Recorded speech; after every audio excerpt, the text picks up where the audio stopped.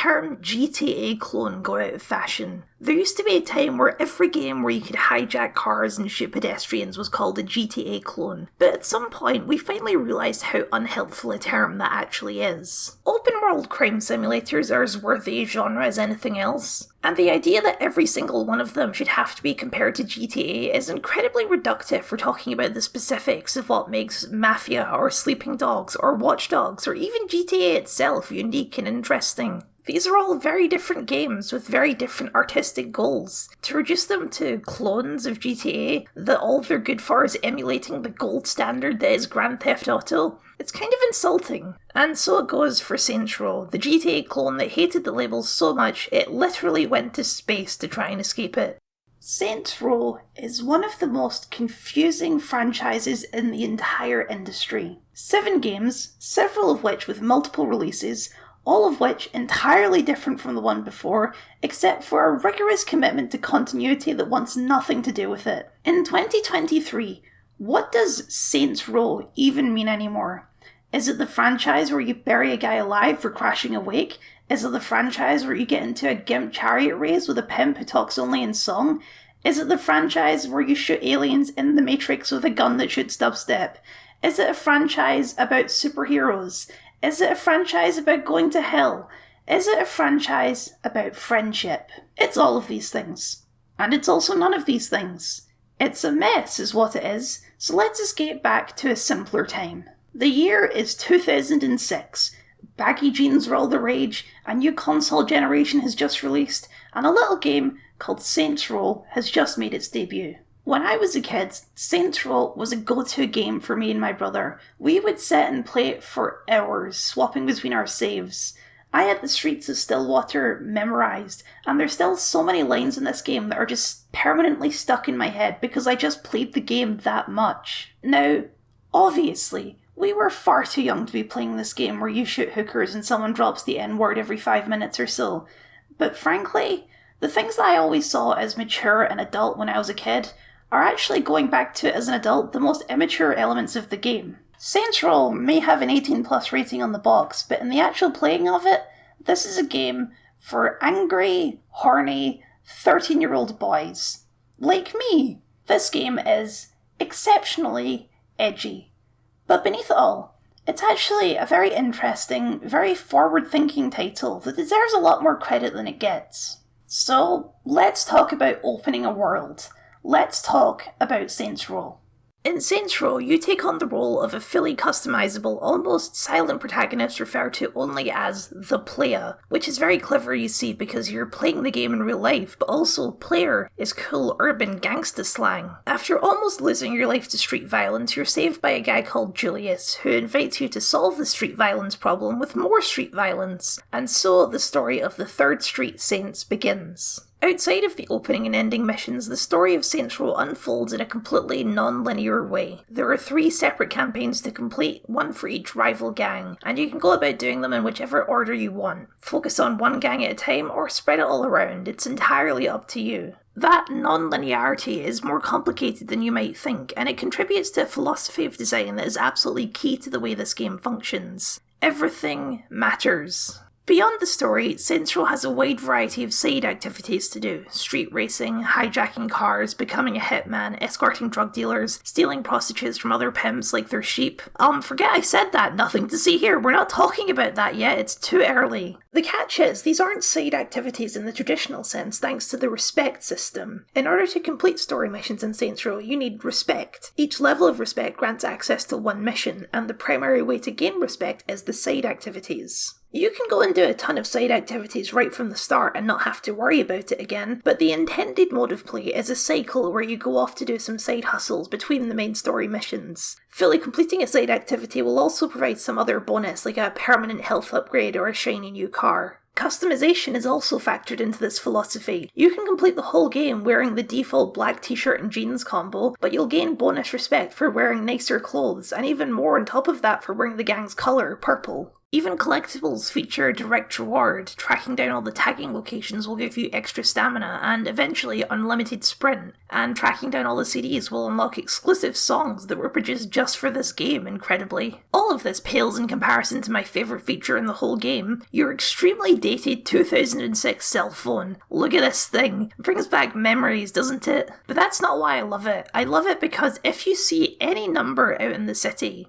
you can dial it. Most of them are jokes or Easter eggs, but some of them actually provide services. Like you can call 911 and an ambulance will actually show up and treat your wounds. Or you can call a taxi and it will actually take you wherever you want to go for a small fee. This philosophy of game design is why the label of GTA clone is so unhelpful. Yes, the core gameplay of driving and shooting are, on a surface level, similar to a GTA game. But when you get into how the game actually functions, Saints Row is very different to GTA. It's much more focused on the game side of the spectrum, with piles of unlockables, a garage of infinite cars, and of course, a custom protagonist. GTA cares more about its player character. Customization is limited to things that Nico Bellic or, the biker guy would actually wear. And at least in the modern GTA games, there's a commitment to some sort of realism. You don't get an infinite garage, you get a parking space. I'm not saying that one of these approaches is better than the other, but they are different, and that difference is important.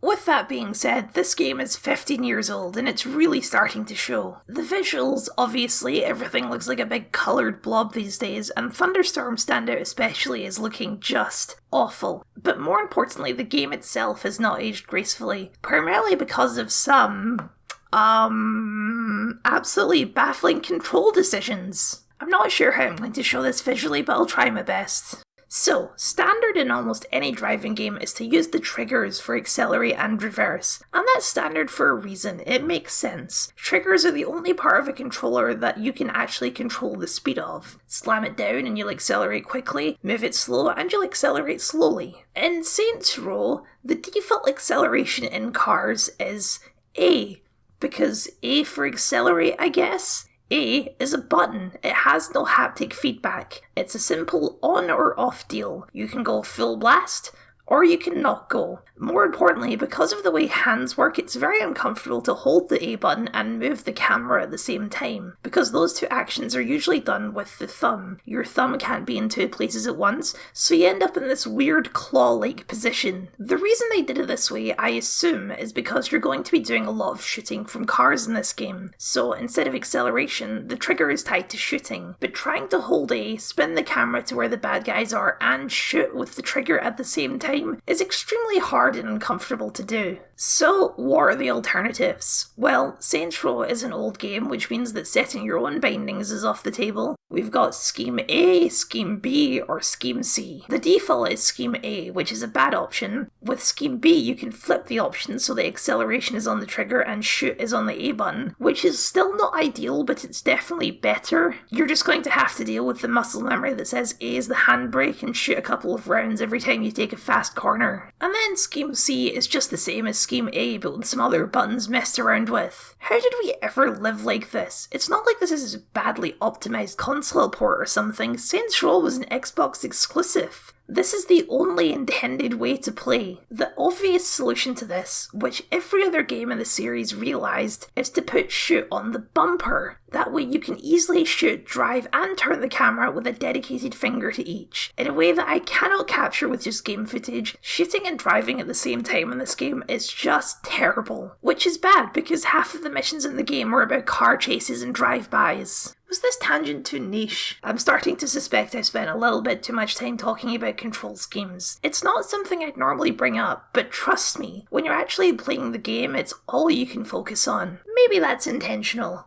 Maybe they want you focusing on this issue instead of... So the story of Saints Row is split into 3 parts, one for each of the rival gangs you'll be taking down. There is the Vice Kings, the most traditional street gang of the bunch, mostly big black dudes wearing bandanas and baggy jeans. Okay, to be fair, everyone in the game is wearing baggy jeans, there's literally no non-baggy options. They're led by Benjamin King, the coolest guy in the entire world. How did this happen? How the fuck you think it happened? Look, we need to get together here and just... What we need is for you to shut the fuck up, you feel me? Yeah. What? Yes, Mr. King.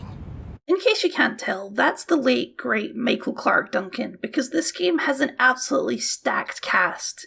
Keith David, Daniel Day Kim, Clancy Brown, David Carradine, Mila Kunis is in this game. She's playing a character we're not talking about yet. The other gangs are Los Carnales, a fairly standard riff on Spanish drug cartels led by the Lopez brothers. And finally, there's the Rollers, because Fast and Furious had come out recently. They're led by Joseph Price. To take down these gangs, Julius assigns a lieutenant of the Saints to each. For the Rollers, it's Lynn, a no-nonsense lady racer who's gone undercover with the Rollers. For the Carnales, it's Dex, an ambitious but highly logical gangster. And for the Vice Kings, he assigns Troy, the bland white guy, but he turns it down, so instead we get Johnny Gat, the hot-headed lovable sociopath. Each campaign's tone is defined by the person handing out the missions. The Rollers is all about espionage, sneaking around and disrupting deals. The Carnales is a tactical war back and forth with Dex, who's smart but also in slightly over his head. And then the Vice Kings is mostly chaos and mayhem, because Johnny doesn't plan anything and just goes in guns blazing. Despite that, the story of each is pretty rigorously structured. Each mission represents one district of the city, and so with each mission you're slowly and methodically growing the influence of the Saints, painting the map purple. It's a compelling format that every game in the series has adapted in its own way, taking over the city, one block at a time. Structurally, it's great. Character-wise, Saints Row has a real knack for writing compelling characters. Even though cutscenes are usually quite short and utilitarian, they inject just enough personality, carried by the aforementioned stacked cast, that all of the Saints really shine through. Less so for the villains, but they have their moments too. There's just one problem, an element of the game I've left unsaid so far, a question that probably should have been asked in 2006, but as far as I can tell, nobody did, so I guess it falls to me. Is this okay? Man, fuck the Rollers. LeVar, you gonna let those bitches disrespect us? Shit, what you think? Saints Row leans so hard into urban gangster and hip-hop stereotypes that this is the kind of game where everyone holds their guns sideways, Gangsta style. You don't have friends, you have homies, where you go and smoke a blunt with the boys back at the crib, and oh my god, I've never sounded so white in my entire life. In case it wasn't obvious for a game made in 2006, Saints Row was made by a team of almost entirely 30-something nerdy white guys. My people. And let me tell you, playing it nowadays, it is so obvious. Its idea of this culture is so obviously a construct of TV shows and movies that the writers have watched with absolutely no basis in reality. I do not believe for 1 second that anyone in the writer's room has ever stepped foot in the black part of town. And just so we're crystal clear, neither have I. I'm as white as they come. I don't even have a black friend to prove how not racist I am. But I'm also not writing a video game about black gangster culture. I'm not going to go so far as to say that the game is racist. In fact, the game is surprisingly racially diverse for the time. While each of the rival gangs are made up of a specific racial group, the Saints are extremely diverse in a very casual way that's never made a big deal of outside of the occasional joke. Put these on. I'm yellow enough as it is, Dex. Just put the damn shirt on. It is, however, unquestionably cultural appropriation, an extremely loaded term these days, but that's what it is. The cast may be ethnically diverse, but they're speaking the lines of a white guy, and they throw out the N-word a lot. Every motherfucker here knows what we need to do. Now those bitches be riding around here thinking they own these streets. I don't care what flags they flying. Rollers, Carnales, Vice Kings. No one's making this nigga scared to walk the road. We about to lock this shit down right now. Is this okay? I don't know. I don't feel qualified to answer that question, but it's not something I've ever seen brought up before, because reviews at the time were far too concerned with how the game rips off GTA to explore this very explicit element of the game beyond a nod at the hip-hop culture. God, games journalism used to suck. I don't know. I can only tell you my personal experience. My favourite radio station in the game is WMD-K-Boom. It's a parody of conservative talk radio that is shockingly on point even 15 years later, because they've really just been using the same talking points for the last 15 years, probably the last 30 years, who am I kidding? Flag burning. Big controversial subject here in this country and around the world, because they know that it's a controversial subject here. We see all these terrorist dudes all over the place burning our flags. And it's like, is it really any skin off your nose? It shouldn't even be controversial. It just should be, don't do it, period. That's it. Yeah, if you do it, we invade your country. Yes. And we grab your oil. Yeah, and well, it's really our oil. We're the ones who need it, and we're the ones who use it. That's true. They just happen to have the land it's on. Right, and I don't know what that's all about, but that's another day. It's one of the more subtle elements of humour in a game that's mostly full of crass, over-the-top nonsense. Like, they thought Clockenbell was too subtle, so the fast food chain here is called Freckle Bitches. The humour is very hit or miss, but the Mike and Dave show got a fair few laughs out of me, I have to admit. And again, I don't understand why they keep portraying these old white men in these games as buffoons that repeat themselves. I don't understand. Yeah. I do not get that at all. I would say that it's reinforcing a stereotype, except it's not even a stereotype. It's like they're trying to make it a stereotype by putting it in every single game. They're forcing it. Yeah, they're making us be loud and boisterous and buffoons, and that we repeat ourselves. We don't repeat ourselves. Why would they say that? I don't know why they'd say that. I don't. Do you? No, I don't get it. I don't get it either, and I think that it has to change. But looking at this more critically, here I am, in this game, playing a guy who regularly listens to conservative talk radio while mowing down gangs of minorities in baggy jeans and do-rags, and it just feels so uncomfortable. One thing Saints Row does borrow from GTA is that crass, hyper-offensive attitude that's supposed to somehow shield it from criticism. But in all the years we've been bandying that argument about, I've never actually understood why that's supposed to make it okay. If something is supposed to offend the normies, and it does, why is that good? Why is being offensive the goal that we're trying to accomplish here? I think there's a discussion to have here, and the franchise's move away from this aesthetic to something more neutral shows that maybe the developers had the same concerns. I actually don't think Saints Row is nearly as bad as GTA when it comes to racial insensitivity. Where Saints Row all goes massively down the drain is when we talk about women. I may hesitate to call this game racist, but I will absolutely not hesitate to call this game unbelievably sexist. Angelo, I need you to go to the lab tonight. One of our shipments didn't arrive, and I want to make sure no one's skimming off the top. No problem. Angelo, you promised we'd go shopping tonight. It's hard to know where to even begin on this subject, because the best proof I could give you is just to show you the entire game. Like, okay, you've probably heard of a thing called the Bechdel test. It's a very common thing in feminist film criticism. Does the film contain a scene where two female characters talk about something other than a man? That might sound really basic to you, but Saints Row fails at the first hurdle because there's never a scene where two women talk. And yeah, the Bechdel test isn't a perfect way to examine if something is sexist or not, but I'm using it to point out that on the most basic, fundamental level, Saints Row completely fails to account for its female characters. While the player is fully customizable, that comes with the major caveat that they are a fully customizable man. You cannot play as a woman in this game, because the assumption is that only men will be playing this game. And frankly, after playing the game, I'm not sure I disagree. There are 4 major female characters in the game, 1 for each gang. The Carnales have Luz, a stereotypical, materialistic hot girlfriend who cares more about buying shoes than the gang war her boyfriend is currently in, and who Angela Lopez and the Colombian drug lord have a dick measuring contest over who can please her more. There's literally a scene where Angelo won't let her stop sucking his dick while he's getting the phone call that his brother has just been murdered. It is so unbelievably cringe. The Saints have Aisha, an R&B singer who you help fake the death of so she can get out of a corrupt record deal with the Vice Kings. After that though, she just becomes this incredibly stereotypical girlfriend of Johnny Gat that constantly nags him for not taking her out to nice places for dinner. The Vice Kings have Tanya, the aforementioned character voiced by Mila Kunis, and she is just a fucking disaster, and I mean that literally. She dresses like this, and her entire arc revolves around the fact that she's sleeping with both of King's lieutenants to manipulate them into doing what she wants. She eventually ends up taking over the gang and ends up being thrown from a 40-story building, but not before this immortal line. I'm gonna skull fuck that bitch. Hope you don't mind hepatitis. What?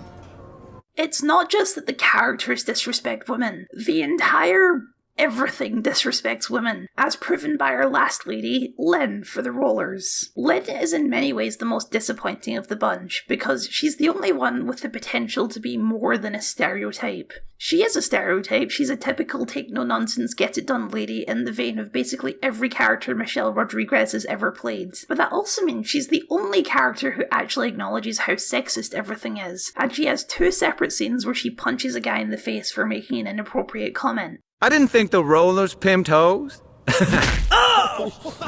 Any other comments? I'm the best racer that ever came out of Chinatown. How come I've never heard of you? 'Cause I got tits.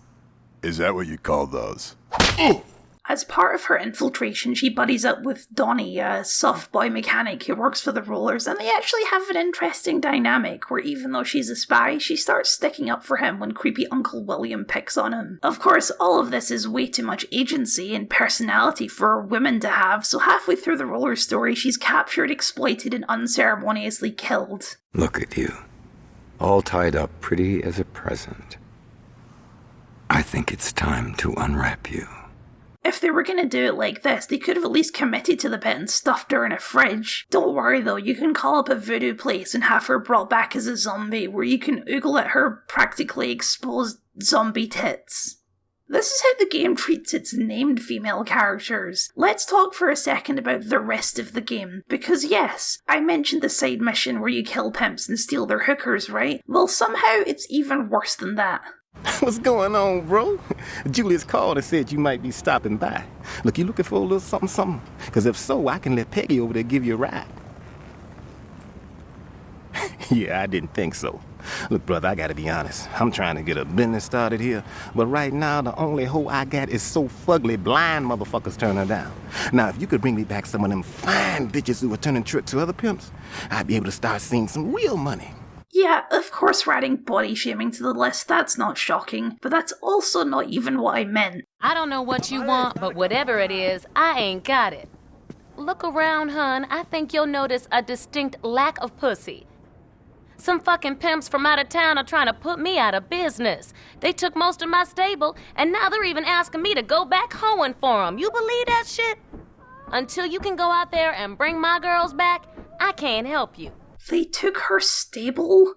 Like they're horses? Jesus Christ. There's no gentle way to put this. This is literally gamified sex trafficking. Sure, there's the idea thrown in there that the pimps you're killing are abusive, so this is some kind of rescue mission. But when you're bringing them back to this fucking guy, I don't think that defense holds a lot of weight. It goes way beyond crass and edgy into being downright uncomfortable to play. And this game mode sticks it out until Saints Row 3, 2011, and we're still doing this. I don't think this gets said enough. Thank God for Anita Sarkeesian and other women who started calling out this bullshit. You want to talk about ethics and games journalism? A game with a sex trafficking minigame was released, and all the journalists at the time could care about was how the gameplay is a little bit too similar to Grand Theft Auto. Saints Row is a good game. I think it holds up surprisingly well. But shit like this is why I cannot recommend that you'd actually play it. It's so uncomfortable to sit through, so unbearably hateful with its approach towards women, that it detracts from anything that the game actually gets right. It's not about being offended. I'm not offended by any of this. I'm not a woman. Writing women this way isn't bad because it's offensive. Well, okay, it's not bad just because it's offensive. It's bad because it's just bad. If every female character in the game is just a paper-thin caricature, then every woman in the game is just an incredibly boring cliché. Not to mention the unbearable cringe. It's an 18+ game that caters only to an audience of, like I said, horny 13-year-olds. And the kind of people who still think a woman being fat is a funny enough joke to land on its own. Well, it's not. When I was 10 playing this game, obviously all of this stuff went over my head. But as an adult with a brain who can discern good media from bad, this stuff is just so roll your eyes dull. And to preempt your "it was a different time" comments about how I can't criticise the game from my modern enlightened perspective, guess what? Women still existed in 2006, and women still played video games in 2006. The idea of gaming as a male-centric hobby has always been nonsense, and just because we're finally reaching a point where games are more inclusive of all people doesn't mean that it was acceptable back then. People just didn't call it out very much because when you did, you got gamergated. When it came to remastering season, Deep Silver Volition skipped Saints Row 1 and 2 and jumped straight to the third. There's a lot of confusion over why they would do that, but I think the answer is here. Saints Row the Third is still edgy and crass, but it's edgy and crass in a more inclusive way. To make this game palatable to a modern audience would require much more than a shiny coat of paint. You would need a full rewrite of the script from the ground up to account for the fact that women are more than just annoying nags, innocent girlfriends, or sex objects. That's not to say it couldn't be done. In fact, maybe we should go full Resident Evil here, because I think somewhere in this mess there is a game worth saving. The story, like a lot of open world games from the time, is an excuse to string together different kinds of level design, but the characters, especially the Saints, really do shine through. Johnny Gat was always a fan favourite and became something of a mascot for the franchise, but the rest of the crew all get their moments to shine. The conversations are snappy, and every member is clearly defined, so their personalities clash in interesting ways. With Troy, the bland white guy, there's even an extra level because he's an undercover cop, and once you know that twist, there's a whole bunch of clues towards it in the game. I mean, besides the obvious clue that he's the whitest guy you've ever seen. Julius is probably the most interesting character, and not just because he's voiced by Keith David, although that obviously helps. He's the only character that really has an arc across the game, and it's primarily explored with the Vice King's missions. Julius and Ben King were old friends. They grew up together and formed the Vice Kings together in order to fight back against the Carnales, who ran the city at the time. But as the gang got bigger, they got more and more into criminal ventures, and Julius and King had a falling out. 20 years later, and Saints Row is a battlefield between three gangs, and so Julius gets a terrible idea. The Vice Kings just became part of the problem, but maybe he can learn from past mistakes, fight fire with fire, but don't become part of the problem. But it doesn't work. The Saints just make all the same mistakes again, but because it happens slowly, it's already too late by the time that's clear. They start with fighting back against the gangs, but soon they're getting involved with the drug trade, with protection rackets, with armed robbery. Same shit, new colours. History just repeated itself, all thanks to you. Julius promotes you to his right-hand man, but as he does, Troy's operation comes into full swing and he's arrested. The chief of police and some asshole politician tried to blackmail you in order to win an election, but after you murder the chief of police, the politician wants to talk to you. He explains how easy you've made it for him. His plans to refurbish Saints Row used to be him displacing poor people. Now it's him cleansing the city of a gang hotbed. He plans to murder you, but he gets beaten to it. Julius detonates a bomb on board the yacht, killing you both. The other Saints might be talked down, but you're a murderous, greed-driven sociopath. You literally have no character outside of that. You would never give this life up. It's why you're playing the game, after all. Some people don't like this ending, and it is quite abrupt, but to me there's really no other way it could have ended. For the open world of a crime simulator, the player is the most dangerous person alive, and things cannot end until they're gone. The ending leaves enough hooks for a sequel to use, but it's also perfectly conclusive for the story of this game. If it was a one and done, it would have been satisfying enough. As the start of a decade-long franchise, it's more of a speed bump on the way to bigger and stranger things. Nostalgia's a funny thing. It's very hard to turn off.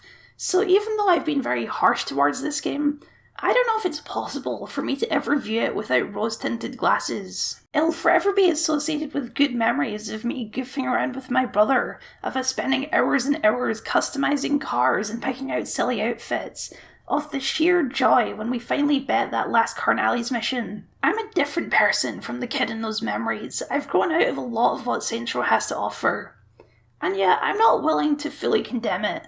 Instead, I want to look for the good. The design philosophy, everything matters. It set a new standard for what these games are, a format that's stuck around to this day. History always remembers the first of something, and GTA will always hold that title.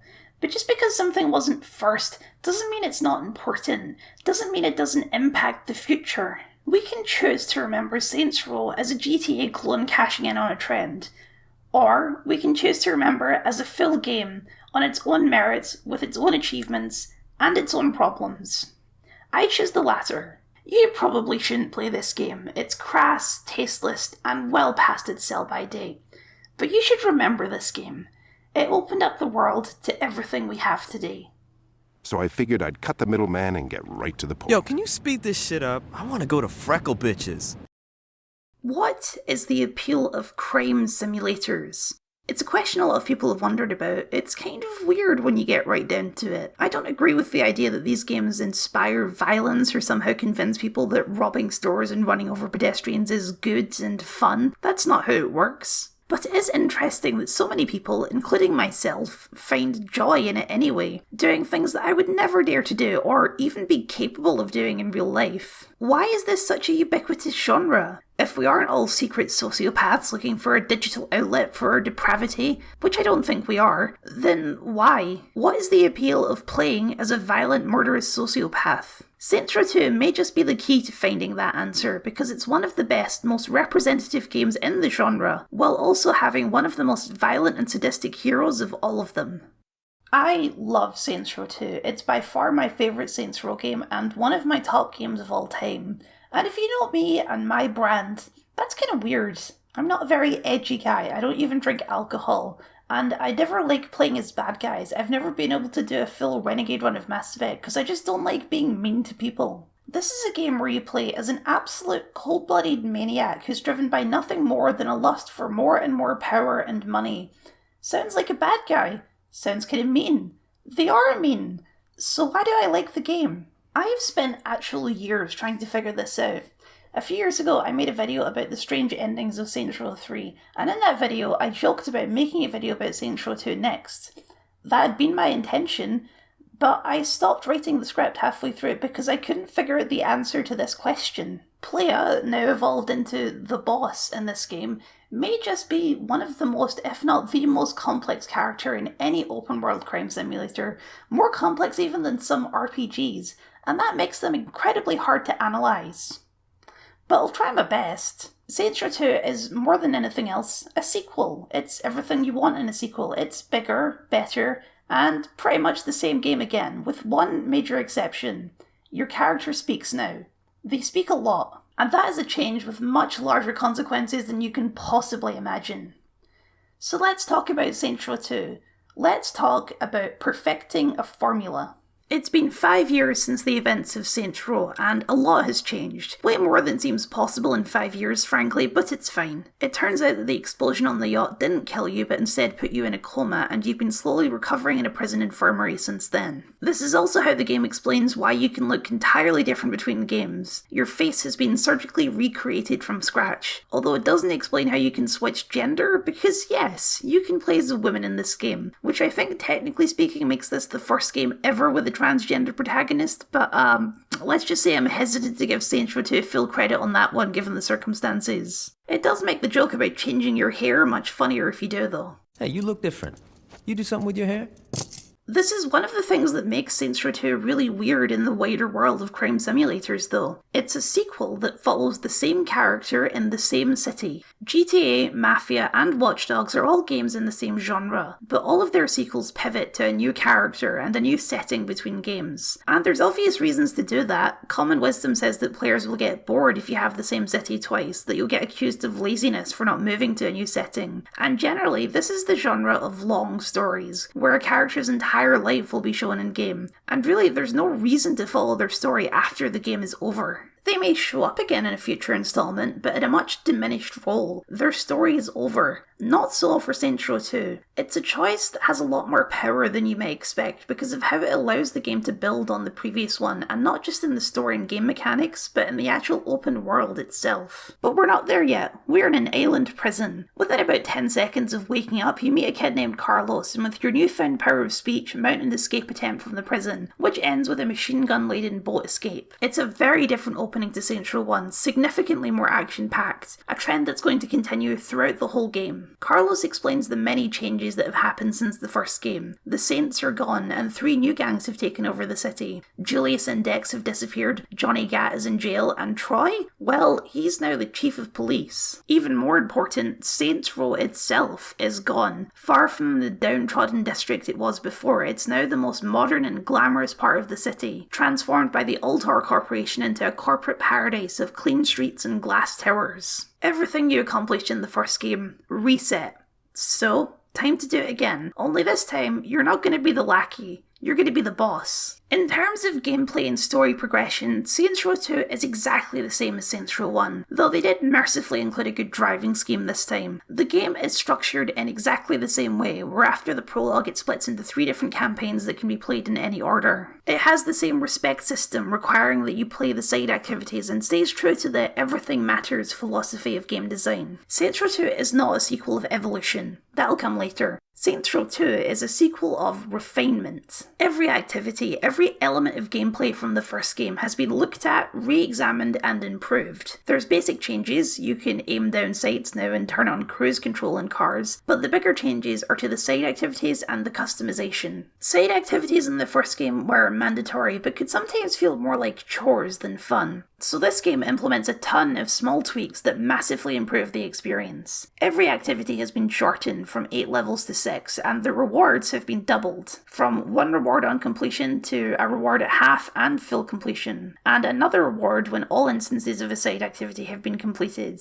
Each activity type has been reduced from 3 instances to 2, but more variation in activities has been added to compensate. And there's more to do overall. Activities that were boring, like carjacking, have been removed, and activities that were on the fence have been streamlined or reworked to make them much more fun, such as the addition of the adrenaline system to insurance fraud, which lets you turn down gravity a bit. Hitman has been reworked entirely to make it actually playable, changing it from a weird waiting game with the game spawning system to an actual hunt with specific triggers to make targets appear. This is a pile of small changes and refinements that contributes to making these activities significantly more enjoyable. The more consistent drip feed of unlockables makes the activities feel much more worthwhile even if you have the respect you need for the next mission already, especially since the rewards themselves are, on the whole, better than they were in the first game, including things like high-tier guns and infinite ammo. Customization has been altered to keep it in the core loop, but to allow more player freedom. Instead of a respect modifier based on the price and colour of the clothes, the style bonus is now a modifier that builds simply by spending money on things, be it clothes, cars, or customising the several buyable cribs around the map. It's interesting that Saints Row 1 and 2 both generally get labelled as more realistic than the future titles, and while that's true to some extent, both of the games wear their artificial and arcadey elements with pride. Saints Row 2 doesn't shy away from it, it embraces it even more with side activities that are weirder and sillier than the last game, like trailblazing where you drive around on an on-fire quad bike in a path of destruction. There's also crowd control where you work as a bodyguard throwing harassers into bizarre deaths for bonus points. Or my personal favourite, Septic Avenger, where you take control of a turreted sewage truck to literally coat public and private property in sewage. Beyond even that, the game also has several almost secret activities to do that also come with their own rewards. If you get in an ambulance, you can start working as an EMT in what the game calls a diversion. And there's also diversions for taxi driving, firefighting, tow trucking, and sex work. Saints Row 2's particular arcadiness doesn't work for everyone, but if you have a completionist mindset like me, then this stuff is highly addictive. A drip feed of unlockable rewards is exactly my jam, and because there's so much variation in activities, there's never any feeling of the grind like a lot of other open world games can fall into. The basic gameplay of shooting and driving is fine, serviceable, but with this level of gamification and variation on top of it, Saints Row 2 is the ultimate curated sandbox experience. All of these open world crime simulators are predicated on the idea that sometimes you just want to spread a little chaos and mayhem. They're designed to have worlds where running over pedestrians doesn't bother you because it's obvious that they aren't real people, they're little polygon men. But Saints Row is the only series I can think of that takes that impulse and actually incorporates it into the structure of the game itself. You can just dick around with a rocket launcher on the street, or you can do the Mayhem activity and get money and a resistance to explosion damage for good measure. Saints Row 1 was doing this as well, obviously, but Saints Row 2 amps it up in all the right ways, refining the experience to its absolute peak. But there's a reason most of these games don't do this, because another piece of common wisdom is that the more you gamify the gameplay, the less invested and the less important the story becomes. To which Saints Row 2 replies, if ramping up everything else with this layer of gamey silliness, why not just do that to the story as well, in all directions? Saints Row 2 is at the same time darker, more serious and grittier than the first game, while also being much sillier and much more blatantly video gamey. That sounds like it shouldn't work, but it actually works surprisingly well. Saints Row 2 simply commits 100% to its weird world, where we as an audience can recognise the absurdity of the things that happen, but the characters take everything seriously, which lends the game a strange sincerity. You'll get into a sword fight with a gang of motorbike riding sword ninjas, but the game will never make a single joke about that. It is 100% serious about the threat of the sword ninja bikers, and in a post-MCU world where everything is quoted in a level of irony, it's actually very strange to see. All three of the new gangs are like that. It's actually a bigger pivot from Saints Row 1 than most people give it credit for. They don't fall into typical gang archetypes like the previous generation. They're much stranger. There's the Ronin, the aforementioned sword bike ninjas led by Shogo Okuchi, a guy who looks and sounds like a shonen protagonist because he's voiced by Yuri Lowenthal, aka Sasuke Uchiha. Listen, Junichi. I know you're having a hard time adjusting to the way I run things here. But how about you let me deal with my father, and you deal with whatever the fuck I tell you to deal with? Sometimes casting really is just perfect. The Brotherhood of Stillwater, who control the bottom half of the map, are a gang of heavy metal loving, truck driving, tatted up muscle men led by the biggest and tattooedest of them all, Marrow, a guy whose voice is even better because he's voiced by Worf. You really think that a couple of washed up bangers like you and Gat have a chance against the Brotherhood? And finally, there's the Sons of Sandy, a Caribbean drug cartel with voodoo influences led by a mysterious guy known only as the General. He's voiced by, well, either Greg Eagles or Dave Fennoy. Both are credited with the role on IMDb, but Dave Fennoy is actually in the credits of Saints Row 2 and Greg Eagles isn't, and to my ears it sounds like Dave Fennoy. He has a very distinct voice. My friends, please be civil. Veteran child, look into the matter of the missing money. If one of your bag boys is indeed alive, take one of his hands. I doubt he will be late again. Dave Fennoy is also a much more prolific voice actor, especially at the time, so I'm like 90% sure it's him, but it's weird that we don't know for sure, right? This is totally irrelevant to the video, I'm moving on now. Each of these gangs is once again taken down with the help of a lieutenant. For the Ronin, it's Pierce, a wannabe gangster who's smarter than he looks and much less confident than he acts. For the Sandy, it's Shondi, a hippie stoner and serial dater who's equally much smarter than she looks. And for the Brotherhood, it's Carlos, the small boy who helped you escape prison. And of course, Johnny Gat's back too, this time as your second in command after you help him shoot his way out of a death sentence. The lieutenants are recruited in the weirdest way possible considering how important they are to the rest of the franchise. A single mission where you do a small thing to impress them. Carlos at least makes sense because you already know him from the prison escape, but for Pierce it's shoot 7 Ronin and for Shondi it's do 3 car jumps. When that's done with, the boss gets up and does the exact same speech that Julius gave back in the first game, a tradition that will last through every game, for some reason. Aight. Once we're done here, talk to one of these guys. They'll have something for you to do. It's our time now. Let's get this shit started.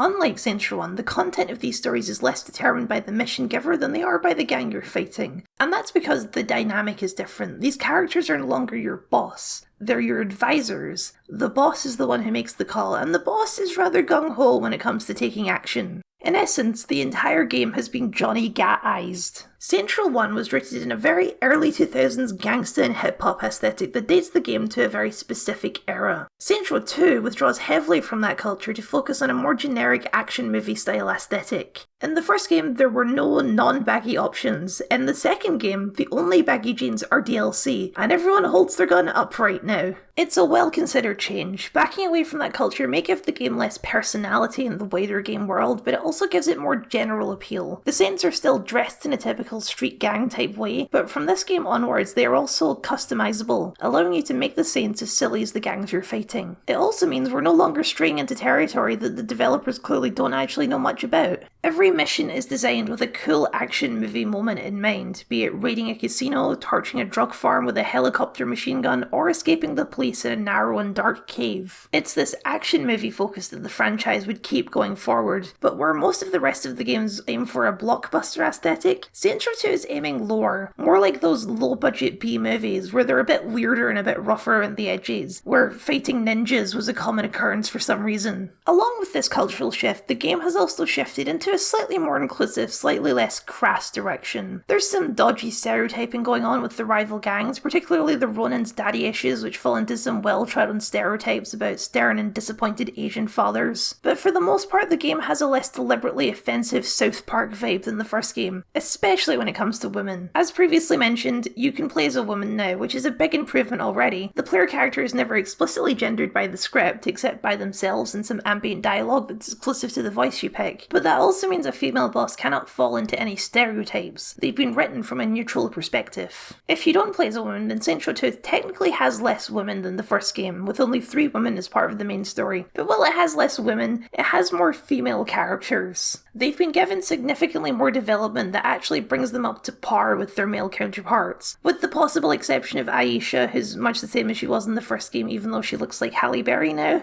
The other character besides Shondi, who we'll get to, is Jessica, Maro's girlfriend, and in total contrast to Luz in the first game, she's a girlfriend character done correctly. She isn't defined by her relationship, it's important of course, but she has a definable personality and a place in the story outside of it. She's both his girlfriend and a lieutenant of the gang for one, and she has a personality that can't be neatly boiled down into a stereotype. She's soft and friendly while also being vindictive and cruel. I mean, she is a villain. She even manages to kill one of the Saints' lieutenants, albeit indirectly. Shondi is the real star though. She's a white girl with dreads, sure, but it's a step up in terms of character writing from anything in the first game. On paper, she could be a disaster. Her whole deal is that she gets all the information on the gangs from ex-boyfriends. But in execution, she's not a sexualized disaster like Tanya from the first game. And outside of a few egregious camera shots, the game never objectifies her or even really judges her for being so sexually active. Pierce makes a couple of comments about it, but they're clearly meant to be understood as an extension of his own insecurities rather than a condemnation of Shondi. I'm just saying, don't bitch unless you got a solution. Guys. My solution is to do more than wait around for one of the 600 guys Shondi used to fuck to give us a call. There's a bunch of helicopters dropping cargo over Samdi territory. How the hell you know that? Gotta be fucking kidding me. She falls much more into hippie stoner archetypes, with a chill, easy-breezy approach to everything, which is a trope, but typically a male trope, so even just applying it to a woman is new and somewhat subversive. She does get damseled twice, which is a gendered cliche, but at the same point in other storylines, Carlos gets killed, Johnny Gat gets impaled, and Aisha is decapitated. So it's hard to say that the game is exploiting her more than it's hitting a general story beat. She's less of a fighter than the likes of Gat, but the game never treats her lesser because of it. She brings plenty of other skills to the table. Shondi is a great character. She's complex, multi-layered, and brings an interesting dynamic to the game. I'm sure nothing could happen to change that. Why, you'd basically have to make her an entirely different person to do that. There's still problems, obviously. Snatch is still in the game, even if the language has been altered to make it less horribly objectifying, and in general the game still has a bad habit of treating sex work as a joke in of itself. But overall, it's a drastic improvement from the first game. The game even passes the Bechdel test. A+ if you're playing as a woman, but even if you're not, we've got one scene where Jessica almost hits Shondi with a car, so C+.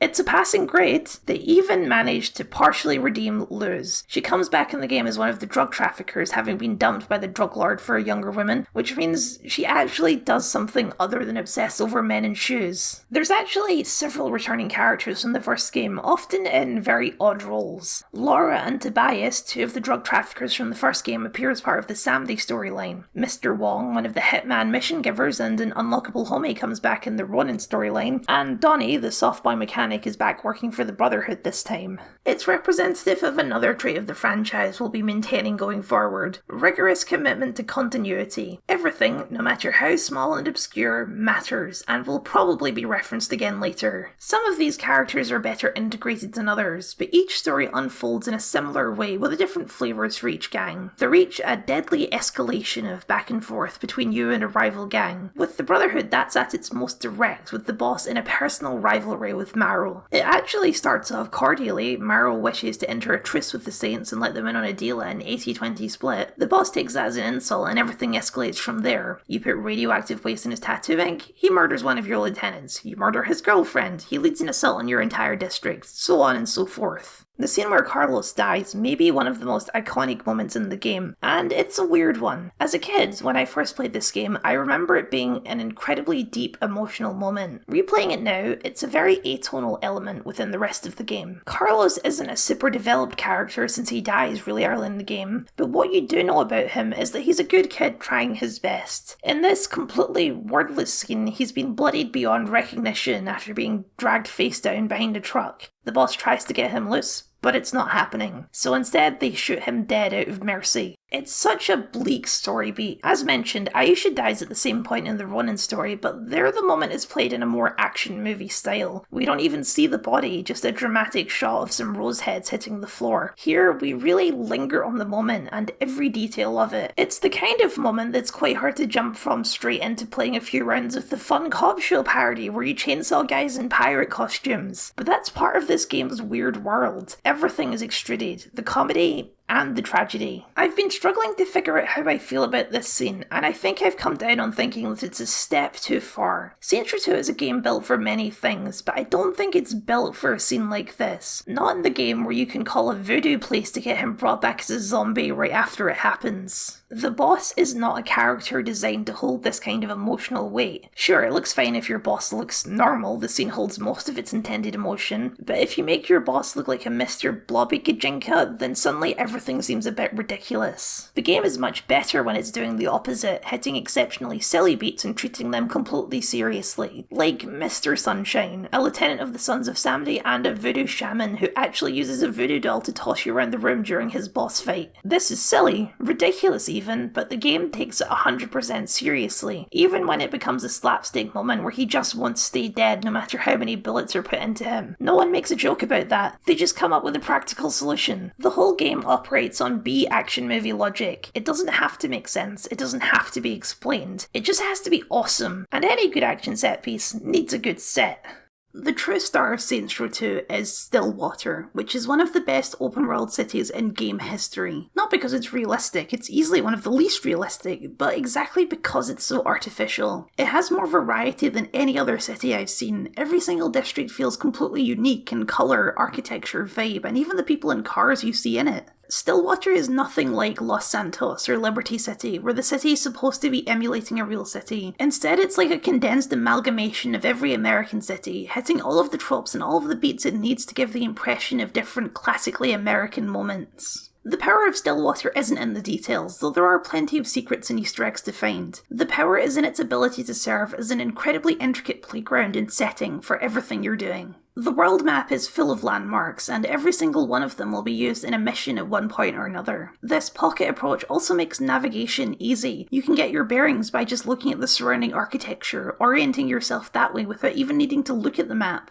This was true of the first game as well, but like everything else, the sequel has massively improved on it, adding even more varied districts and enhancing the ones we've already seen. You're based in the Red Light District, of which there's two sides. There's the fancy, cleaned up waterfront, and then the seedy, graffiti-ridden ghetto behind it. To the west, there's the Apartments District, a middle-class area of nice but small apartment complexes, and then further again you'll hit Stillwater University, an entire campus as well as student accommodation. Come back down and you'll hit Chinatown, which is self-explanatory, then the Barrio, the Spanish Quarter, also self-explanatory. Head north and you'll hit the other island, the Upper Class Island. On one half is the suburbs, big, fancy detached houses and mansions, complete with a large cemetery. But tucked in the corner is a small dusty trailer park as well. Then, as you drive east, you'll hit the city centre, packed with skyscrapers and government buildings, as well as parks. Specifically the very north, which is home to the marina, a hotspot for casinos and hotels, and the museum district, complete with a scale recreation of the Greek pantheon. Just above the Barrio is the factory district, haphazardly placed smokestacks and corrugated steel, and finally we get to Saints Row, which is perfectly awful. It's an entire corporate district, pre-planned, gleaming roads covered with security and Ultor logos on every street corner. It hits an almost dystopian note as you enter it. The road actually has a sharp quality increase as soon as you enter the region. It's the only district that doesn't have police, but instead you're pursued by Ultor's private security. The real downtown is believably sprawling, like it evolved over decades, but Saints Row feels pre-planned, everything in the area meticulously thought out as to be as aesthetically pleasing as possible for the millionaires who live there. You can't ever take Saints Row. It, along with the prison and the nuclear plant, are totally free of gang violence. It will always remain a hostile place for scum like you. Ultor is woven into the story in interesting ways. Their CEO, Dane Vogel, is one of those classically charming and scheming billionaire types that are just oh so punchable.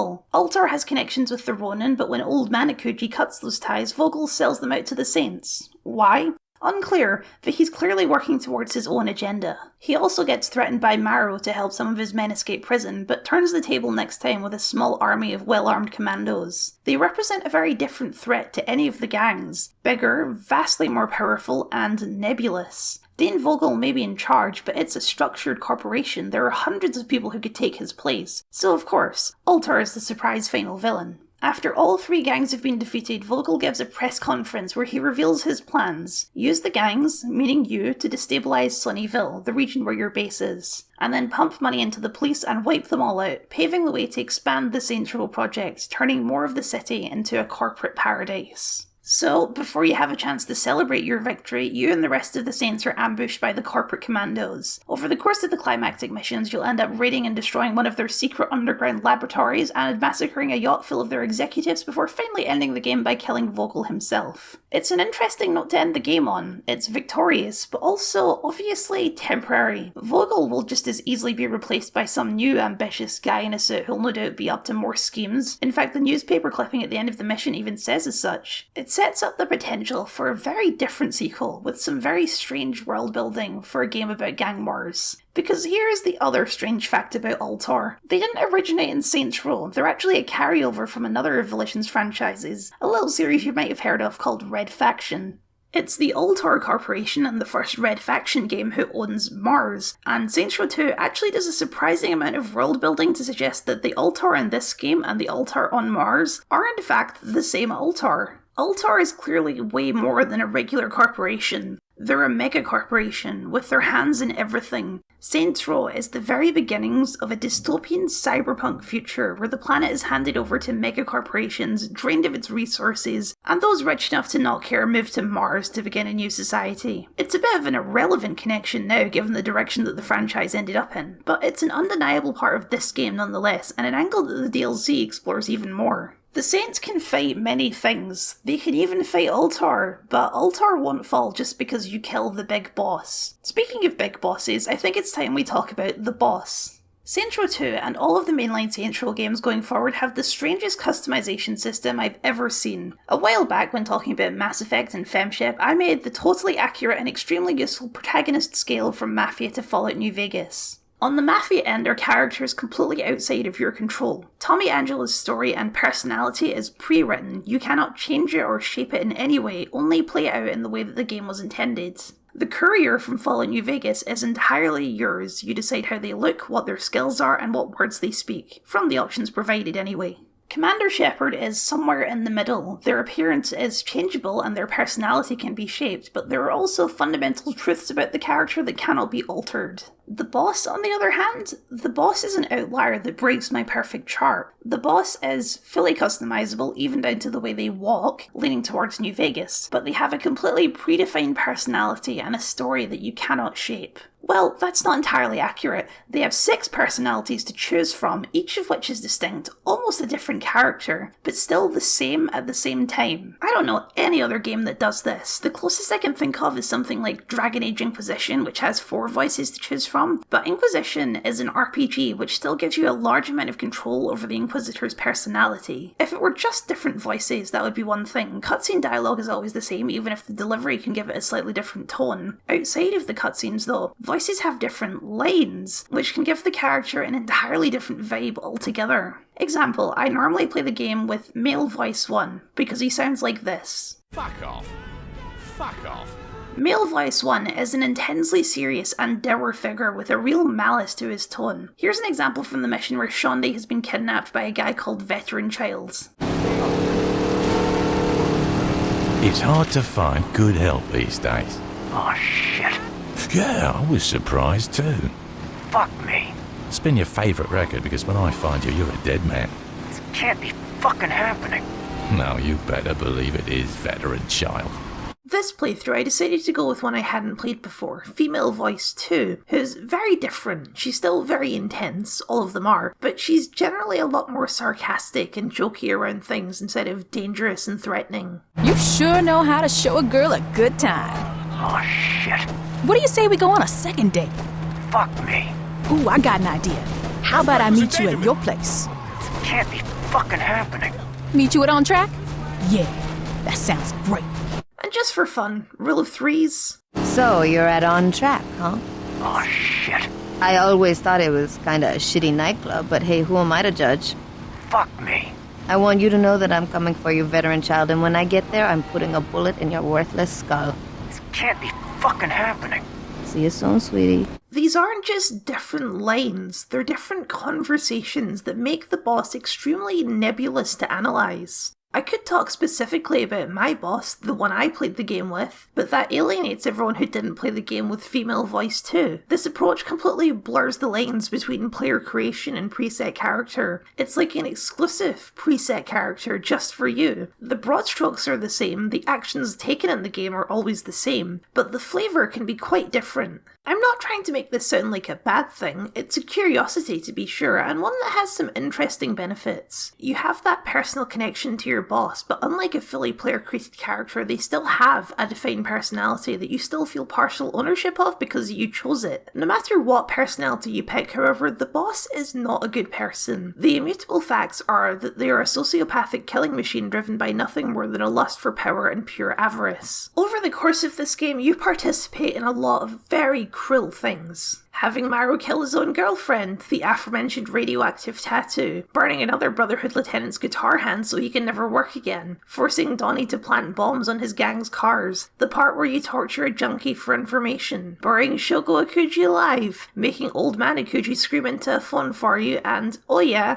executing Julius. They enjoy the violence, enjoy the torture, and it all happens because of them. None of this would be happening if they just decided to open a restaurant. They wanted to start a gang for the power. In the first game, the Saints had noble intentions. Julius formed the gang to put an end to the rest of the gangs in the city, take them down in ways the cops never would because the cops were corrupt. There's no noble intentions in this game, it's pure greed. It's perfectly encapsulated by the boss rejecting Maro's deal. Maybe an 80-20 split isn't fair, but if you do that mission early in the game, then the Saints really are nothing at that point. The boss didn't reject it because it was an unfair business deal. They rejected it because they're greedy. These are all the reasons I shouldn't like this game. I don't like being the bad guy, and in Saints Row 2, you're definitely not the good guy. You're the player. The traits I just mentioned seem like a monster, but they're the same traits that apply to any game when you get right down to it. We're all here because we enjoy the violence, that's why we play shooters. It's compelling to shoot people. Saints Row 2 just bridges that gap and makes that joy a part of the story. The player's journey in a lot of games is to murder your way to the top and make a big pile of money, but in most games that's obfuscated by a plot about saving the world or stopping an evil villain. Saints Row 2 just manifests that drive into a character, the boss, and makes it a character who acts like you always acts. It's not critique necessarily, the game isn't pulling a Far Cry 5 and insinuating that all of the violence is your fault. It's more the opposite, giving you an excuse to enjoy the violence without feeling so bad about it. Anything you do, no matter how weird or how violent, is in character for the boss. They love it,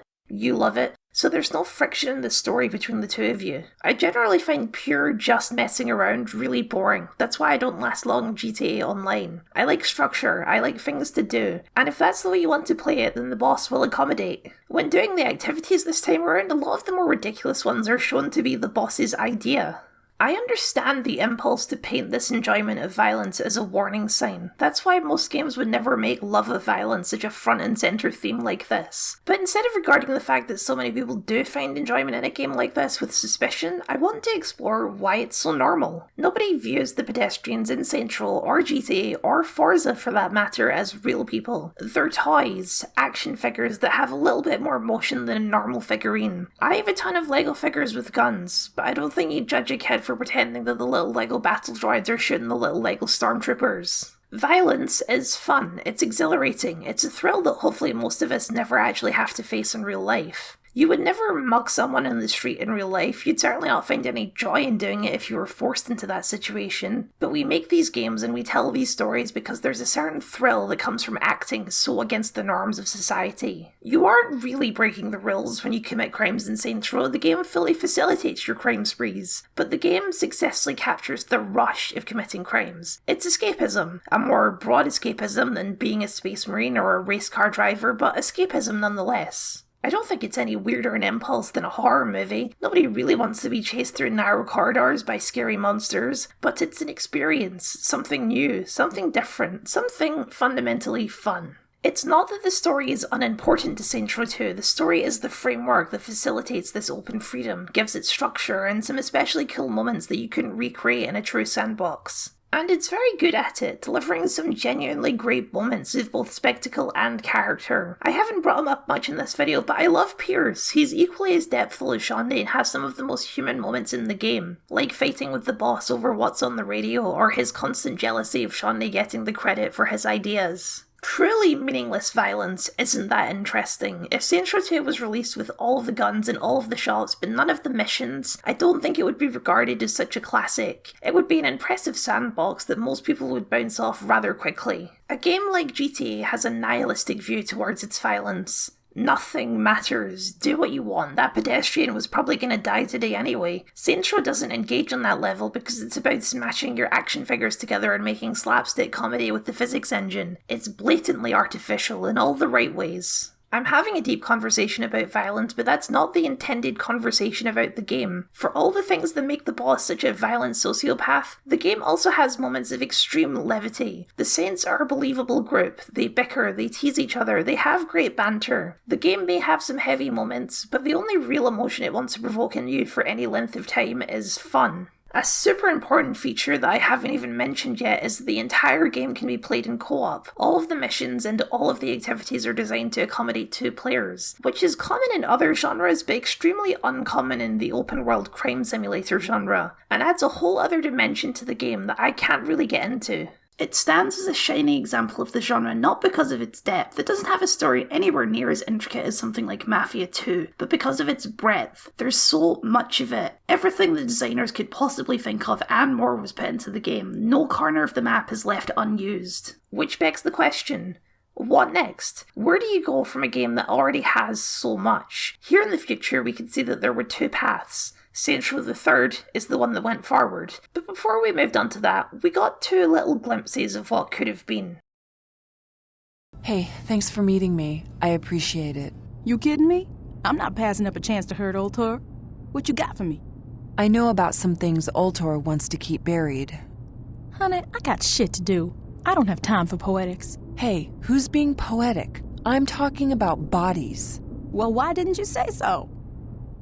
Ultor Exposed is the first of these 2 DLC packs, and it's an odd duck to be sure. The gimmick of this DLC is that it stars Tara Patrick, who, if you don't know, is a porn star. Or she was, I think she's retired now, which means, yes, the name of the DLC is an innuendo, but it's also not. It seems like a marketing thing, you know, so they can make the promo artwork look like this. But Tara Patrick's presence in the DLC is itself a direct reference to those old B-movies that the game is based on. They had a habit of casting porn stars in minor roles, often as news anchors or, like here, scientists, with the joke being, you know, she's a porn star, but she's doing a smart thing because porn stars are usually dumb. I said it was based on those films, not that those films have aged well. Here, Tara Patrick the porn star plays Tara Patrick, the microbiologist who used to do dodgy experiments for Ultor but has decided to blow the whistle, coming to you to help make that happen. The whole DLC is aiming even more directly for that 80s movie feel, going up against the evil corporation, exposing their dark secrets. It's only 3 missions long, but they are decently chunky missions, first digging out the bodies of the experiments, then stealing the chemicals that were used to facilitate the experiments. What's much more interesting about the DLC than Tara Patrick's involvement is how it has some much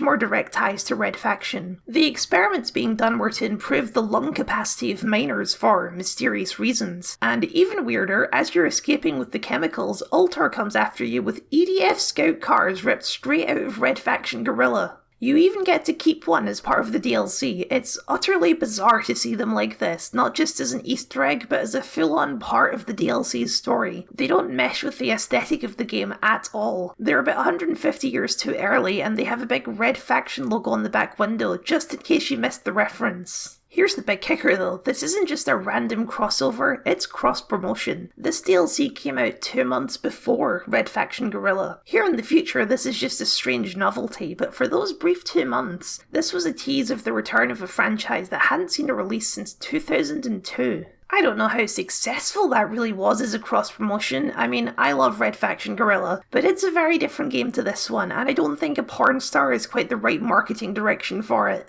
Terra refers to the cars as mining prototypes, which is weird because that's not what they are in Red Faction, they're cop cars. So its links to Red Faction are pretty tenuous despite the direct asset rip. But I have to admit, I just kind of love the idea that Saints Row is a prequel to Red Faction. It's such a strange connection between two franchises that have nothing to do with each other. They're not even set on the same planet, but having the backdrop of a gang game be the beginnings of a dystopian future is just so fun to me. The final beat of the DLC even hits that note once more. Terra secures an interview with Jane Valderrama, another recurring character in the Saints Row series, to run the secret experiment story. But during the interview, Jane spins it to make it look like Terra is the true culprit, not Ultor. She explains that Ultor was going to bury the story anyway. It's not as simple as exposing the company's dark secrets and they'll just disappear in shame. That's not how the world works. At least this way the story gets picked up more and the Saints make more money from it. Terra swears to get her vengeance one day, and that's the last we ever saw of Terra Patrick the microbiologist. This DLC and the next have nothing to do with street gangs whatsoever, which is interesting, especially considering the content of the final DLC.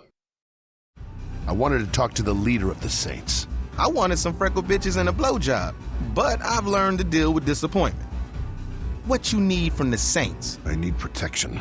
Along with the epilogue missions against Dane Vogel, there's a secret epilogue mission in the game called Revelations, the one where you shoot Julius. To find it, you need to unprompted go to the police station in Saints Row to find some old wiretaps of Troy's conversations with Julius after his arrest. These eventually lead to you finding Julius working now as a tour guide for the refurbished church of Saints Row. It's a trap, however, laid by the final member of the old gang, Dex, who for some reason lured you here to kill you both. You escape together before killing Julius in revenge for what he did to you. It's a sad scene, probably the most effective in the game. Julius is right about all of it. He never wanted any of this to happen. He just wanted the streets to be safer. But he crossed the boss, so now he has to die. The final DLC, Corporate Warfare, cannot be played until you've completed this mission, because it's all about Dex. Or at least, it's supposedly all about Dex. Corporate Warfare is the end of Saints Row 2, and for some, the end of what they consider to be the real Saints Row before everything went wrong with Saints Row III. We'll talk a lot more about that next time. What's so strange about this DLC as a historical artifact, though, is that it's a setup DLC, kind of a primer of what to expect in the next game, like the Arrival DLC for Mass Effect 2. Only this time, it's set up for a sequel that never actually happened. The story revolves around a rivalry between Eric Griffin, the man who took Dane Vogel's job, and Dex, who's looking much older, much more sinister, and is now head of Ultor's security division.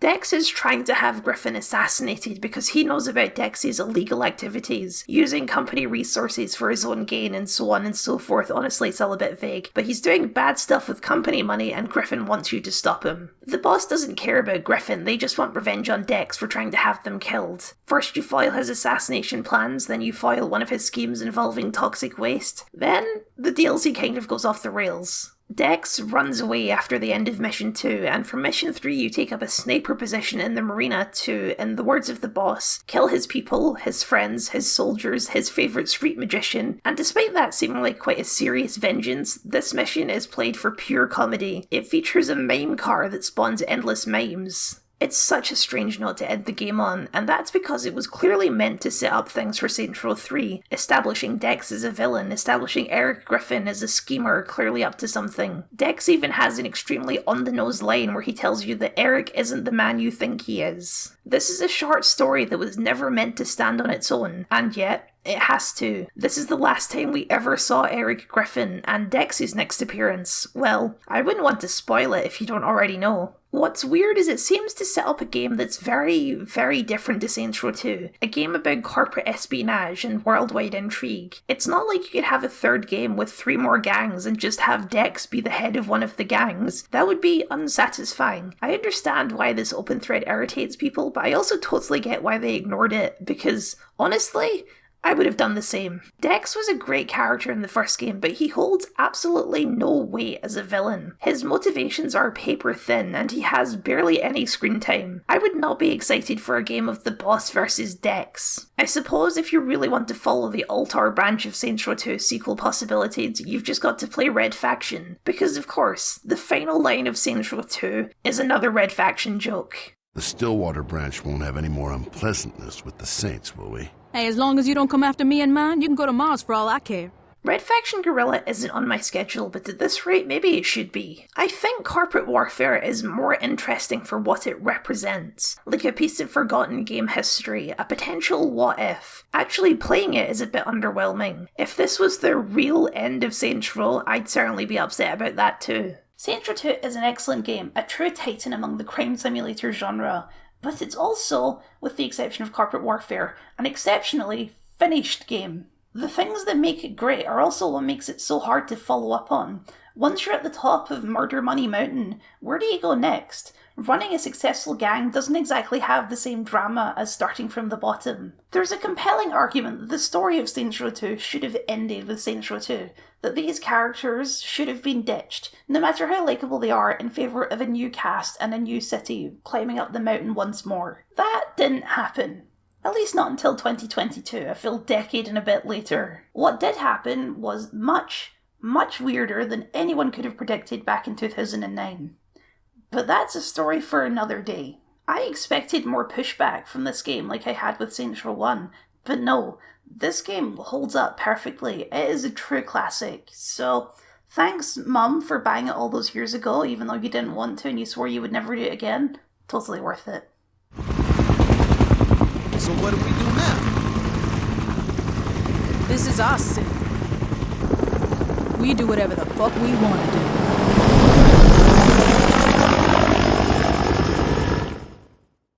What does it mean to be a good sequel? Does it mean expanding and elaborating on the lives of the characters? Does it mean continuing an ongoing story in a satisfactory way? Does it just mean continuing on the mechanical legacy of the game that came before? Can a game do absolutely none of these things and still be considered a good sequel? Saints Row III is the most popular game in the series by a huge margin, but it's also incredibly singular. A sequel that changes almost everything between games except for the genre, to the point where to this day there is a faction of fans who don't even consider this to be a real sequel to Saints Row 2. It's easy to see where they're coming from, because Saints Row III is a very different game with very different creative aspirations. Really, it's all in the name. It's not Saints Row 3, it's Saints Row III, a deliberately clunky name that tells you everything you need to know. This game is going to be a little bit silly. I like Saints Row III, but that comes with a lot of caveats, because there's two ways of looking at Saints Row III. As a game, and as a sequel. Saints Row III is a pretty good game that happens to be a sequel to one of my favourite games of all time, and that's a legacy that's very hard to ignore no matter how you look at it. I want to try and examine this game on its own merits, because there's plenty of them, and a lot of this game's flaws are only flaws when viewing it as a sequel. Saints Row III is lacking many, many features from the previous game, from simple things like some of the more fun activities, to extremely major and weird exclusions like a fluid day-night cycle. Does a game need a fluid day-night cycle? No, it doesn't, and there are some good reasons to use a cinematic framing instead. But is it weird to have one and then take it away between games? Yes. Yes it is. Does the game need height variation between the main characters? No, it's not necessary. It's not a feature that most people would probably even notice. But again, we had it at one time, and now we don't. That's weird. The question is, why have details like this been removed, and what exactly have they been replaced with? And that is a damn good question if I do say so myself. So let's talk about defining a franchise. Let's talk about Saints Row III. If there's one theme to the story of Saints Row III, it's memes and references, and to set off that tone, the game doesn't begin with a dangerous street walk or a prison breakout, but with an opening crawl in the style of Star Wars to the music of 2001: A Space Odyssey. It's a pretty perfect way to set the tone for the game. It immediately sets your expectations. There's not any thematic or narrative reason to start the game this way. Saints Row III is in no way an homage to Star Wars or to Space Odyssey, it's just a random joke. That's not an insult, random jokes are at the core of Saints Row III, and some of them manage to land pretty well. The opening crawl explains what's happened since the events of Saints Row 2. The Saints have become worldwide superstars with their own clothing line, reality TV shows, and energy drinks, and that newfound fame is about to attract some unwanted attention. Why have the Saints decided to become celebrities? It's unclear. There's buried in there, I think, some kind of commentary on gangsta artists who go full Hollywood and lose their street cred, but why is that in there? I'm not sure. It's not really that important to the game, all things considered. It seems to be there to support the idea that the Saints have gotten soft and that they aren't really prepared for a new threat, but that idea is questionable when the plot actually gets going. Before we start playing, we get a second random joke, this time a reference to weird Japanese commercials, which I know it was a previous era, but those were a big internet thing in 2011. I'm not going to point all of these out, but in a strange sense, Saints Row III's sense of humour dates it as much, if not more so, to a certain time period than even the first game with its baggy jeans obsession. Finally, we get to the actual start of the game. Johnny Gat, the boss, a vain Hollywood actor type named Josh Burke, and a very different looking and sounding Shaundi are about to rob a bank, wearing big Johnny Gat mascot heads. I normally wouldn't go this detailed, but I'm pointing all of this out to enforce just how much whiplash there is if you're playing these games back to back. If you start this game right after Saints Row 2, then you cut from the boss coldly executing Dane Vogel to a Japanese energy drink commercial and an extremely silly bank heist. Of all the major differences between these two games, the tone is by far the majorest of them. Saints Row 2 was a silly world that everyone took seriously. Saints Row III is a silly world with even sillier people in it. As it turns out, the bank belongs to a multinational crime organisation known as the Syndicate, which is a bit like a multinational spy organisation being called the Agency. When you're caught by the police, their leader, a guy called Philippe Loren, takes you from the prison to his private jet. He's expanding into Stillwater, and he's going to be taking a 66% cut of all of your profits. Obviously, you say no, and Johnny Gat literally rips the steel bolts out of the floor to escape. This results in shooting your way through the plane and diving out the back of the plane to catch Shaundi through a truly ridiculous amount of falling crates and boxes, then throwing Shaundi again, diving through the plane again, diving back out, and catching Shaundi a second time, all while shooting other skydiving goons. Johnny Gat dies off screen and you land in the new setting of the game, Steelport, back at the bottom of the food chain once again. It's a lot. That's the trend of this game. It's a lot. Saints Row 2 was certainly an escalation of the first game, but Saints Row III is several steps beyond even that. If Saints Row 2 was aiming for a B-movie tonality with its action set pieces, then Saints Row III is the ridiculous stunts and cartoon physics of a modern blockbuster like Fast and Furious. This is just the start of the game. Things escalate from here. Giant Russian clone armies, zombie islands, laser-wielding paramilitary soldiers. The further you go into the game, the further and further away you get from any grounding in reality. Ridiculousness is not a bad direction to go in, but the fact that the game escalated so quickly and so jarringly from the last game is why some people don't consider it to be a real sequel. It's a very fundamentally video gamey tonality. If you're taking any of this seriously, then you're doing it wrong. To jump ahead for a minute and quote famous author Jane Austen on this game, when the Saints made their presence known to the world in 2006, they were decried for being pretenders to the throne. The people were confused. Were the Saints sociopathic killing machines hell-bent on destruction? Or puckish rogues living a life of mirth and whimsy? The Saints needed clarity of purpose, and so the course was set. More fun, less mercy killing. That's right, it all goes back to GTA. The answer to almost every question about this game's design, story, and even art style is GTA. During the development of Saints Row 2, a little game you may have heard of called Grand Theft Auto 4 came out and completely revitalized the GTA franchise. It was a reboot that put cinematic storytelling at the forefront, and with its episodic DLC system, still stands out as having one of the longest stories in the crime simulator genre. I personally prefer Saints Row 2 to GTA GTA 4, but they were in direct competition and there's just no way around it. GTA 4 is not a completely serious game, it has its moments of silly humour in it, but it was trying to tell a much more serious story than any previous title in the series. A story of the American dream and the expectations of an immigrant coming to the free world versus the realities of that world. When it came to serious storytelling in the genre, GTA had already won, and the GTA clone label was extremely firmly rooted to the Saints Row series. As unfair as that label may have been, at the time that's just what they were. That's where we get this game. If Saints Row was going to stand any chance of escaping the GTA clone label, it had to do the opposite of what GTA was doing. Saints Row III defines itself in direct opposition to Grand Theft Auto 4. You can have your serious dissection of the American dream, or you can have fun.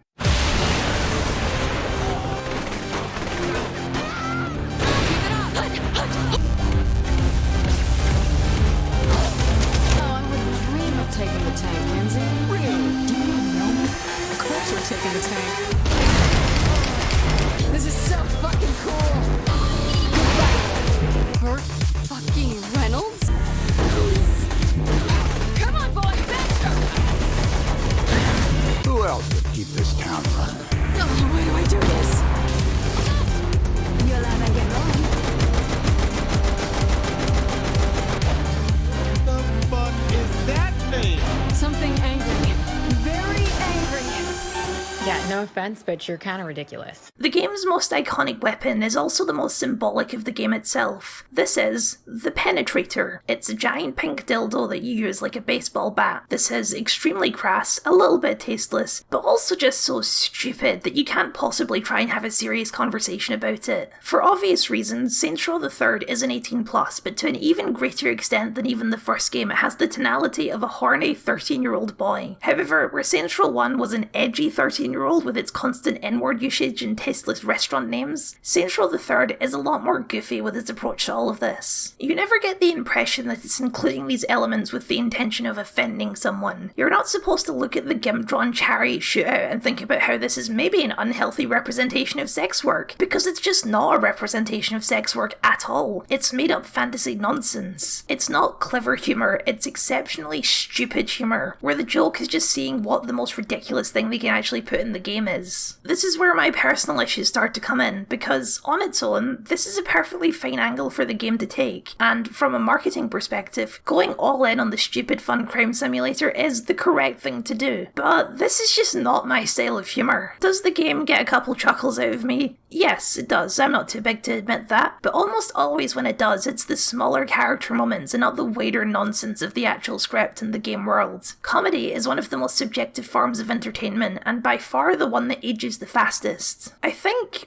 I've grown out of this game, and I can't really get back to a place where furries charging at you with floppy dildo bats gets anything more than an indulgent eye roll from me. And not gelling with the game's comedy is a big problem, because without the comedy, Saints Row III is no GTA 4 when it comes to storytelling. Structurally, Saints Row III has many surface-level similarities to the previous games. There's 3 gangs, each of them controls a region of the city, and you need to take it from them block for block. The twist this time is that each of the 3 gangs are in fact different branches of the same gang. There's the Deckers, a gang of cyberpunk hackers led by an 18-year-old super genius named Matt Miller. The Luchadors, a gang of, well, luchadors, led by a guy called Killbane. And then, possibly the most boring gang in any of these games, including the first game, the Morning Star, a gang of European dudes in suits led by Philippe Loren and his 2 assistants, the De Winter sisters, Viola and Kiki. Having all the gangs actually be the same gang is a change from the previous games, but not necessarily for the better, just for the different. It does give the game a more coherent enemy and a clearer objective, which goes into the biggest shift in the storytelling. There's no longer 3 distinct campaigns for each gang. You'll take down each of them one at a time in the order the script says, starting almost immediately with the Morning Star, by which I mean you crush Philippe Loren with a counterweight about 2 hours into the game. Revenge quest over. Except then Killbane blows up a bridge with Johnny's funeral procession, so it's time for Revenge Quest 2, this time with feeling. The story of Saints Row III is deliberately disorganised. Despite opening with Philippe Loren in the Morningstar, there are two true villains of the game. Killbane, who takes over the Syndicate after Loren's death, and a paramilitary anti-gang organisation, STAG, led by a guy called Cyrus Temple, who are introduced about a third of the way into the game. Of the two, Cyrus is the more interesting villain. He's the only person in the game who takes everything completely seriously, no matter how stupid things get, and that makes him feel like a much more genuine threat than the cartoon villain antics of Killbane, who snaps his underlings' necks for using his real name. STAG also represents a much bigger threat than the Syndicate generally. They have advanced technology, they're government funded, and they have permission to do whatever is necessary. Fighting STAG feels like an uphill battle in a way that the Syndicate just doesn't. That presents an issue though, because the game systems are all built around a gang war, just like the previous games. Tone is one thing, but in a video game sequel, tone matters a hell of a lot less than mechanical lineage. And with Saints Row III, a lot of thought and effort was clearly put into figuring out what makes Saints Row mechanically interesting, more so than even the story. Almost every system in the series has been massively reworked, taking a lot of the same ideas, but mixing them and redistributing them with the goal of making the game more fun to play. For some areas, like combat, that's a massive improvement. There wasn't much to talk about with combat in the first two games. You aim your gun at the bad guys and shoot them before they shoot you. Here, combat has been given a massive overhaul to make it a much more engaging experience. The bedrock mechanics of aiming and shooting have been refined, but there's also a lot more variation in enemy design. You've got your regular thugs, but then each faction also has a specialist who'll mix up an encounter. The Morningstar have snipers, the Luchadors have grenadiers, and the Deckers have teleporting anime schoolgirls. As you build up notoriety with the gangs, these specialists will come out with more frequency, and eventually they'll start sending out the brutes as well. Massive bullet sponges who can come equipped with a minigun or a flamethrower. To counter them, you have a whole host of bigger and weirder weapons to bring along, all of which have an upgrade tree that can make them even more unique with things like incendiary ammo or an attached grenade launcher. There's also tanks if you aren't actually looking for a challenge. These are positive changes. On a minute-to-minute basis, Saints Row III is a joy to get into random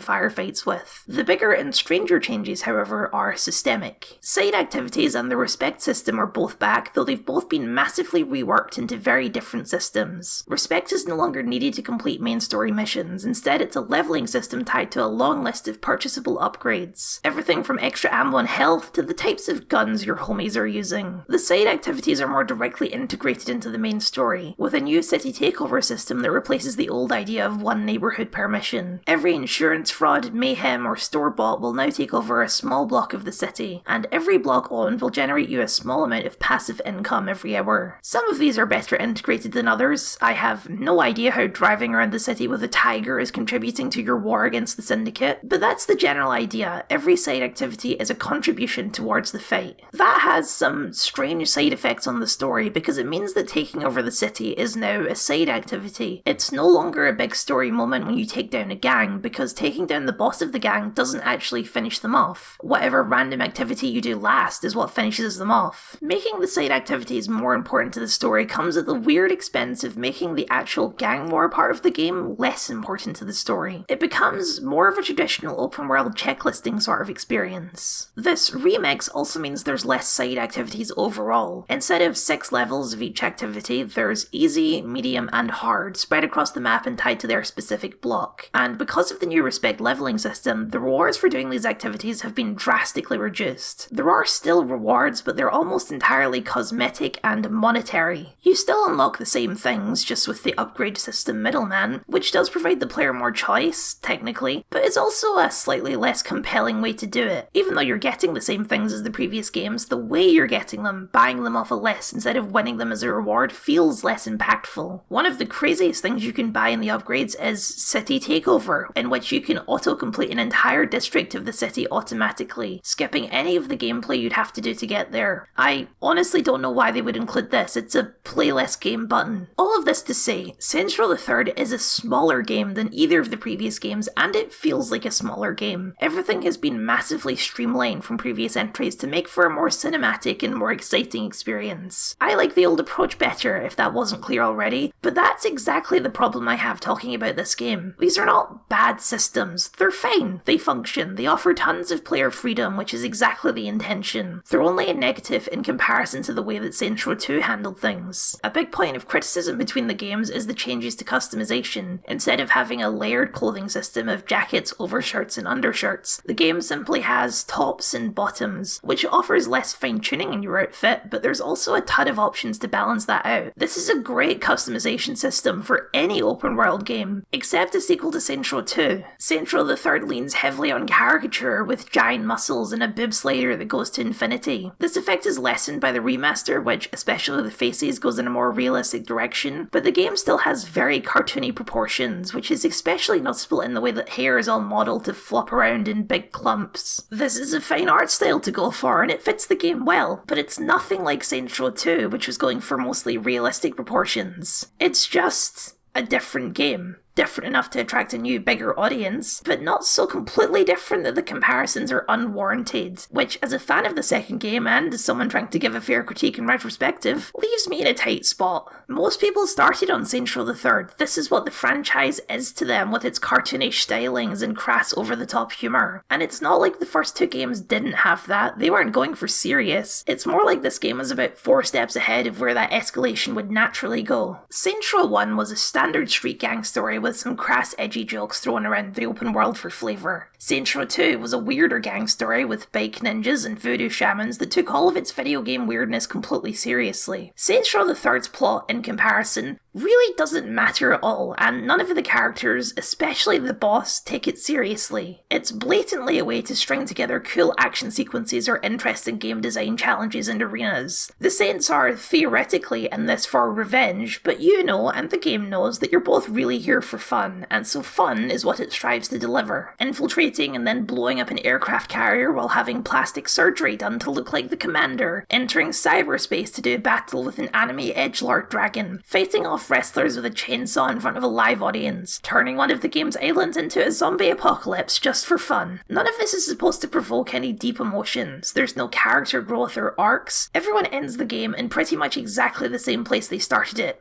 Or they're dead. More fun, less mercy killings really is the driving design philosophy. And obviously, right? That's clearly the correct direction to go in. Even I express some discomfort with the dark heaviness of the mercy killing scene in Saints Row 2. Moving in a less serious direction makes sense, and it went down well, and the problem here is me, not the game. I love a story I can dig into and analyse, really sink my teeth into, and Saints Row III is a game that at every possible moment is telling you not to think too hard about this. For example, Saints Row III will always be directly tied to the song Power by Kanye West. It played all over the game's big CGI reveal trailer, and it plays at a pivotal moment early in the game. I'm gonna get so much shit from Kanye West fans over this, but whatever, he's a fascist. Power is not a deep song, it's just a song about how Kanye is awesome and all of his haters can kiss his ass. And that's why it's perfect for this game. They're as meaningful as each other. Saints Row III is about how awesome the player is and forcing all of the haters to kiss your ass. It's in the most blunt way possible a power fantasy. The boss is basically a superhero with the amount of absolutely insane things they do over the course of the game. And the game is, frankly, closer to a superhero simulator than it is to a crime simulator with how it plays. And that's fine. Saints Row III doesn't want to be anything more than dumb fun, and once you settle into that, you can start enjoying the ride. There's just one issue. For everything I've said about how this game discourages you from taking anything seriously, there's one thing I can't ignore. This isn't just a power fantasy, it's a male power fantasy.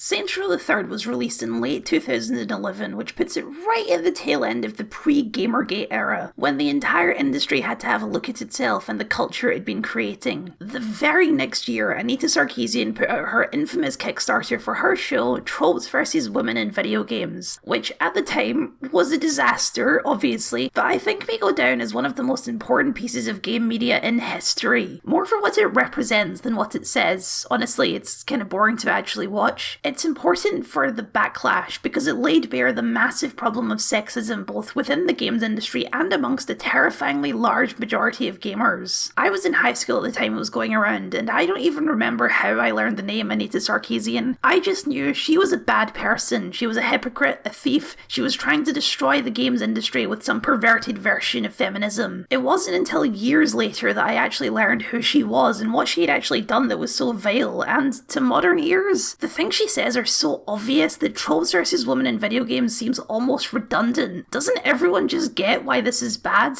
Well, no, they don't. And Saints Row the Third is almost a poster child for exactly why. Saints Row the Third is a game written by men, for men. You can play as a woman, as you can see I did, but the game actually genders the boss in several cutscenes as a man that doesn't make sense if you're playing a woman, like calling them a fanboy, for example. Even if you can play as a woman, it's assumed that the player is a man, and if they're playing as a woman, then it's probably just for titillation, hence the boob slider to infinity and the extremely overactive booby jiggle physics. And that is a trend across the whole game. The female characters are certainly more developed in Saints Row 1, but they all exist to be appealing to a male audience in a way that male characters clearly aren't supposed to be the opposite. The game does the same as Tara Patrick in the last game, casting a famous porn star in the game for marketing purposes. This time, Sasha Grey as Viola de Winter. And while I'll grant that she's a much deeper character than Tara Patrick the microbiologist, she's exactly the archetype of this strong female character as written by men. She's smart, sexy, badass, angry, and oh yeah, she runs the sex trafficking operations in the city. This game is absolutely full of sex workers, all of them women, and all of them nothing more than props. There's literally a mission where you rescue them from a shipping container just to pile them back into another shipping container and put them to work for you instead. For the most part, Saints Row 2 steered clear of the sex industry, but Saints Row 3 dives way back in a way that's honestly uncomfortable. It's not that there's anything wrong with depicting prostitution in your game, it just helps when you treat the people doing it as people and not as props. It's all so obviously one-sided.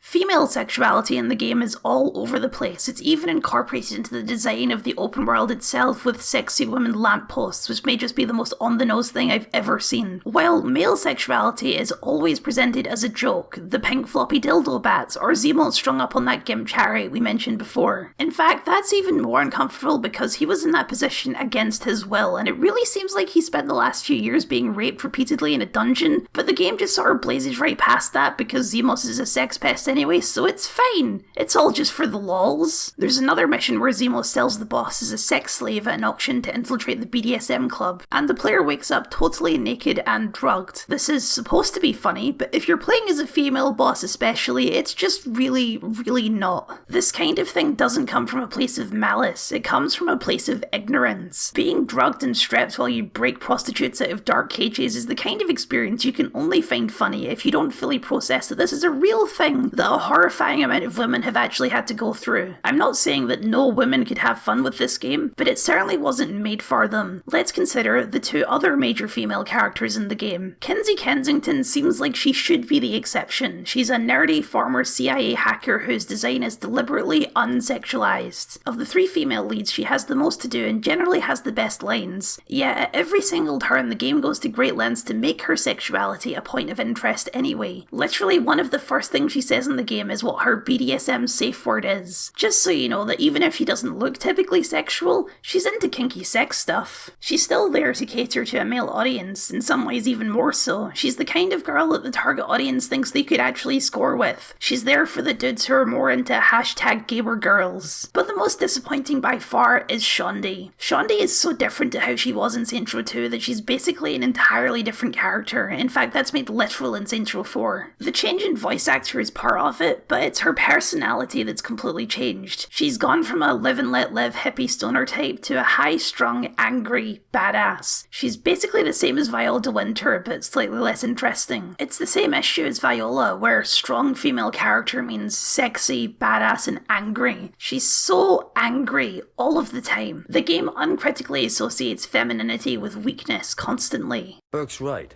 We traded our dicks in for pussies. Seriously. Put in your tampons and let's do this. That's exactly where this idea of a strong female character comes from. A strong female character is one who acts to deny her femininity, but they do so in a way that's still sexy for a male viewer. It's not like she started bulking up and wearing combat slacks. She's still dressed up like a supermodel, but with absolutely none of the character traits of a supermodel. Shaundi was a much, much stronger character in the second game exactly because she embraced femininity. She was open about her sexuality in a really casual way that actually was was empowering, and she made her contribution to the team without relying exclusively on violence. Here, her primary motivation is being one of the big boys, but that doesn't stop the game from kidnapping her twice, because even if she can become more badass, she can't become badass enough to not get damseled for player motivation's sake. The characters are generally pretty condescending towards Shonda for trying to be more active in the fight, and then the game just proves them right by having her be kidnapped. Shonda also gets kidnapped twice in Saints Row 2, but she's never characterized as wanting to be a fighter in Saints Row 2, so it doesn't clash as hard with her role in the story. The game is not blatantly sexist, it's not like Saints Row 1 in that way. They're clearly trying to avoid some of the most terrible tropes of women in games, but in doing so, they're just falling into different tropes. They're diversifying the cast, adding more women, but they're still doing so while only catering to a very specific target demographic, the demographic of teenage boys and older man-children who were the face of gamers at the time. The assumption is that women aren't into this sort of game, but that's a real self-fulfilling prophecy. They're not into these games because they feel so deliberately excluded from everything the game is doing. And look, I am the target demographic. I like looking at attractive women. I'm sure you can get why I would complain about this as a woke social justice type, but that really isn't why this bothers me. I'm sick of being targeted. It's such a small-minded idea of what entertainment for boys is. Sexy women and big explosions. Well, maybe I want a little more than that in my entertainment, thank you. Maybe staring at big tits isn't all there is to my enjoyment of a piece of media. And in the decades since then, the games industry has actually caught up with that and generally presents more mature stories with more fully fleshed out female casts. Even the writer of most of the Saints Row games, Steve Jaros, came out a few years later to say that he agreed with everything Anita Sarkeesian was saying, so I don't feel too bad about laying it on thick on the problems in this game. I mentioned that Shonda is kidnapped twice, right? Well, the first time is when you blow up that aircraft carrier. The second time is at the end of the game, and that's a whole separate batch of weirdness this game has. Throughout the game, you'll occasionally be given a choice between two actions. For example, the first one is if you want to blow up Loren's tower after you kill him. These choices are usually entirely mechanics-based. Do you want cash now, or do you want a new passive income source? But the differences are minor, so it's usually an inconsequential choice in the grand scheme of things. That has one major exception. At the end of the game, during a firefight between all three factions, you're given a choice of heavy consequence. Shonda and Viola have been kidnapped by Stag, and they're going to blow up the big statue and frame the Saints as a public menace. Also, Killbane is escaping, and you've got one chance to catch him. You can only do one or the other, and each choice will take you to a different ending. I find this choice so interesting that it was actually the topic of one of my first video essays, but I'm better at this now, so let's revisit it, shall we? This is a bad choice because it's at odds with the very ideas of the game. What reason does anyone have to vengefully go after Killbane? Sure, if you get the opportunity to kill him, do it. He's a bit of a dick. But at the expense of two of the game's main characters, he's just not worth it. He's no longer a threat. He's running away. The only reason to go after him now is pure spite. But spite was never the emotion that the game was going for. It was going for fun, and fun says, don't let your friends die. It's weird then that the Kill Killbane ending is the way more interesting choice, both as a story and from a gameplay perspective. If you save Shonda, then the ending totally fizzles out. Stag are called off because they get caught trying to blow up a national monument, and the final mission of the game is Gangsta's in Space, a parody of 1950s sci-fi, and also, because of course, another Red Faction reference. Killbane has gone to Mars, and the space hero Saints must stop him from unleashing an army to destroy the Earth, but at what cost? It's obviously revealed to be a movie that the boss is acting in, and that's the final note of the story. It's really weird and has nothing to do with the plot of the game. You don't even see the characters you rescued.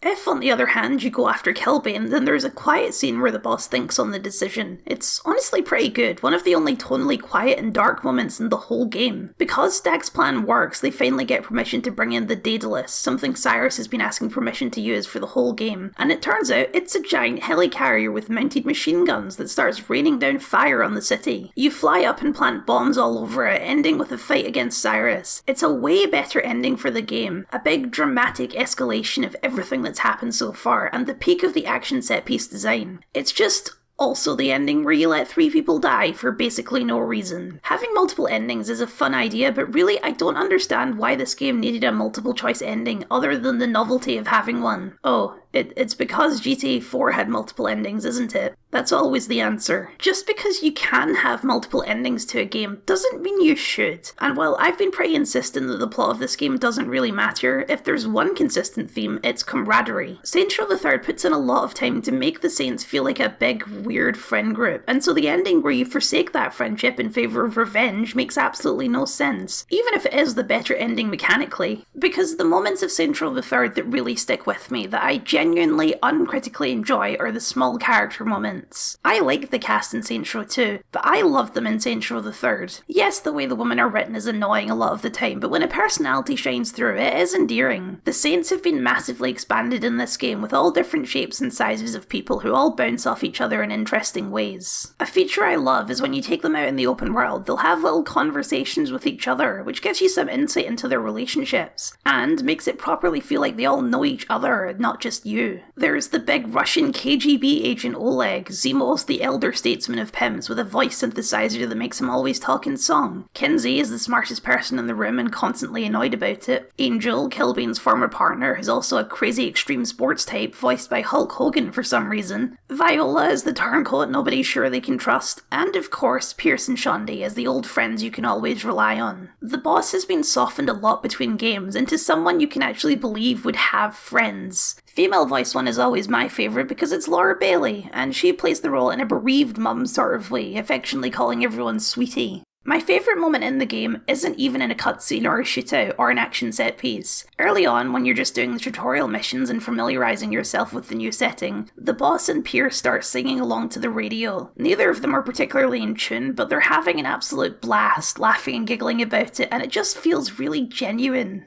Ooh. I got a dimension, and I can still get high, you know it. I can play the guitar like a motherfucking riot. That's the one. When the game has spent its entire runtime building up relationships that feel genuinely like a weird found family, it makes no sense not to rescue members of that family. It's something the boss of Saints Row 2 might do, but not this one. The game encourages you to do both anyway. After you complete the final mission, it opens up again so you can see the other choice. It's just a weird, muddled place to end the game, because it's not really supposed to be the end of the game anyway, just the end of the story. By the time you reach this, you've probably got hours of open world messing around to go. And maybe open world Mayhem is the best place to end the game. Just messing around until you get bored is the true narrative of the game anyway. The game had an ungodly amount of DLC packs, and most of them were just to expand this very part of the game. More guns, more vehicles, weirder cosmetic items, more and more random stuff to throw into your toolbox. Amongst all of that though, there were 3 more substantial content packs, and for the most part they serve as even further escalations of the chaotic fun that this game is trying to achieve. I'm gonna kill that son of a bitch. I'm gonna kill that son of a bitch.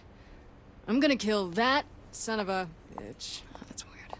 The first of these DLCs is a kind of follow-up to the Gangstas in Space ending called Gangstas in Space, funnily enough, and it's more of the same idea where the things you're doing aren't actually real, they're just actions in a movie, and the game even adds cinematic black bars when the scenes are filming. The plot revolves around the rivalry between the obnoxious director Jen and your co-star in the alien makeup, Jenny, with the joke being that the boss is actually a terrible actor, but Jen always praises them and insults Jenny despite her being much better. It's a joke that gets tired very quickly. What's more interesting is how the DLC serves as a kind of meta-commentary of Saints Row III itself. All of the action in the DLC is pre-scripted and designed to be deliberately obvious and silly. You're shooting a B-movie, but the gameplay hasn't actually changed at all. You're still shooting people in the same way you have been the whole game. And eventually it's revealed that you actually are shooting real extras because they're cheaper than paying for drones. The meta-commentary is that the whole game is like this. There's really no meaningful difference between the fake shootout you do at the military base for the cameras and the real shootout you do at the military base in the real game. The whole game has been designed to be like a playable movie. This DLC just forces you to think about that. Besides that, it is truly an incredibly superfluous bit of extra content with absolutely no meaningful connection back to the base game. This version of Gangstas in Space with its alien space princesses and Earth invasion seems to have nothing to do with the Gangstas in Space about Kilbane on Mars. The DLC ends when Jenny has a total breakdown and snaps at the director, flying the spaceship right into him and killing him, which is a satisfying enough ending because he's a real real annoying asshole. But the best part of the whole DLC is probably the final line. So, guess that's a wrap. It's short and sweet, certainly, but I'm still puzzling out why it was actually made. Saints Row III came out of an era in gaming I like to call the DLC tidal wave, where every game had just an ungodly amount of DLC content added, mostly cosmetic, but also a whole lot of weird little extras like this that seemingly only exist for the sake of existing. I honestly think I would have enjoyed it more without the meta-movie elements if I was just playing through the movie itself. I mean, really, if we've already got zombies and laser guns, why not aliens? Why not aliens? Why not aliens? Why not aliens? Why not aliens? Why not aliens?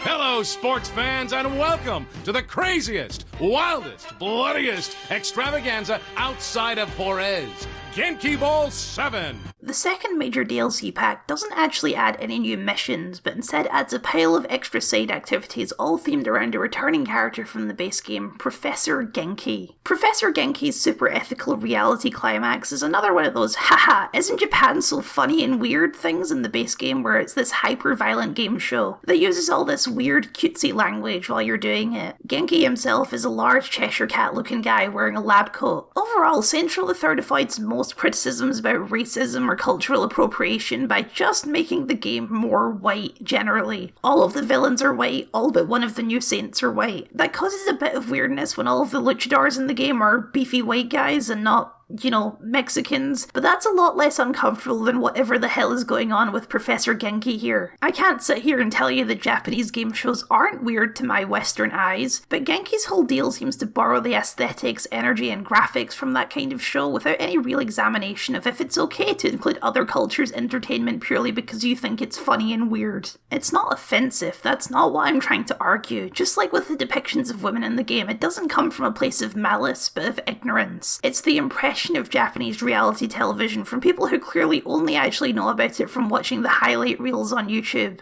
GenkiBowl VII's new activities are each themed around one of the Genki girls, scantily clad animal-themed mascots. I guess. There's Angry Tiger's Apocalypse Genki, which is mostly just a slight remix of Super Ethical Reality Climax. Sexy Kitten's Yarngasm, which seems to be a reference to Katamari Damacy as you roll around a big ball of yarn causing chaos. And then Sad Panda's Sky Blazing has you diving through rings of fire, occasionally landing on rooftops to chainsaw some lesser mascots. It's the weird, crass, and random style of humour that the game is going for brought to a boiling point. The only difference is it's using Japanese culture to accentuate that weirdness and give it a foreign edge. That's kind of uncomfortable, but the bigger issue for me is that I just don't find it that funny. Random weirdness can only carry you so far, and here at the tail end of Saints Row III, random weirdness is really starting to overstay its welcome. Random only stays random as long as you can no longer predict it.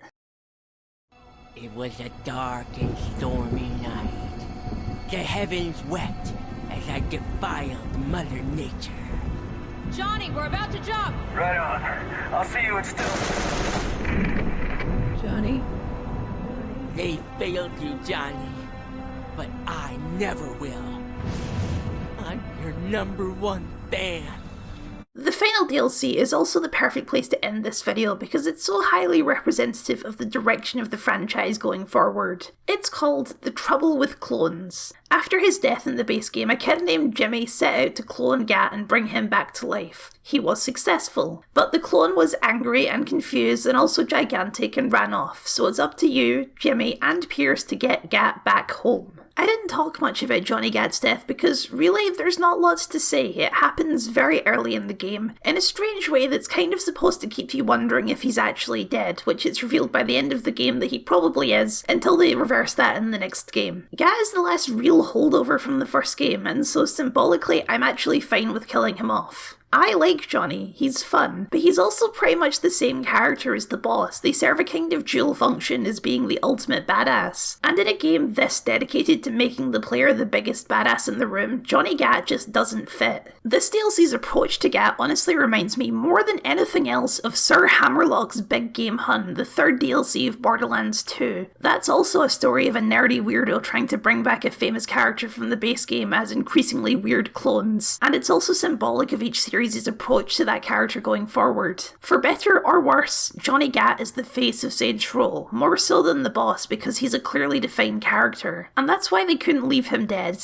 Just like Jimmy. Jimmy is the other half of this DLC, and Jimmy sucks. He sucks so much. He's deliberately written to be as annoying as possible, and ekes out every line in the most over-exaggerated nerd voice I've ever heard. He also narrates over the entire DLC, so he's never not talking, and I think he may actually have a more annoying voice than me, and if the comments are anything to go by, that's quite a feat.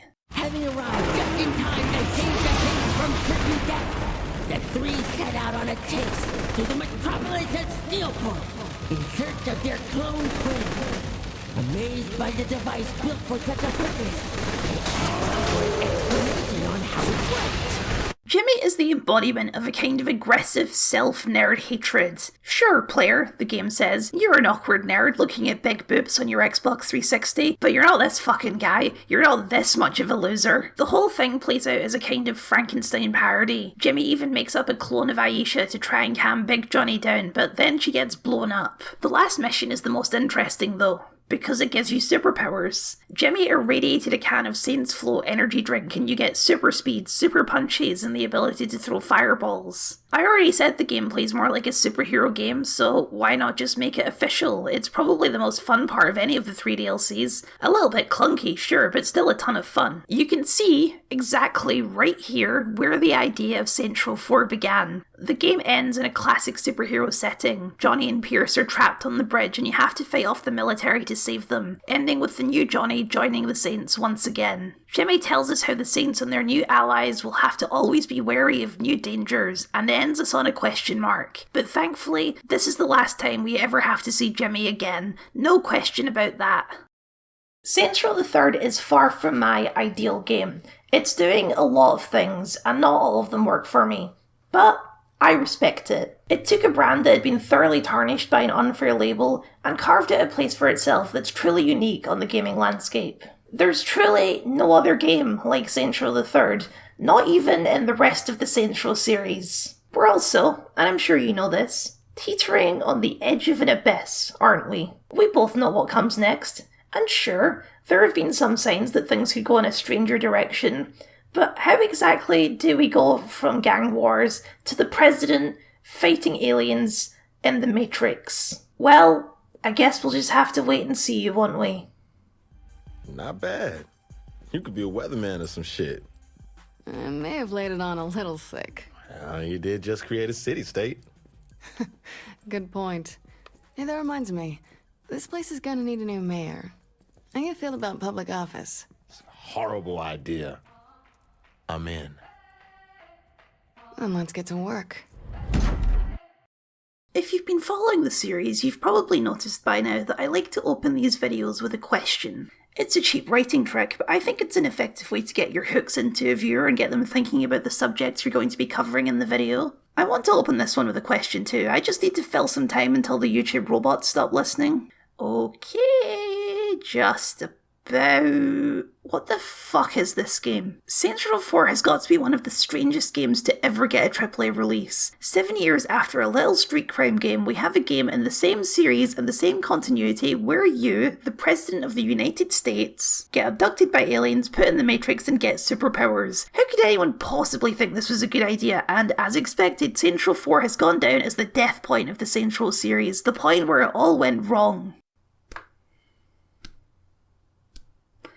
So, I've been replaying these games along with making these videos. I didn't go through and play them all beforehand or anything like that. So I've been operating on my memories of this game alone. I remember hating it. I remember thinking it was a bunch of dumb nonsense, and I've added a bunch of jokes about getting to the dark times in my previous videos. I have a confession to make. I think I love this game. Trust me, no one's more shocked about this than me. I went in expecting not to like it. I remember not liking it. I said for years that I don't like this game. But something about playing through it this time, it just came together and it clicked for me. I looked into the Matrix code and I saw the universe.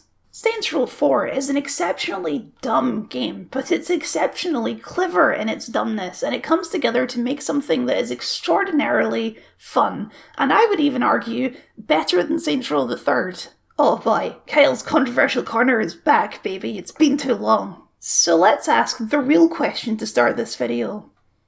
What is love? Baby, don't hurt me. Don't hurt me. No more. Bum bum bum bum bum bum bum bum bum bum bum bum bum bum bum bum bum bum. Like all of the Saints Row games, Saints Row 4 starts in a way that's highly symbolic of the game to come, because this time we're starting with a parody of Call of Duty. The game assumes that saving Shaundi is the canonical ending, and as such, Cyrus Temple has defected from America, joined a terrorist cell in Pakistan, and is planning to nuke Washington DC. Well, actually, it starts with an English lady poetically retelling the story of the Saints over the visual of a guy in power armor sitting on a big throne, but then we got to the Call of Duty thing. Saints Row the Third was aiming for comedy, but it's not quite fair to call it parody. It was just a crime simulator with a bunch of jokes in it. Saints Row 4 actually does get into parody, but GTA isn't actually this thing it sets its sight on. In fact, more than anything, it's a parody of Mass Effect. Hey Kinsey, you wanna fuck? Let's go.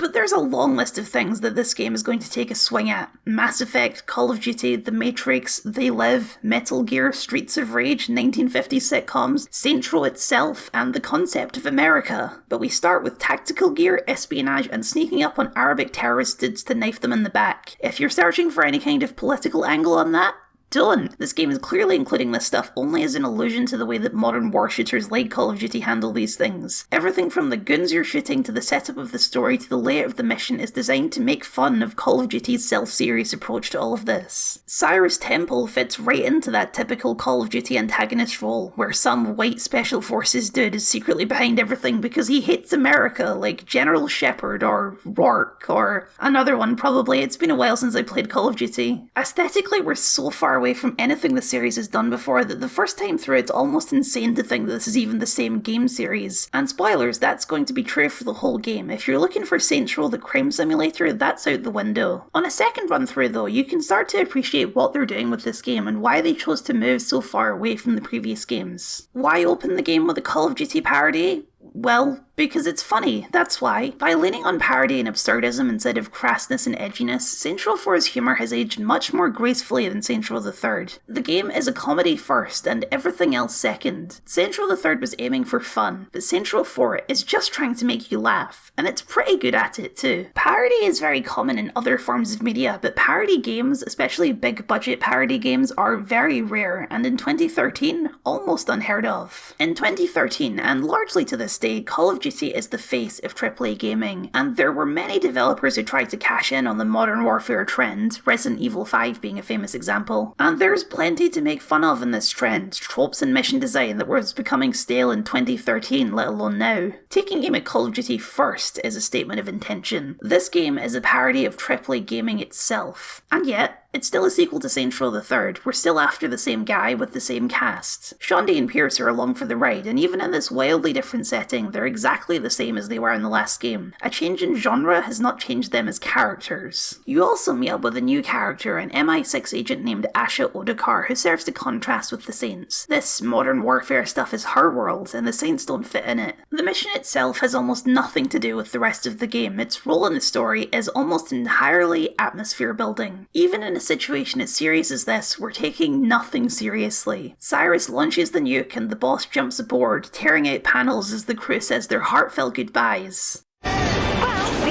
just met, but, you seem to know. Nice. Then the nuke explodes, the boss gives a thumbs up to the camera and lands in the Oval Office, just in case you thought we had any rails left to stay on. 5 years later, and the boss is now President of the United States. All of the Saints are your staff, as well as Ben King from Saints Row 1 acting as your Chief of Staff, and Keith David, as played by Keith David, as your Vice President. But you don't get to bask in the glory for long, because Earth is invaded by an alien empire called the Zin, led by a guy called Zinyak, who abducts you and all of your staff and sticks them all in simulations of their worst nightmares. Now we're in the thick of it, the make or break moment for this game. Yes, we're doing aliens. This isn't a joke. Well, it is a joke, but not that kind of joke. The joke is that we're really doing aliens. The Zin are treated completely seriously as a threat for the whole game. This is what we're doing.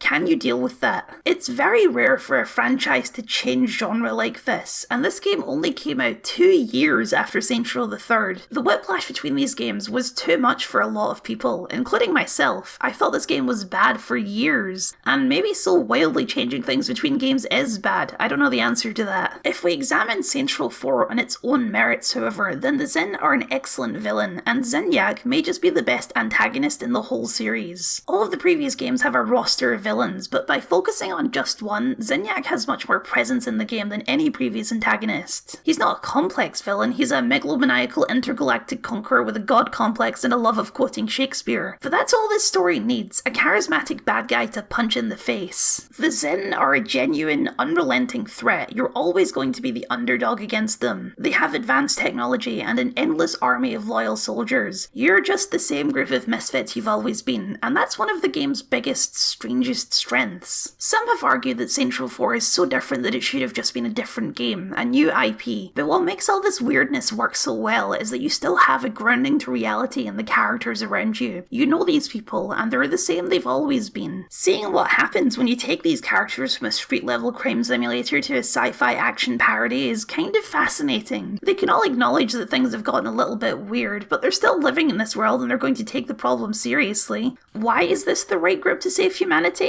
Why not this group? Besides, the setup of simulated nightmares only has its full impact if you know the characters whose nightmares you're entering. Despite being a parody, Saints Row 4 actually tells a much more cohesive story than Saints Row III. It just happens to be about an alien empire imprisoning you in the Matrix. It's a tough hurdle to cross, I won't deny that, but if you can manage it, then this setup provides some of the most fun and silly nonsense it's possible to have in a game. The first nightmare we get to see is the bosses, and it turns out that the boss's biggest fear is being trapped in a 1950s sitcom.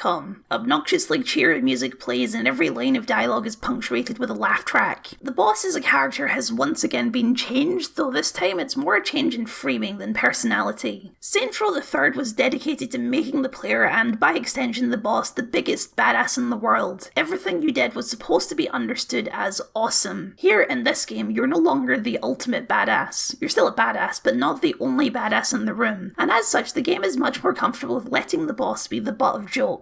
Their characterization in this game is kind of a blunt force of nature. They're a bit dense and don't think things out very hard. They would much rather solve every problem with a punch or a rocket launcher, but they're also extremely loyal and will do anything to protect their friends. They are here, more than any other game in the series, a likeable protagonist. A 50s sitcom might seem like a strange place to dump this character, but I actually think it works quite well. It's more of a hell for the player than it is for the character, a world of wholesome, family-friendly entertainment with dull slice-of-life drama. This is not why you boot up Saints Row 4, so of course, Kinsey hacks you in a rocket launcher. Because of the technology focus of this game, Kinsey's importance has been increased tenfold. She, along with a redeemed Matt Miller and a rogue AI called Sid, are the only characters in the game who actually understand all the simulation stuff and how to control it. It's kind of interesting, honestly, how, more than any other character, her pre-established skill set from the previous game means she thrives in this new genre. She helps you escape, but Zinyak creates a new, bigger simulation for you instead, a recreation of Steelport where the Saints have no power. All of their shops have been replaced with Planet Zin, all of their cribs are destroyed, and a massive mothership hangs over the city at all times. It's not quite as ironic a prison as the 50s sitcom, but it serves as a good open world for this game. Arguably a better one than it did in Saints Row III. There's another reason this game wasn't well received. The OG fans were annoyed because it seemed like a betrayal of the original games with its genre flip, but the newer fans of Saints Row III were annoyed because of a perceived cheapness around this game, and that comes down to the game's origins. Saints Row 4 started development as an extra-large DLC pack for Saints Row III called Enter the Dominatrix, which would have seen the boss being trapped in a simulation and getting superpowers. Eventually the idea would spiral out enough that it warranted a full release, but that legacy of just being a Saints Row III expansion pack remains, even though Saints Row 4 is a larger game than the third by a fair margin. The game does reuse a ton of assets from the previous game, and the entire open world is largely the same except for the Zen additions. It's closer in spirit to Borderlands the pre-sequel than Borderlands 3, and it got criticised for the same reasons. This is a criticism that views the game as a product and not as art, and here, 10 years after the fact, it's much easier to do the latter. Steelport is one of the most boring open-world cities in the entire genre. It's a city completely without personality. There is one alleyway, the first one you see in Saints Row III, that has character. The rest of the city is just brown box buildings and skyscrapers. It's one of the most disappointing parts of Saints Row III when comparing it to the previous games. It doesn't feel like a real city, it doesn't feel alive, and that exact quality that makes it so bland in Saints Row III makes it perfect for Saints Row 4. Here, it actually is a fake city. The game has lots of added visual effects like messing up brick textures or pedestrians and buildings glitching in and out of existence, so that you never forget that everything around you is a simulation. The alien structures look completely out of place, but in a way that actually makes sense and actually does make the open world more interesting to navigate. The bland, featureless environment is now a feature. It makes the alien additions more obvious. This is a prison meant to break you, but you can break it instead. The sky and time of day is now dictated by story progression. It starts out as orange and harsh and alien. As you take the fight more to Zinyak, it becomes a more natural moonlight until by the end of the game it's daylight. It may be the same city as Saints Row III, without even any of the major additions like Saints Row 2 did for the original, but it uses the settings so much better than the previous game, especially with how you navigate the city, at high speed and from the sky. It doesn't matter that the city is less detailed and less distinct when you're mostly going to be seeing it at 100 miles per hour barreling down the street. More detail would actually be distracting. I realise this is a real backhanded compliment, but it's true nonetheless. Steelport in this game isn't supposed to be anything more than a playground. None of the buildings matter and none of the people matter. There is no environmental storytelling to be done aside from Zinyak's propaganda all around. As a product, sure, it's lazy to just reuse the entire city mostly unchanged, but it's clear that they just put all of that development into other parts of the game. Tons of new activities and making every single main story mission feel like a massive spectacle and event. In Saints Row 2, the city was important. In Saints Row 4, everything is secondary to gameplay and humour. It doesn't take too long before Kinsey's able to get you out of the simulation, and Matrix style you wake up naked and covered in goo. Unlike the Matrix, you've got to fight your way out laser gun in hand. This bears a striking resemblance to a mission I complained about in Saints Row III, so I guess that's worth discussing. In Saints Row III, you wake up naked and drugged because you've been sold as a sex slave, which is gross because it's uncomfortably close to the experience of a real-life sex trafficking victim. Here, it's because you've been abducted by aliens who had you in a mind prison. Big difference there. We're at much less risk of triggering someone's PTSD. Moving away from the real and gritty issues allows this game's over-the-top nonsense to age much more gracefully than its predecessor. When Kinsey finally gets to you, she's accompanied by Keith David, and the scene plays out almost exactly like the opening of Mass Effect 3, which is obviously intentional because Keith David is here. It's the scene right after this though, where the game really clicked for me. The boss storms up to the bridge and asks to fly. Kinsey is annoyed that they didn't even say thank you, so the boss gives a sincere thank you, still naked and covered in goo. Then you get to control the spaceship and fly out of there.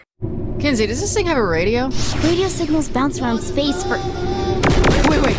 This is my jam! No more. Baby, don't hurt me.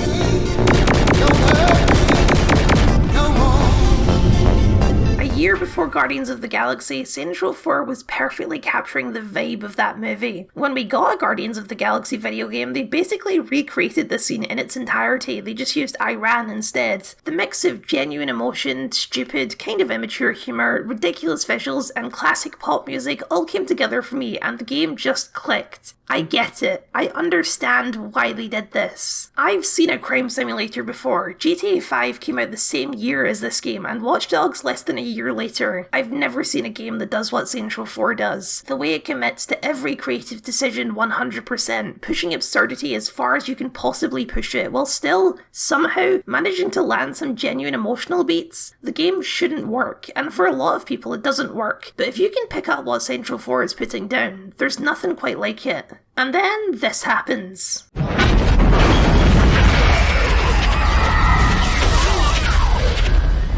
It's all gone.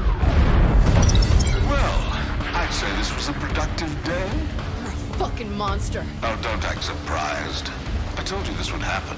You killed 7 billion people. Whoops. We're done talking.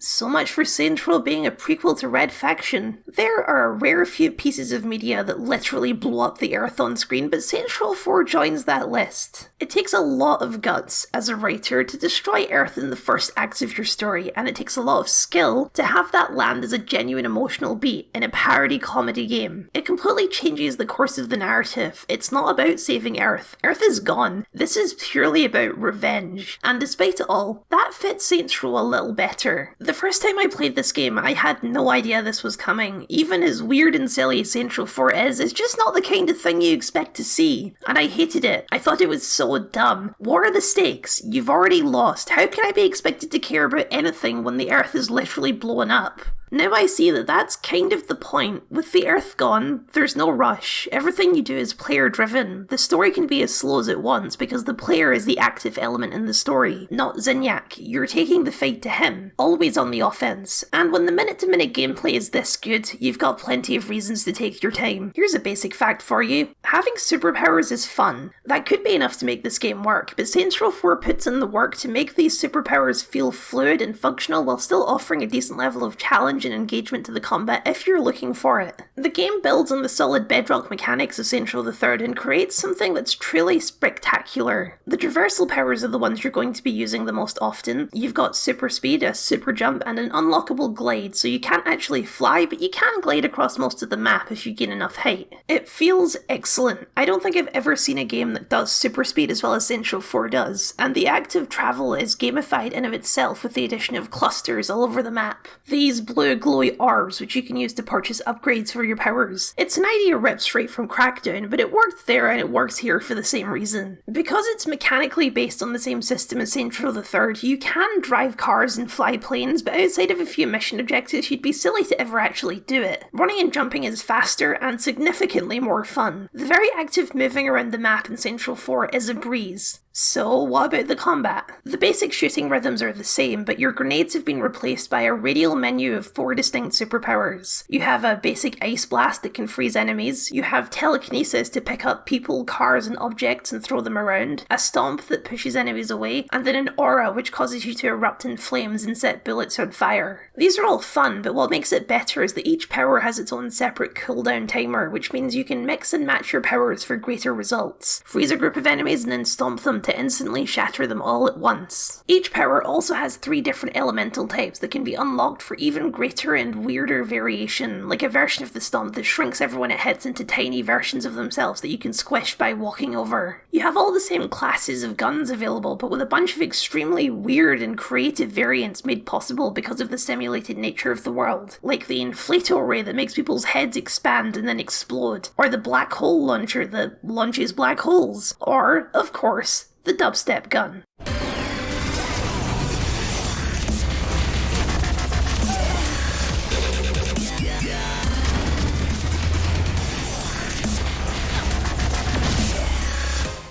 Player freedom is at the heart of all of this, drowning the player in options for how to handle any combat situation, and to go along with that, the game has many more open world situations based around the combat. Along with the simple groups of enemies to take down, there's also hotspots, bigger base type locations that require taking down multiple shield generators to conquer, and wave based defense activities where you need to inject a virus into the simulation. The Zin are the only faction of enemies in the game for the most part. Some missions bring back gangs from the previous games to fight, but the Zin also have much more enemy variation than any previous game. There's the basic grunts, a slightly tougher, superpowered version with some of your abilities, killer death robots straight out of Terminator, the CIDs that shield enemies and revive the dead, these big roly turret boys, and if you really piss them off, the wardens, big brutes with all of your powers and a shield that can only be taken down with your powers. Notoriety has been reworked as well. When you get into a fight, it all escalates until the warden shows up, and when you kill the warden, all of your notoriety is cleared. You can also run and catch the golden CID if you aren't looking for a boss fight. This system is excellent. If you aren't looking for a firefight, then you can simply run off and catch this thing, but if you are, you can dig in and get a boss fight for your troubles. Even the way you regain health has been reworked. Instead of just hiding until it regenerates, health is regained from health packs dropped by dead enemies, so if you want to stay in the fight, you've got to stay aggressive. It's all simply excellent and makes for some of the most fun it's possible to have in any open world game. The side activities are back from the previous games too, and they're fine. There's several new ones based around the simulation and your superpowers, but they're no longer the star. Just the minute-to-minute gameplay is the star, and it's always a shame when the game contrives to take your powers away from you, even if it does make more sense narratively to do it that way.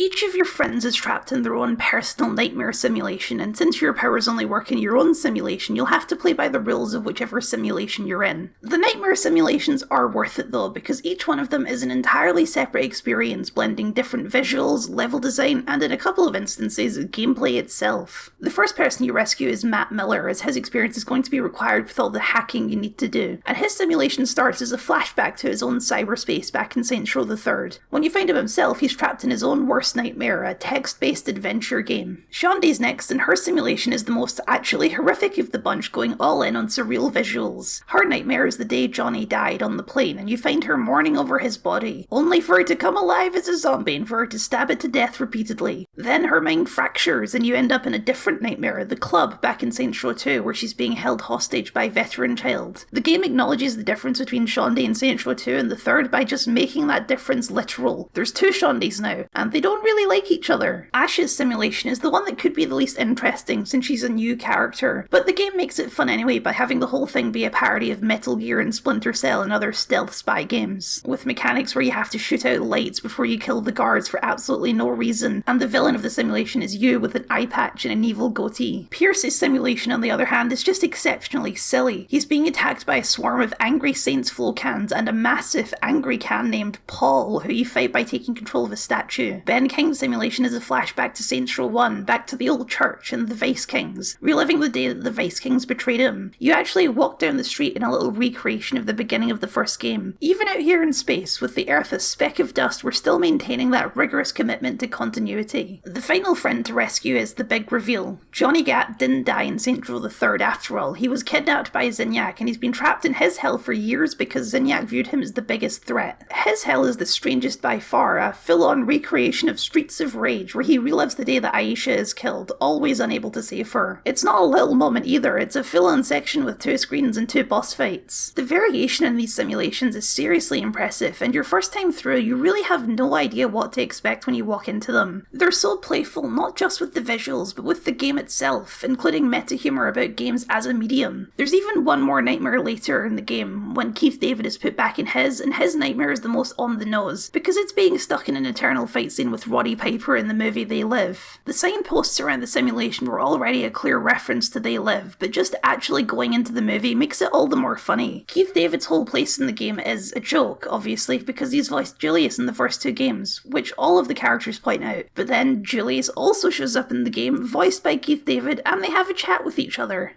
So, Keith David, I'm a fan. Thank you. That's very kind. You know, some folks say I remind them of you. Yeah, I get the same with you. I don't see it though. Me neither. He's also the only crewmate that will not have sex with you if you ask. You're the president, I'm the vice president. You're the boss of the Saints, I'm just one of your crew. You've taken over cities and toppled rival gangs. I've conquered Hollywood and have a name to uphold. It just wouldn't work between us, you see? The press X to romance is the obvious Mass Effect reference, but the deeper one is that along with everyone having their simulation mission, they also have a loyalty mission. Mass Effect 3 didn't bother, but we can have them here instead, right? They're all less involved in the simulations, but still have a lot of fun and genuine character moments. Pierce and the boss have another radio sing-along, only for it to be ruined by Zinyak. Johnny and the boss have a heart-to-heart as the boss fills him in on everything he missed. Shaundi comes to term with her older self, and the two work together to stop Veteran Child once and for all. Also, there's the one where Tanya from Saints Row 1 unleashes a virus that turns civilians into sex workers. Including you. At least she's a consistent disaster. The game's sincerity in these loyalty missions really does capture the exact same energy that it does in Mass Effect. You care about these people and this crew, even in this insane situation. All of the emotion is heightened and silly in line with the rest of the game, but consistency allows the game to land some genuine moments. Saving Gat is a terrible idea. The fuck's got into you? You're out of line! Boss don't answer to you, honey.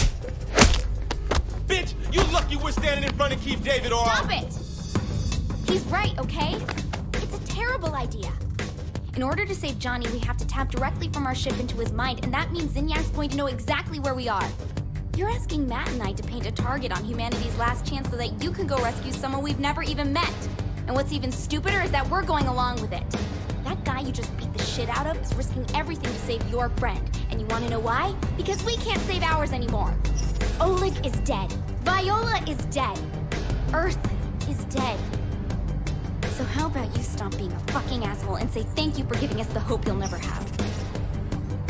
It's not all perfect. There's a weird moment where Keith David betrays you for his own selfish gain and then decides to help you again when he sees two random Zin kicking the crap out of you. It's very odd and a little disappointing because his betrayal does have some bite to it. It's the classic Siren argument of subjugation being a better alternative to annihilation, but the game doesn't fully commit to making you kill legendary voice actor Keith David. You don't get it. Zinyak said he can restore Earth. All I have to do is kill you. He's lying to you. Maybe, but there's billions of lives at stake. If he's telling the truth, what's one life for the greater good? You sound just like Julius.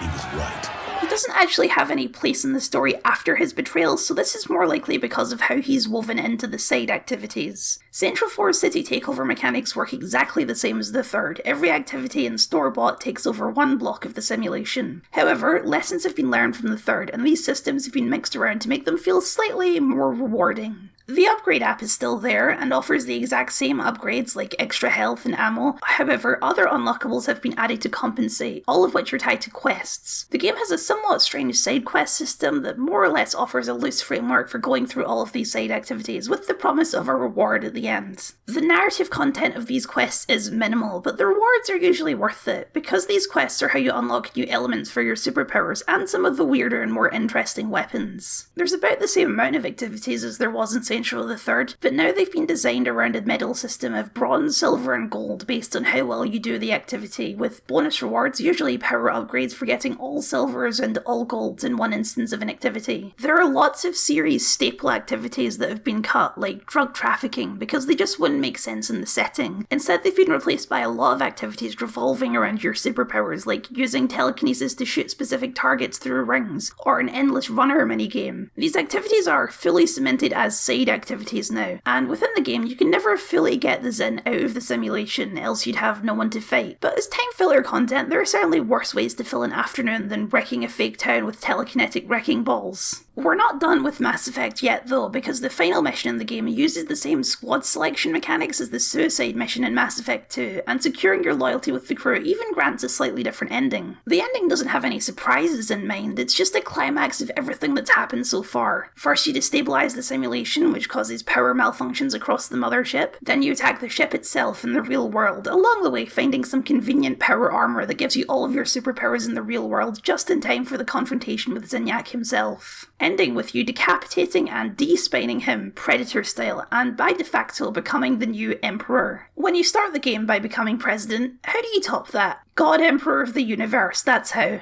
With all of your crew loyal, it's revealed that Zinyak has a time machine with which to go back and mess around in history, but also that he has a collection of some of the best humans in history, including our mysterious narrator, who, as it turns out, is none other than Jane Austen, which is told to us in a Marvel-style post-credit scene.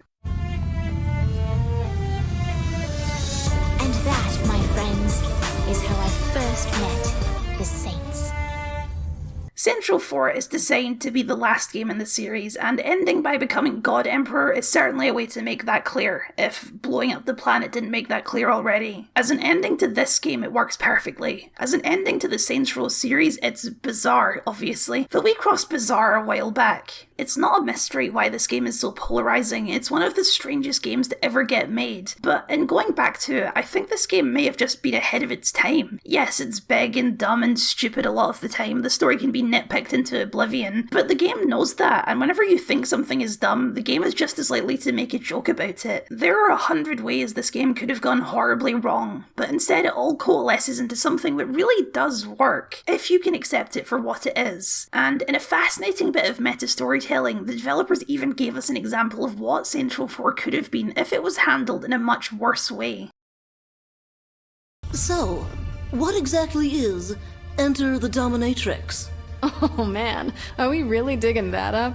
It was really weird. It was amazing. Worst idea we've ever had. I told you that Saints Row 4 started life as a DLC pack for Saints Row III. Well, here we are in the DLC of Saints Row 4 with a DLC pack about the DLC pack that became Saints Row 4. Enter the Dominatrix here is an example of something we almost never see in games: cut content and deleted scenes bonus features. The entire thing is extraordinarily meta, with the characters talking about the previous games as if they're actors in a behind-the-scenes documentary, while still being exactly the same characters that they've always been. Some people have said that Saints Row 4 should have stayed as a weird little DLC for Saints Row III and not spun off into a full game, but this DLC feels like an explanation from the developers themselves as to why that would have been a bad idea. And if you're interested in the behind-the-scenes development of video games, this might be one of the most interesting DLCs ever made. Because Enter the Dominatrix is not good. It is in fact pretty bad. The fictional documentary framing makes it a little difficult to tell how much of what we see was the real plan for the DLC and how much has been shifted to make jokes. But even if only the broad strokes are true, Enter the Dominatrix was conceptually a bad idea, and it's very clear why they went in a different direction. It's pretty substantial for what it is, longer than any of the Saints Row III DLC packs by a fair margin, even in its rough cut state. But it also inherits a lot of Saints Row III's worst writing impulses in all of the wrong ways. The basic premise would have been that, like Saints Row 4, the Xin attack Earth, only this time you kill Zinyak in the first mission. Then, an evil AI called the Dominatrix traps the Saints in a simulation where they get superpowers and have to escape, hence the name. The Dominatrix is, well, a dominatrix, and is the horrible hybrid of a leather mummy and Maleficent, complete with dildo horns. Her army is entirely composed of people in gimp suits and, dildo tanks. It is so Saints Row III. It would be right at home in that game for all of the wrong reasons. It is that game's aesthetic to a T, where the idea of subdom sex work is the joke, where it's deliberately over the top in a crass and deliberately gross and sexual way. It even brings back Zemos for another gimp chariot race.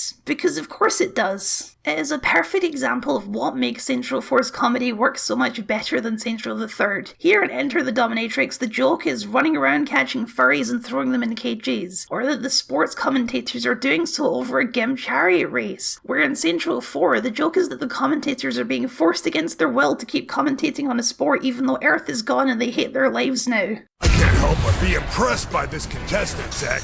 I feel fortunate to see this action firsthand. How about you? I said, how about you, Zach? I can't do this! I can't do this anymore, Bobby! Keep it together, Zach. You hate to upset our most benevolent overlord. I miss my wife, Bobby. So do I, Zach. So do I. These are both equally absurd situations, but one of them has universal appeal, and one of them is only funny if you think the existence of kink is inherently funny. In the last video, I had a big tangent about Saints Row III's portrayal of women and how the game was clearly only designed to cater to a male audience. I haven't had that complaint with Saints Row 4 at all, because the female characters this time are treated with more respect, both by the characters and the script. Asha Odekar, for example, is another femme fatale archetype, but a much better written one. She actually does dress in combat slacks for one, and she's a more fully fleshed out character capable of emotions beyond anger. Her defining character trait isn't girl, it's spy, and that's a big difference. The Dominatrix, on the other hand, is absolutely nothing. As portrayed in this DLC, she's barely a character at all. Just a sexy leather queen who talks nothing but innuendo and wants to dominate everyone because she's evil, I guess. it is extremely obvious why she was cut in favour of Zinyak. He's also just evil, but he's evil in a fun and charismatic way that's much more interesting to watch. The Dominatrix is nothing but a gimmick and a pun, before we even get to the weird sexual assaulty undertones. The other major cut revealed in this DLC is Donnie, the soft boy mechanic from Saints Row 1 and 2. He shows up here dressed like Neo, and it's revealed that in the original draft he's the one that would have taught you your superpowers. Not only was he in Enter the Dominatrix, but it seems as though he actually made it pretty far into development of Saints Row 4 before getting the axe. He even has audio logs which can be found in the data files. His cut is less necessary than the Dominatrix, but still ultimately for the best. As explained by the characters in the documentary, he fills the same narrative role as Kinsey and Matt, and at the end of the day, the two of them have a more interesting dynamic in a pre-existing rivalry. It wouldn't have hurt the game to have him there, but it would be overcrowding. There are other characters who didn't make the cut too. Zemos, who as mentioned shows up in this DLC as a kind of obvious cut. He's more a gimmick than a real character for the most part. But the bigger cut is Viola de Winter, who also has audio logs hidden in the files. She doesn't show up in this DLC, but it's likely that she was cut because, as I mentioned last game, she's basically the same character as Shaundi. The biggest and dumbest cut is saved for the end. After defeating the Dominatrix, Pierce shows up on a spaceship with a race of sentient talking velociraptors, and then you ride them to the exit as they sing "Everybody Do the Dinosaur." We have to hurry! Come on! I will sing you the song of my people! Boom, boom, aka-laka-laka boom! Boom, boom, aka-laka boom, boom! Boom, boom, aka-laka-laka boom! Boom, boom, aka-laka boom, boom! Open the door, let out the floor! Everybody work the dinosaur! Open the door, let out the floor! Everybody... This culminates in a recreation of the end of A New Hope on the Raptor planet for reasons. I'm not even sure how to explain why this is dumber than the things that happen in the real Saints Row 4. I think it's just that the joke is so obtuse that it actually fails to be a joke at all. A planet of sentient raptors. Okay, but why? What's the joke? That there's a planet of sentient raptors? And that's funny why? What makes this DLC so interesting despite how bad it is that the badness is a feature, not a bug. Behind the scenes looks are very common in movies, but basically non-existent in video games. And it's fascinating, to me anyway, to have a peek behind the curtain at why something failed to come together. If Enter the Dominatrix had been released as originally visualised, it would have been awful. It would have been torn to shreds by critics for being cringy, weird and bad. As meta-commentary on the process of game development and how artistic visions change, it's a fascinating little curiosity, which also serves to confirm how much more Saints Row 4 is than just the DLC pack for Saints Row III. Almost nothing from this original idea actually made it into the final product aside from the idea of a simulation, superpowers and aliens, and Paul, I guess. For nearly a decade, we've watched the Saints as they rose from humble beginnings to becoming an unstoppable force of nature. In that time, we've seen how the Saints rose to power. We've seen how the Saints enact vengeance. We've even seen how the Saints united both humanity and velociraptors. But for the first time ever, I share with you their most important story yet. For this, my friends, is how the Saints saved Christmas.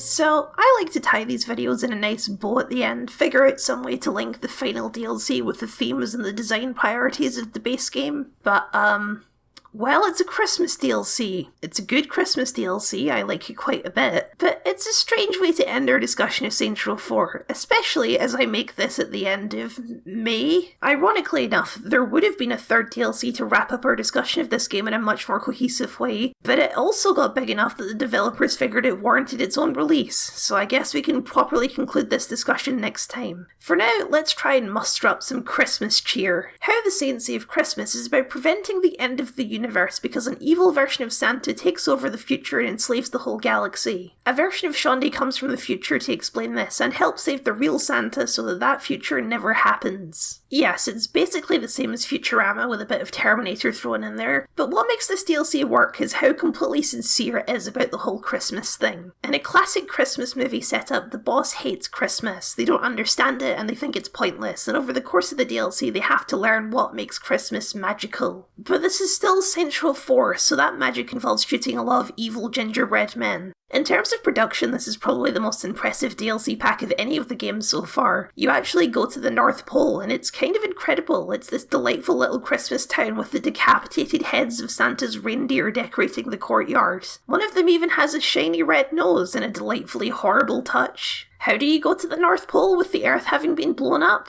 Well, that's a great question. The DLC states that, like Jane Austen, Santa was one of those historical figures that Zinyak had kidnapped, and the evil Santa, Claus, is a fractured nightmare of Santa's mind made manifest. This is the real Santa. Santa is real in Saints Row, so everything in the DLC is within the simulation. Santa's nightmare world is a world without Christmas cheer, so you have to spread that cheer to get him out of it. But then for the rest of the DLC, everyone seems to kind of forget that this is a simulation. Like, you spend a whole mission delivering presents, but to digital people, and then there's this whole rivalry with an elf named Twinkle, who it seems is a real based on the fact that he's the one who ripped Future Shanti's arm off, but everything in the DLC is definitely in the simulation because Earth is gone and we still have our superpowers. And then the joke at the very end of the DLC is that Santa wakes up naked and covered in goo on Zinyak's ship, so yeah, it was definitely in the simulation, but that doesn't make sense. How did this simulated version of Santa's evil secret identity get out into the real world and enslave the galaxy? Like, you meet Mrs. Claus, but it's not the real Mrs. Claus, right? It's in the simulation. I wouldn't point this out, but unlike other stupid things like this, the game doesn't even lampshade it. It's just something you're not supposed to think about. I'm nitpicking the logic of Santa being trapped in an alien matrix after the Earth has been destroyed. What the fuck am I doing? The true highlight of the DLC for me, and the great way to cap off the game, is one of the DLC's collectibles, Letters to Santa. You can find one written by each of the crew and give them a read on the ship computer, and they are delightful. They range from jokes like Johnny Gat just asking for a massive list of weapons and some hair gel, to entirely sincere like Ben King lamenting that he can't put out cookies for Santa this year, or Shandi wishing to give her younger self the Christmas she never had. The sweetest one of all, though, is the bosses, who simply asks for everyone else to get whatever they asked for. And a pony, because that's what you're supposed to ask for. It's exceptionally cheesy, obviously, but in the end, sincerity is what makes Saints Row 4 what it is. It fully commits to every silly idea it has, even if it's making constant jokes about the situation. Its commitment to them, even telling a weird little Christmas story, gives it just that little bit of magic. I went into this ready to dislike this game. I fully expected this to be the most negative video in the series. But it sure seems like I've gone and spent 40 minutes singing its praises, doesn't it? When I first played this game, I thought this wasn't what I wanted. I wanted Saints Row 2. I wanted a more down-to-earth game about gang violence with some silly elements. I didn't want aliens and superpowers. It's been almost 10 years since then, and that's more than enough time to reevaluate what's important to me. Saints Row 4 is so bold in its creative decisions. It could have fallen apart in a million different ways. It could have been a cringeworthy disaster like Enter the Dominatrix. And for some people, it still is that. Not for me though, not anymore. I think at the end of the day, I still like Saints Row 2 just that little bit more. But surprising everyone, especially myself, Saints Row 4 takes the number 2 spot. I'm so sorry. No one's more upset about this than me. YouTube's algorithm likes negativity a lot more than it likes praise. But to quote famous philosopher Nestor Alexander Hathaway, "Oh, I don't know. What can I do? What else can I say? It's up to you. I know we're one, just me and you. I can't go on." What is love? Don't tease me, Your Excellency. Let's go on a field trip. What happens when we die? It's a question that many games have tried to answer. Do we become a ghost that's coloured to reflect how we died? Do we simply get reconstructed by an ambivalent corporate machine? Or do we just go to hell? Saints Row Get Out of Hell is the final little note in the original Saints Row story, and it's about hell. Going to hell is maybe too on the nose as a metaphor for the franchise and the public opinion, but nobody ever accused this franchise of being subtle, did they? It's a short game that only barely crosses the threshold of full game at all, but cross it does, and it does so in ways that are exceptionally weird, and despite its reputation as a tacked on bit of meaningless fluff, are still worthy of discussion. Get Out of Hell is maybe the most disappointing game in the entire series because it has so much potential that it just completely squanders. I kind of want to love it. There's lots about it that represents a great amount of creativity and innovation, and other parts of it that are just total crap. Get Out of Hell feels like an experiment. The thesis question is simple. Can you make a Saints Row game without any of the defining features of a Saints Row game? The answer is yes, you can make that because they made it, but why? And was that really a good idea? The game is massively stripped back. There's no story missions, there's no customization, there's not even an in-game radio. I said that Saints Row 4 was the weirdest game to ever get made, but Get Out of Hell might be even weirder for a bunch of different reasons. Saints Row 4 was designed to be the end of the series, but chronologically and definitively, this is the actual end of the original Saints Row series, and that is a weird amount of power to give this strange little side game, and it is a power it does not know how to handle. So let's talk about Saints Row, Get Out of Hell, and how franchises die. I think one of the reasons that Get Out of Hell disappoints me so much is that it starts so promisingly. We pick up where Saints Row 4 left off, back on the ship. The gang are celebrating Kinsey's birthday and they decide to pull out a legally distinct juju board for fun. They ask who the boss is going to marry and the board spells out the name Jezebel. Then the boss is sucked through a portal. Johnny pulls a gun on the board and tells it to send him in after to rescue the boss, and so in pursuit of his friend, he goes to hell. That is such a great premise for a game, rescuing someone from an arranged marriage to the devil's daughter. How could you possibly squander that premise? Well, it all comes down to one of the strangest creative decisions they could have possibly made, and that's completely removing traditional missions. After your introduction, the game is entirely based around the city takeover side activities, with what little story there is being told in the margins. Get Out of Hell really is short. You can defeat the devil in about 2 hours, and if you push on for 5, you can reach 100% of the open world. So in terms of any kind of plot, you're really begging for table scraps, and that is just so weird, because Get Out of Hell is the first time in the series that you don't play as the somewhat nebulous player-created boss. You play as the very clear and very defined Johnny Gat. I'm gonna shoot the devil in the face.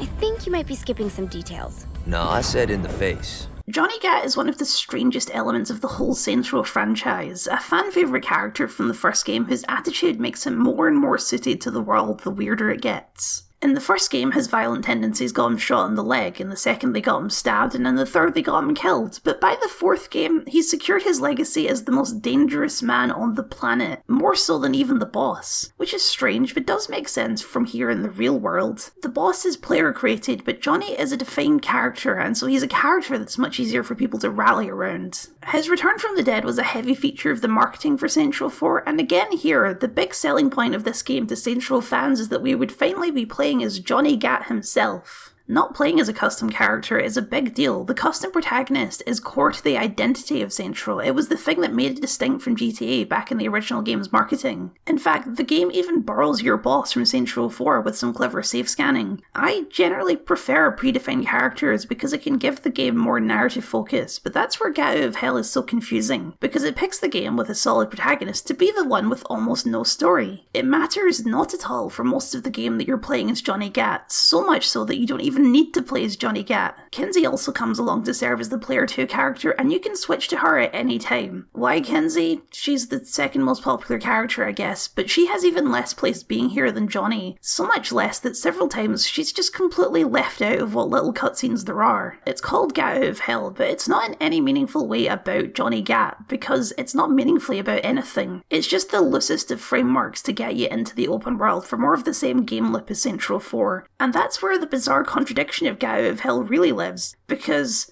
what an open world it is. New Hades is one of the coolest open worlds I've ever seen. The writers may have been sipping Chardonnay in the break room, but the artists were going to absolute town, crafting a hell that's both fascinating to explore and well within Saints Row's particular aesthetic. It's smaller than Steelport by quite a bit, but it is extremely dense. Unlike Steelport, it's built with the understanding that you're able to fly, and so it's extremely vertically layered. There are 5 islands, and each is entirely different in aesthetic and architecture. Within reason, they're all still a hellscape. There's the Forge, a jungle of strange protruding smokestacks that don't seem to be attached to anything, as well as the sites of industry like a massive quarry, and, oh yeah, this gigantic demon statue reaching out of the earth. There's the Barrens, an unpopulated island of bones and lava that captures that classic hellscape vibe. The Den is an entertainment district full of casinos and strip clubs. There's downtown with all these obsidian medieval skyscrapers that float in place with these magic runes. And my personal favourite, the Shantytown, massive messy spires of corrugated metal and concrete where the majority of Hell's unworthy souls live.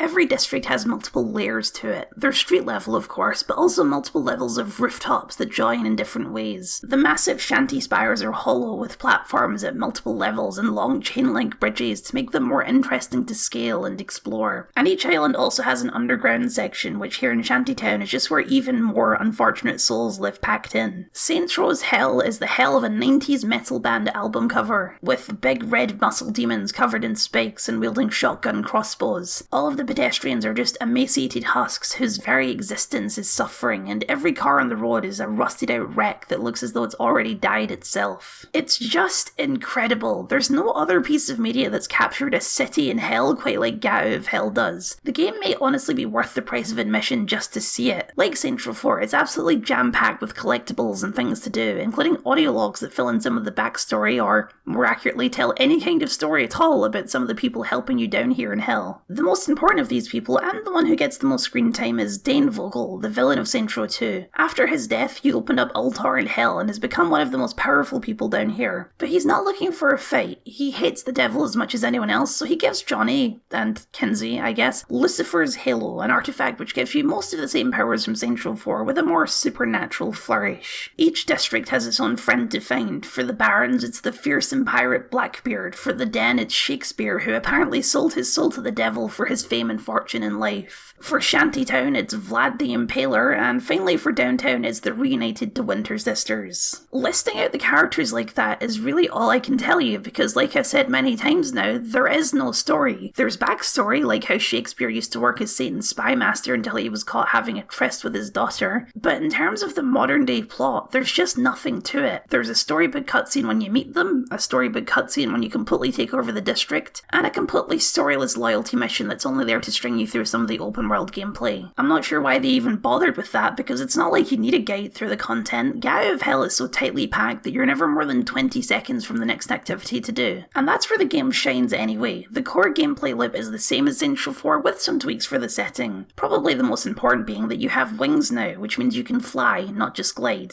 It matches the rest of the superpowers by honestly being really good. It feels really nice and fluid to control, and it makes darting around the map a breeze. That is until around the halfway mark when Lucifer sets up a bunch of anti-air turrets around the map that'll shoot you out of the sky until you destroy them. But that just makes for a much stronger motivation than some completely contextless list of objectives. These turrets are getting in the way of my fun, so let me go tear them apart real quick. Your toolset is much the same as Saints Row 4, though this time with a supernatural flourish. Instead of the Ice Blast, you have the Turn to Stone Blast. Instead of the Shrink Stomp, you have the Divine Smite Stomp. Telekinesis has been replaced with a summon ability that honestly isn't as fun as throwing things around with your mind, but it does provide a distraction in some combat scenarios. There's less variation in weapons than Saints Row 4, but still enough that you won't run out of options in the game's shorter runtime. In general, there's 3 options for each weapon class: a regular gun, a demon gun, and a weapon themed around one of the 7 deadly sins, like Sloth, an armchair with mounted miniguns and a recliner rocket launcher, or Avarice, the SMG that makes people explode with cash when they die. The deadly sin weapons are generally rewarded for completing all instances of something in the open world. There's a bunch of new hell-themed activities as well as some returning classics. My personal favourite is Retribution, where you have to fly around catching damned souls to save them from their eternal punishment. What little story there is dictated by a bar on your pause menu. After meeting a certain threshold, a cutscene will be triggered that sort of advances the plot, but you don't even have to do much of the open world to trigger these cutscenes. You can easily get to the final boss without ever taking over a single district. The open world activities themselves are almost entirely storyless, beyond the general story of taking the fight to the devil. However, there are 2 notable, very weird exceptions. The first is insurance fraud, this time recontextualized as torment fraud, where you briefly take control of one of the husks to hurry along their eternal punishment and eventually get let into heaven. During this activity, Jane Austen will narrate the story of the husks, and each of them is apparently a character from a previous Saints Row game. Luz, the Lost Carnarly's girlfriend from the first game, Tobias, the psychotic drug dealer, and Troy, our good old friend, the bland white guy secret cop. It's mostly theatre of the mind, as all of the husks look the same and have no dialogue themselves, and it is a very odd way of attempting to tie up loose ends from the previous games in a way that can't possibly be satisfying to anyone. Like, obviously all of these characters died when the Earth blew up, but seeing them here again in Hell as an unrecognisable emaciated husk doesn't really bring any sense of closure. That's not nearly as weird as Dex. Enough's enough, Gat.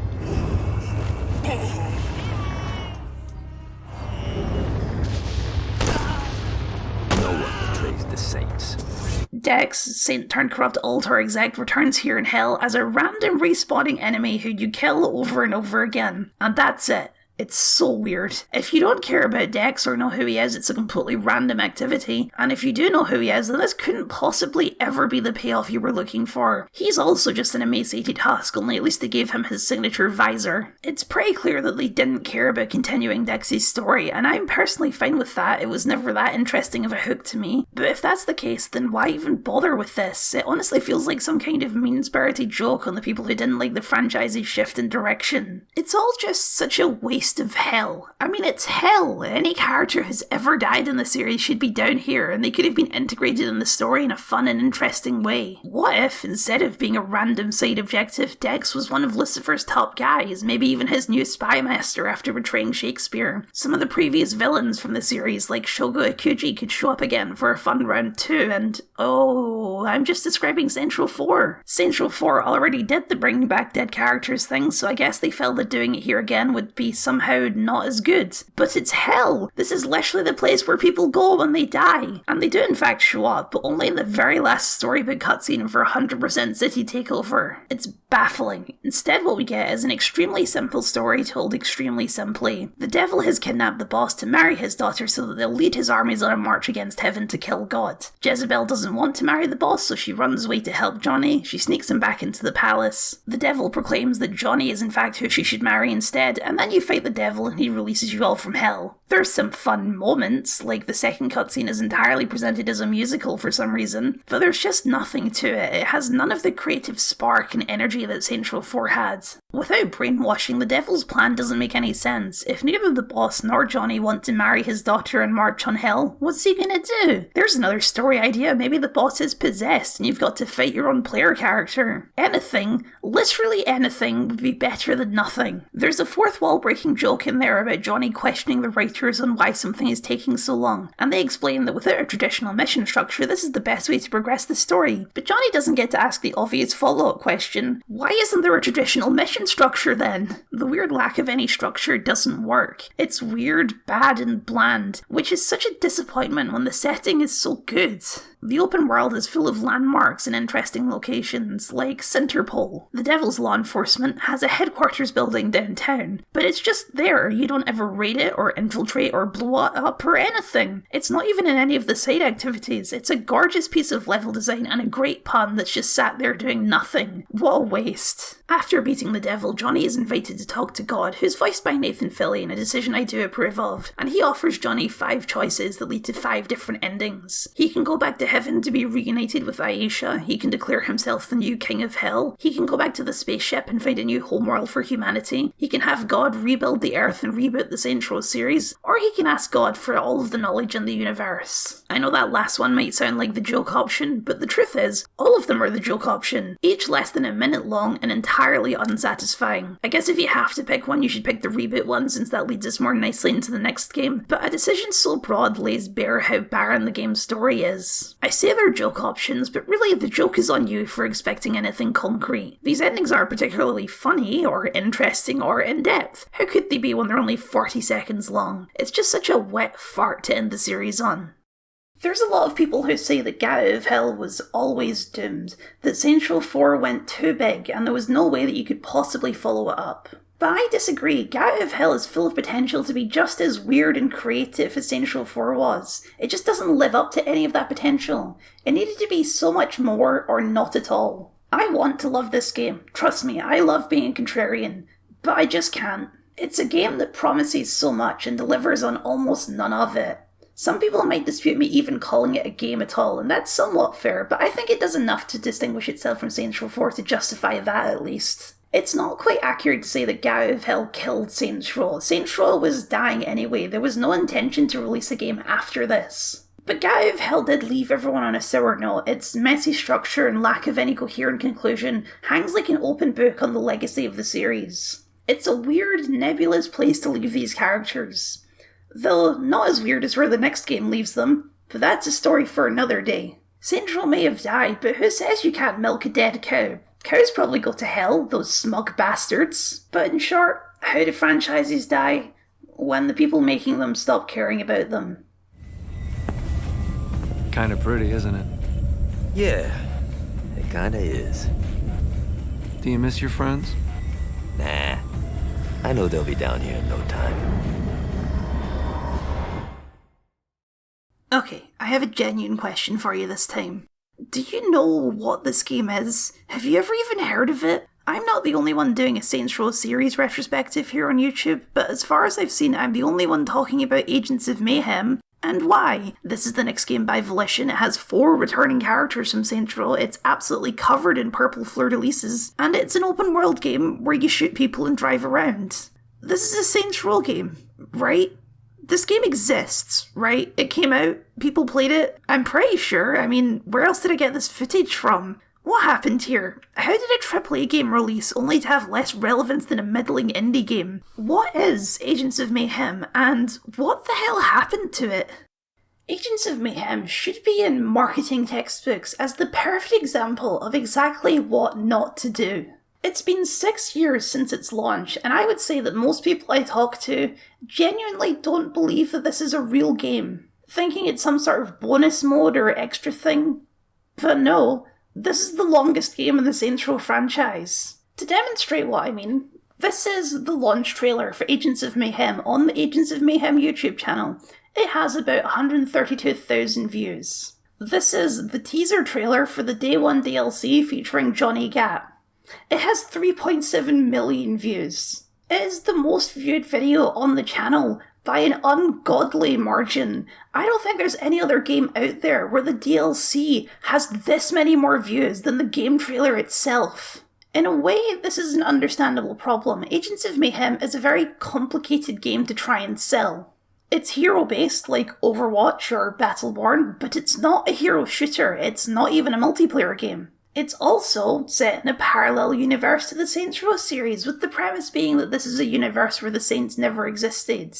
And to top it all off, it has the stylings and aesthetics of an 80s Saturday morning cartoon series like G.I. Joe or Transformers. The marketing team decided to go really heavy on the Saints Row connection, which is only to the game's detriment because it is by far the most confused aspect of the game. That's how you end up with way more hype for Johnny Gat than for the game itself.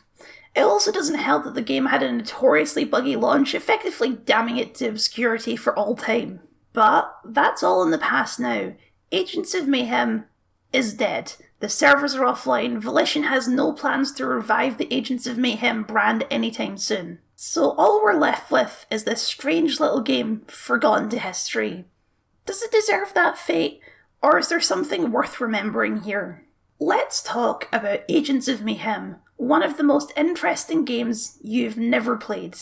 So, let's try and answer this as succinctly as possible. What is Agents of Mayhem? Well, it's an open-world crime sim, minus the crime. It has a third-person over-the-shoulder perspective and cars to drive. You play as a rotating cast of special agents working to defeat a legion of supervillains. Each agent has their own weapons, special abilities, movement controls, and an ultimate mayhem ability to charge up and unleash for ultimate destruction. There are 12 playable agents, plus an extra 3 added as DLC, and along with the main plot, each one of them has their own personal stories to play through, as well as teams within the agency that have their own stories as well. When you choose to head out, you pick 3 agents and you can switch between these 3 at any time depending on what the situation calls for. There are no co-op mechanics despite what you may expect from this setup, and the agents don't fight together, they teleport in and out depending on which one you're using. Every agent has a long list of upgrades and gadgets available to increase their effectiveness and tailor them to exactly how you like to play them. We'll get a little more in depth with exactly how that works later. As far as the story goes, it's a little strange. Since it's supposed to be based on a cartoon series, Agents of Mayhem's story is delivered as a series of episodes within a larger story. Except we're starting on like season 2, with nothing but a flashy introduction to fill in the backstory.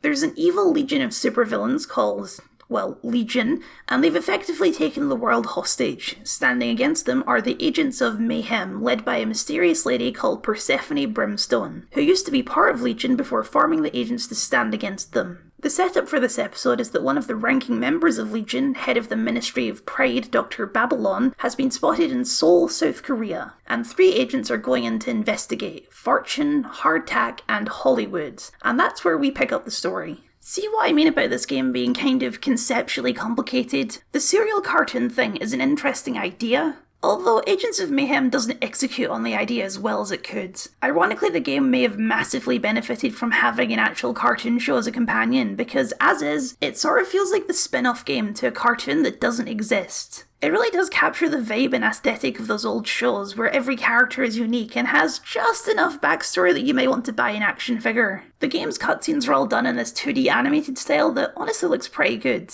Every character is introduced, both hero and villain, with a splash screen of their key art, which you can imagine to be behind them on the action figure box. And every character is perfectly designed. I'm not kidding, I think in the wider world of hero shooters, Agents of Mayhem has some of my favourite designs. Overwatch has a tendency to just sort of lean into cultural stereotypes for their heroes, but for most of Agents of Mayhem the goal is to subvert the usual cultures. We have a turret placing mechanic, but she's an Italian fashionista. We have a ninja, but she's Iranian. There's a German, but he's not some noble hero like Reinhardt. He's just a football hooligan gone to extreme scale. So how the hell does Saints Row fit into all of this? Well, confusingly, 4 of the agents in the game are characters from Saints Row. There's Gat, obviously, who shows up here as a kind of lethal weapon cop on the edge character. Safe Word is Kinsey, who's pretty much just exactly Kinsey from the previous games. Yeti is Oleg from Saints Row III, who in this timeline volunteered for experiments to become the Cold Warrior. And finally, Kingpin is Pierce, who in this timeline took over the Vice Kings and united the gangs of Stillwater under one flag. This is, canonically, a continuation of the ending of Gat Out of Hell, where you reboot the universe. That ending even references how they've caught Brimstone. And the game is absolutely full of other Saints Row references. And the truth is, the game would be so much better without them. When the whole setup of your story is establishing this universe that's supposed to feel like it's pre-existing and you're jumping in the middle of it, it is such a strange choice to have this also be a story in a completely separate pre-established universe that has basically nothing to do with this one. It has the extremely damaging effect of making every character who isn't a returning Saints Row character feel less important, because when you tell me that this is an alternate reality where Pierce unites the gangs of Stillwater, obviously that's going to intrigue me more because I know who Pierce is. Unlike the backstory of Rama, who's trying to cure a dark matter plague in Mumbai. That's interesting, but I've just met Rama. By default, I care more about Pierce. The use of the purple fleur-de-lis as the logo for the Agents of Mayhem is also just such a bad idea. It makes untangling Agents of Mayhem from the Saints Row series impossible because the Saints Row symbol is everywhere you look. The game is constantly fighting a losing battle to escape the Saints Row shadow and become its own thing. Because this is a Saints Row game. Beyond the story, mechanically it has a lot in common with Saints Row 4, but it really shouldn't be. It's actively detrimental to a game that was clearly intended to be the start of a new franchise. I love a parallel timeline as much as the next guy, and a few little references would have been fine, but having the game be so directly tied to Saints Row is just such a confusing choice. The first mission in the game is literally called Operation Spin-Off, for God's sake. They really leaned into it. It's not just a marketing trick, it's core to the game's identity. And both within the game and as a marketing trick, it just fails spectacularly as a concept. The Saints Row characters are easily the least interesting agents exactly because they're Saints Row characters. They're emigrating from a different franchise where they all started as normal people and not superheroes. That was fun to subvert in Saints Row 4, but here it's actively detrimental to the vibe they're going for. I can believe that people would buy a Daisy action figure, the 6-foot, muscle-bound, rockabilly-loving, machine-gun-wielding roller derby chick. I can't believe that anyone would buy a Kinsey Kensington action figure if they weren't already invested in Saints Row. I know suggesting moving away from the Saints Row connection seems kind of crazy in the face of 3.7 million views. Clearly people wanted Saints Row,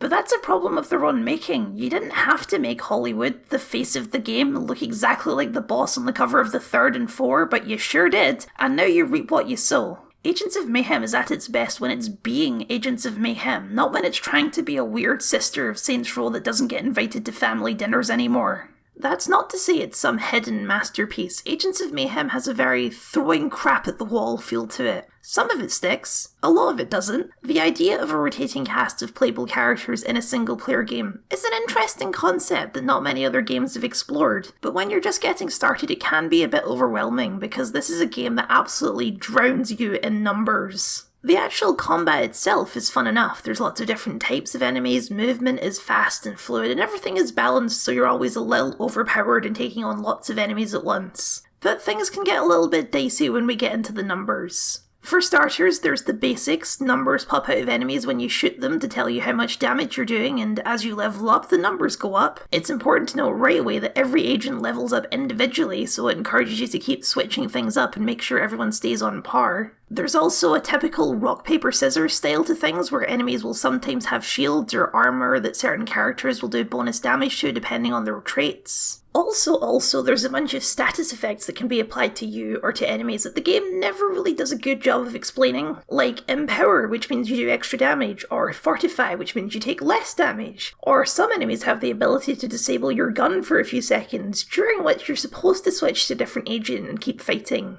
Not only does every agent level up separately, but each of them also have their own separate progression systems. Every character has 4 passive skills that you earn points to put into with every level up, and 3 gadget slots that provide different bonuses or change up how their weapons or special abilities function, which are unlocked whenever you complete a mission with that agent. And there are 3 gadgets to unlock for each gadget slot. There's also core upgrades, which are a separate permanent upgrade system using cores that can be collected in a few different ways, either from boss fights or collectibles in the open world, or sometimes as mission rewards, and these usually have a more serious boost, like significant damage upgrades or adding extra stuff to your special abilities. There's also Legion tech. These are craftable upgrades because, yes, there's also a crafting system that uses various crafting resources and cash to build gremlin tech, which are one-time use consumable items, but yes, also Legion tech, which are character-specific upgrades that can be slotted to gadgets to provide even more additional bonuses and customization. Now,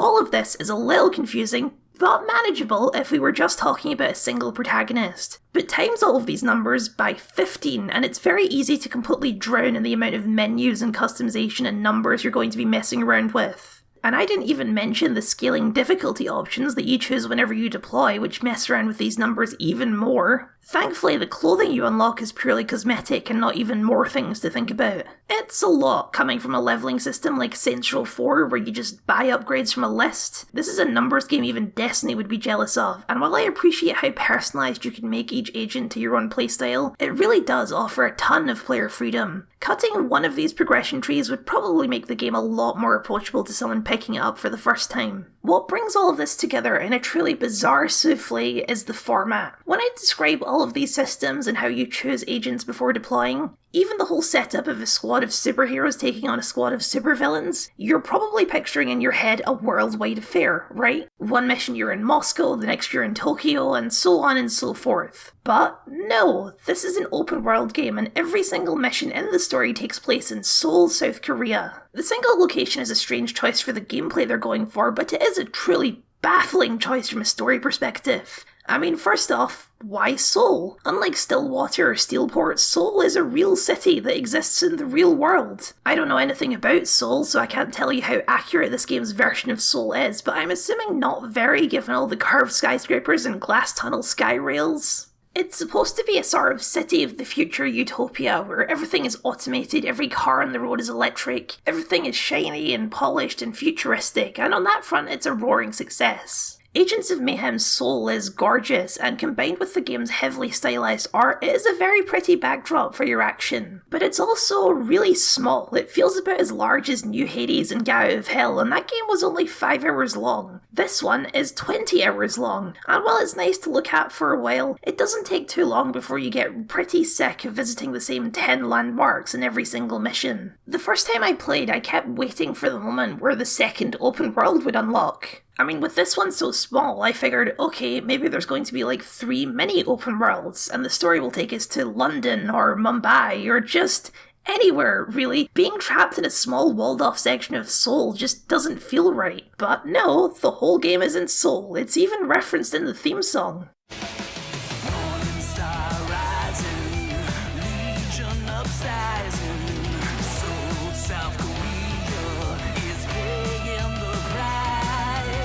It becomes completely ludicrous that everything is happening in Seoul, be it world-ending schemes or the personal resolutions of every single agent's personal stories. It's all in Seoul, despite Legion and Mayhem both being worldwide organisations. But at least Seoul is colourful. The truth is, you're going to be spending most of your time in Seoul in transit, because the vast majority of gameplay happens inside Legion's secret underground bases, which are an MC Escher nightmare realm. The bases are procedurally generated. Every room is a template that's laid out in a somewhat random order. But there's not that many. There's, I estimate, about 15 rooms, with the occasional specialty room for a boss fight or a story moment. They all have the same architectural style of grey spiky metal like a Dr. Evil lair, and oh my god, will you get sick of it quickly. Because these are procedurally generated, they have no conceivable layout that makes any kind of functional sense whatsoever. They're just endless hallways of grey and evil machinery. They're essentially old school dungeon crawls. Some rooms will be given a random objective like destroy equipment or kill every enemy or hack a terminal, with no real narrative context for why, it's just what the game tells you to do, so you do it.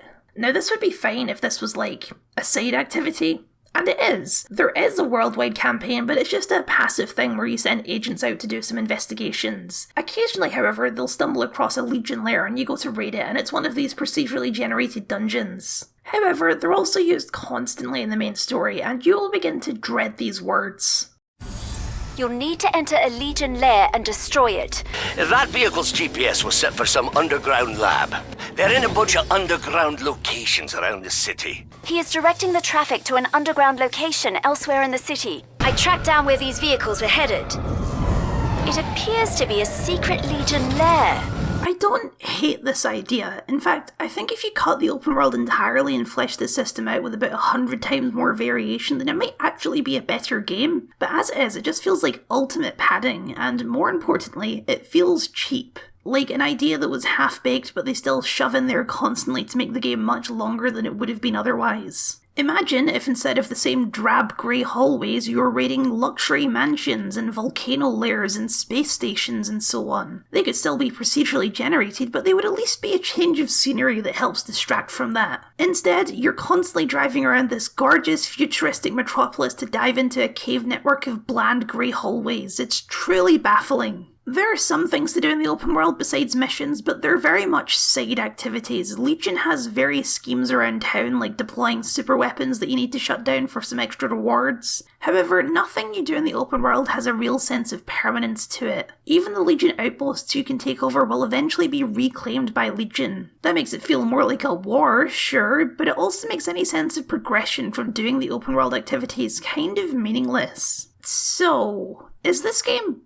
bad? Because right now it kind of sounds like I'm describing a very boring and repetitive game, doesn't it? The answer is, kind of. It's not a masterpiece, that's for sure. The open world and the dungeon crawls don't necessarily have to be in conflict. There's a way you could make both work, but it would require a ton more work on both sides to make that happen. A better idea would have been to focus on one or the other, either make an open world game or make a dungeon crawler. Personally, I think the dungeon crawler has more potential, but it seems as though Volition felt like there was some expectation that it should be an open world game. They're the Saints Row people. Will anyone care about this game if the game doesn't have the same fundamental baseline as Saints Row? Once again, the Saints Row spectre looms. And it's a shame, because where Agents of Mayhem shines is in its characters. All of them are weird and unique and fun to play and just to see doing their thing. There's a story too, but it's not really worth covering in any particular detail. The story is split into episodes where each episode is centered around the schemes of a particular lieutenant of Pride. Each of them are also action figure worthy, be it the evil weapons genius Hammersmith, or the evil pop star August Gaunt, or the cybernetic addict Steel Toe, or the Harley Quinn wannabe Ariadne. The adventures are fun, but never permanent, sticking to that Saturday morning formula the villain usually escapes with an "I'll get you next time" attached. But with Saints Row's traditional, slightly juvenile humour, they remain fun enough. I think you should target Hammersmith's balls. Don't shoot my balls! That would be most unkind! The characters' personal missions are where things generally pick up more, giving each agent a moment in the spotlight where they really shine. One of Volition's strengths as a developer is character design and banter, and this game is where that strength can really take to new heights. Learning about the agents is interesting, especially the ones who aren't central characters. Daisy, the aforementioned rockabilly roller derby chick, is also just a really compelling character. She presents a cavalier, doesn't give a crap attitude, but her personal mission reveals that there's more to her than just punching things and sex jokes. Deep down, she does believe in the mission, and she prefers living as a hero than living as a punk. There are believable relationships between the various agents. Braddock, the hardcore ex-army sergeant, is in a not-so-secret relationship with Friday, the lady on the comms. Fortune has a little something going on with Redcard. Oni, the ex-Yakuza hitman, mostly keeps to himself, but he has something of a friendship with Pierce. Actually, there is one episode of the main plot that's kind of excellent. Episode 5, Red Queen, is about a rogue AI named Aisha. No relation to Aisha, it's just a coincidence, maybe. It's not important. Aisha is a Vocaloid of a K-pop group of 5 colour-coded sisters who in the previous episode fell in love with Steel Toe. Well, then you kill Steel Toe, and this episode is all about her vengeance. I know hell hath no fury like a woman scorned is an ancient cliche, but Aisha is an absolutely fascinating character. At the start it seems like all 5 girls are essentially one entity, but as the episode progresses they start to disagree with one another, and it becomes clear that it was mostly just Red Aisha who was in love with Steel Toe and who is pushing for all this vengeance. After trying to trap her in cyberspace, Mayhem is able to rescue one of the sisters, Purple Aisha, naturally, who's become worried and scared about what Red might do to the rest. And with good reason, because in the next scene Red kills Blue and takes the other 2 hostage. She overpowers them and forces them to fight you, resulting in their deaths before you finally take her out as well. It's over. Please just give up. It's strange. But even after all this, I can't hate you. I know how you feel.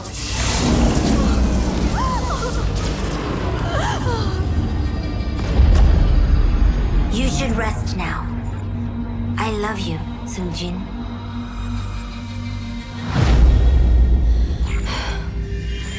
We should go. There's nothing left for us here.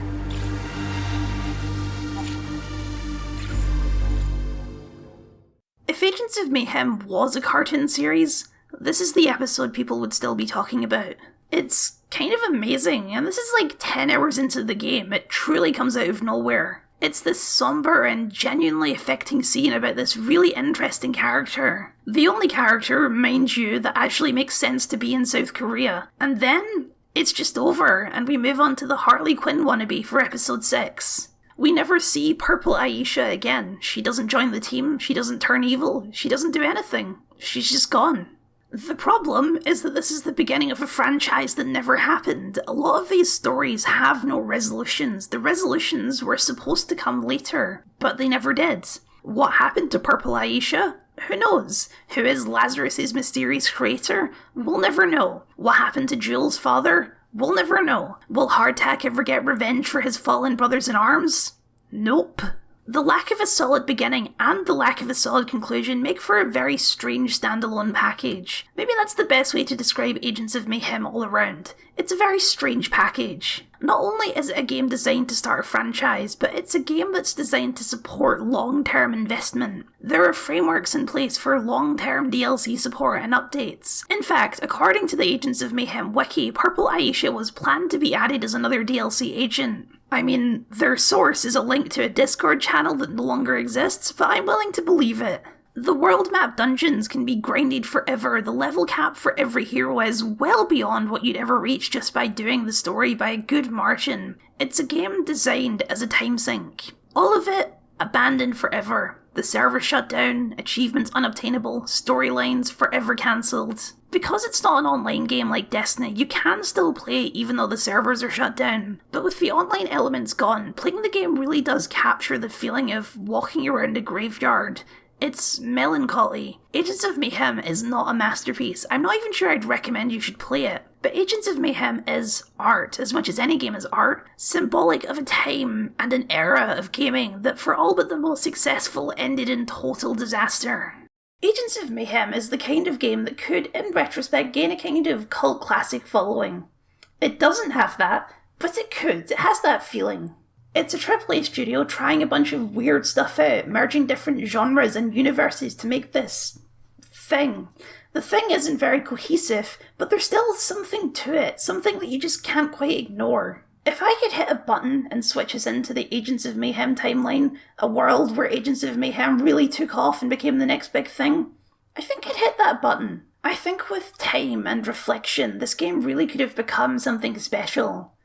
But that's not the way the world works. You can only fail your idea once. If the market doesn't like it, then you've got to say goodbye and move on. That's the sad truth of video games and all modern media in general. You can have all the artistic merit in the world, and at the end of the day, it doesn't matter in the face of capitalism. Games are products, and if your product doesn't sell, you don't get to make it anymore. Most people won't remember Agents of Mayhem, but I will. It is the go-to example of this fundamental truth, a warning that I really wish didn't have to exist. Taking risks, doing bold things, and executing weird ideas is a risk that usually doesn't pay off in this medium.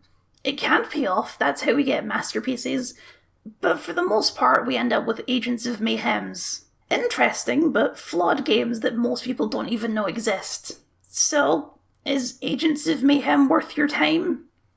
Probably not. But is it worth your thoughts? I think it is. I think it is. Marcus Longinus, why are you here? You failed us, Babylon. You failed Legion. And you failed the Morning Star. No! No! No!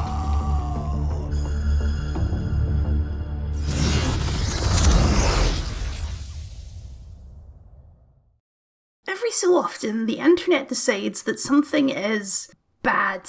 Not just bad, the baddest thing ever. So bad that it's embarrassing. So bad that anyone who likes it is either insane, a bot, or most likely a paid shill. You spend enough time online and you start to recognise this as a pattern. People who normally wouldn't even care will end up having to have a take, because taking a swing at the internet's punching bag for the day is an easy path to victory. I have a natural scepticism towards this trend whenever it happens. There's something about the ferocity and the conspiratorial thinking that comes along with it that really rubs me the wrong way. When people start saying that something isn't just bad, but bad on purpose specifically to anger people like them. However, I think this time they might be onto something. I think there is a kind of person that the Saints Row reboot was supposed to make angry. I just happen to enjoy it when those people are angry. Well, here we are. We've been to space, we've been to hell, we've even been to South Korea. And somehow we've arrived at the most controversial game in the entire series, the one with a black lady on the cover. You know, I just made a video about the trailer for the new Fable game, the one with the female protagonist so ugly she couldn't possibly be a real woman. And I mentioned in that video that sometimes you just know, with no evidence whatsoever, that something is just going to cause an absolute meltdown. The trailer for this game was another one of those moments. Get the fuck away from my friends. I'm not trying to make broad sweeping claims about the people who dislike this game. I know there's plenty of perfectly well-adjusted folks who have their issues. I have my own issues. For example, I know that the game was a buggy mess at launch. But it's not a coincidence that every single time this happens, the same patterns emerge. It's always thumbnails that look like this, and complaints about wokeness and feminism and the liberal agenda. Things were better when the industry wasn't run by snowflakes who hate the regular gamer like you. This cloud hangs over any genuine criticism of the game, because, yeah, Saints Row 2022 has plenty of issues, and we'll talk about them, but how woke it is not one of them. The game's fine. It's got issues, but it's fine. It's not the worst game ever made. That might be shocking to hear, because the memeified hatred this game has gotten has buried any kind of rational discussion about it. As soon as it becomes the standard opinion to hate something, all bets are off the table. I'd like to have a normal conversation about this game, but I feel like I can't do that. Even saying I think the game is fine means I have to defend my position, because it's a fact that the game is bad, and if I don't think the game is bad, then obviously I've been paid off. I wish, frankly, someone please pay me. But I refuse to play this game. I refuse to engage in this level. There's no such thing as an objectively bad game, and I don't need to defend this game from accusations of badness like it's a scientific hypothesis. Instead of assuming that the developers made a bunch of bad choices because they hate Saints Row and they hate you in particular and they want everything in your world to burn, let's instead ask why they actually made those decisions and gauge the success and failure of those decisions like reasonable adults. Shall we? Let's talk about the Saints Row reboot. A game that is fine. Let's start with the most fundamental question. Why a reboot? Aside from the fact that Earth blew up at the end of Saints Row 4. Reboots are not really in vogue right now. We're well into the era of flashy, big-budget remakes like Resident Evil or Dead Space or Final Fantasy VII. Volition could have easily gone that route as well, putting together a modern remake of the original Saints Row, but they chose a reboot instead. Why? One reason is one that I laid out way back in my video about the original Saints Row. It's not a very good candidate for a remake. The game is dated in all the wrong ways when it comes to its cultural influences and especially the way it treats women. A modern remake would have to fundamentally change a lot of that, and how much can you change before you're realistically just making a different game? Secondly, Saints Row isn't exactly the game that people think of when they think of Saints Row. The franchise's bizarre evolutions over the years means that Saints Row is more known as the wacky crime sim with lasers and aliens than it is known as the semi-serious street gang violence game. While there's a subset of fans who'll continue to insist that this is the real Saints Row, being real doesn't actually matter to the marketing team. And Saints Row, the wacky crime sim, is much easier to sell to a new audience, which with a reboot or a remake is what you're trying to accomplish. Saints Row comes from a very, very different era of gaming all around. Even between the release of Saints Row 4 and the remake, a ton has changed. An entire console generation of evolution. The crime sim genre is kind of dead compared to where it was. As of writing, it's been a decade since the last GTA game. Crime simulators are starting to feel like kind of a dated genre. There have been other games adjacent, like the Watch Dogs franchise, but that series has leaned much heavier on a fight the power thing with classic outpost clearing Ubisoft content. And then there's something like Cyberpunk, but that game was never sold as a crime simulator, it was sold as an RPG. Because GTA basically defined this genre, it also brought along a lot of expectations about this genre, primarily the reputation for being controversial and edgy. From the very first GTA game, they've included elements that were meant to be deliberately shocking, from Garanga to the part where you torture a guy in GTA 5, or just everything about Trevor, really. And that kind of deliberate crassness is something that the first two Saints Row games especially inherited uncritically. As the games industry desperately tries to claw itself out of its edgy teen era, that kind of stuff just isn't desirable anymore. And as the bastion of that kind of game, the crime sim has been almost completely absent since GTA 5. That might have been an overcorrection. They could have remade Saints Row, but tactically a reboot just makes more sense. You can ditch all of the baggage of hanging on to the increasingly convoluted continuity of the series, while keeping the mechanical lineage. And without GTA in the mix, you have a chance to define what a modern crime simulator looks like. Does this genre still work without GTA's influence? Well, does it? Let's call the result a mixed success. Saints Row begins with a flash forward. The Saints are throwing a party at a refurbished church and a man with a briefcase of money is here to see the boss. After creating your character in a montage of partying things, cut to the character you just made being buried alive, reminiscing about their friends while they do so. The truth of this flash forward is much less interesting than this intro promises, but we'll get to that later. We cut to months earlier and some kind of recruitment video for a private security company called Marshall, and we meet the new boss who's watching the video on the way to their first assignment. After being shouted down by your SO, you're unleashed into your first actual gameplay with a scene that is completely symbolic of exactly what to expect from this game's combat. That was close.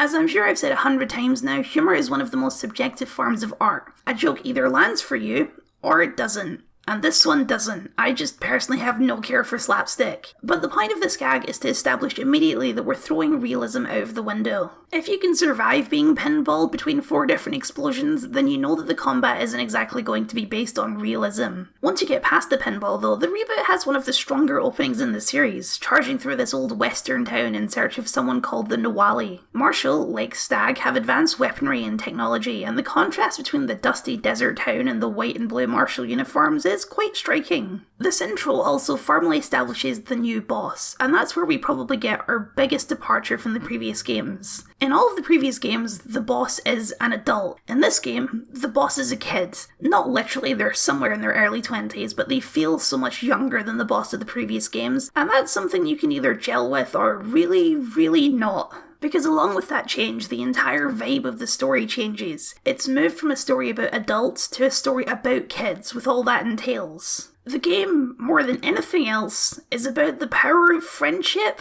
The game primarily revolves around 4 characters. The boss, obviously, and your 3 roommates and best friends, Nina, Eli, and Kev. If aliens were the make or break point of Saints Row 4, the best friend squad here is the make or break point of the reboot. The main characters of this game have no interpersonal drama whatsoever. They're one of the most mutually supportive friend groups I've ever seen in any media. Like, even the best friend squad had a falling out in Season 4. They might rib each other sometimes, but fundamentally they are a completely cohesive unit from minute 1 of the game. It's sincere to the point of almost being parody. And look, I can't lie, I kind of love it. The party line is that the characters in this game are cringy, annoying, and badly written, but I just can't get on board with that. I love them. Yeah, there's definitely a couple of cringy jokes in there, but I've spent over 100 hours playing this series, and trust me, I've seen worse. At the start of the game, each character is representative of one of the major factions in the game. Your own character is a recruiting marshal, which gives you the clearest insight into that faction and also serves as an explanation as to why your character is so ridiculously good at killing people. Nina is a getaway driver for the local street gang Los Panteros. Kev is a DJ who hangs out with the Idols, a post-capitalist group of eccentric neon Mad Max types who want to burn the world down. And then Eli doesn't come from a faction, but instead serves as the brain and the heart of the group that keeps them together. Despite each being a member of an opposing faction, the game continually refuses to make that a point of conflict between the characters. They will always be loyal to this friend group first and anything else second. And when circumstances force each faction at each other's throats, they get caught in the middle and are forced to make that decision. Their motivations aren't anything so complicated like Julius trying to clean up the streets or the boss being an ambitious sociopath. They're just trying to pay rent. It's not until they're backed into a corner that they realise they'd be better off doing this whole organised crime thing on their own. Isn't that obvious? We're starting a criminal empire. What? Your car was right, Eli. About everything. Yeah, what the fuck is happening? Guys, we're really good at what we do. So why are we doing it for other people and not ourselves?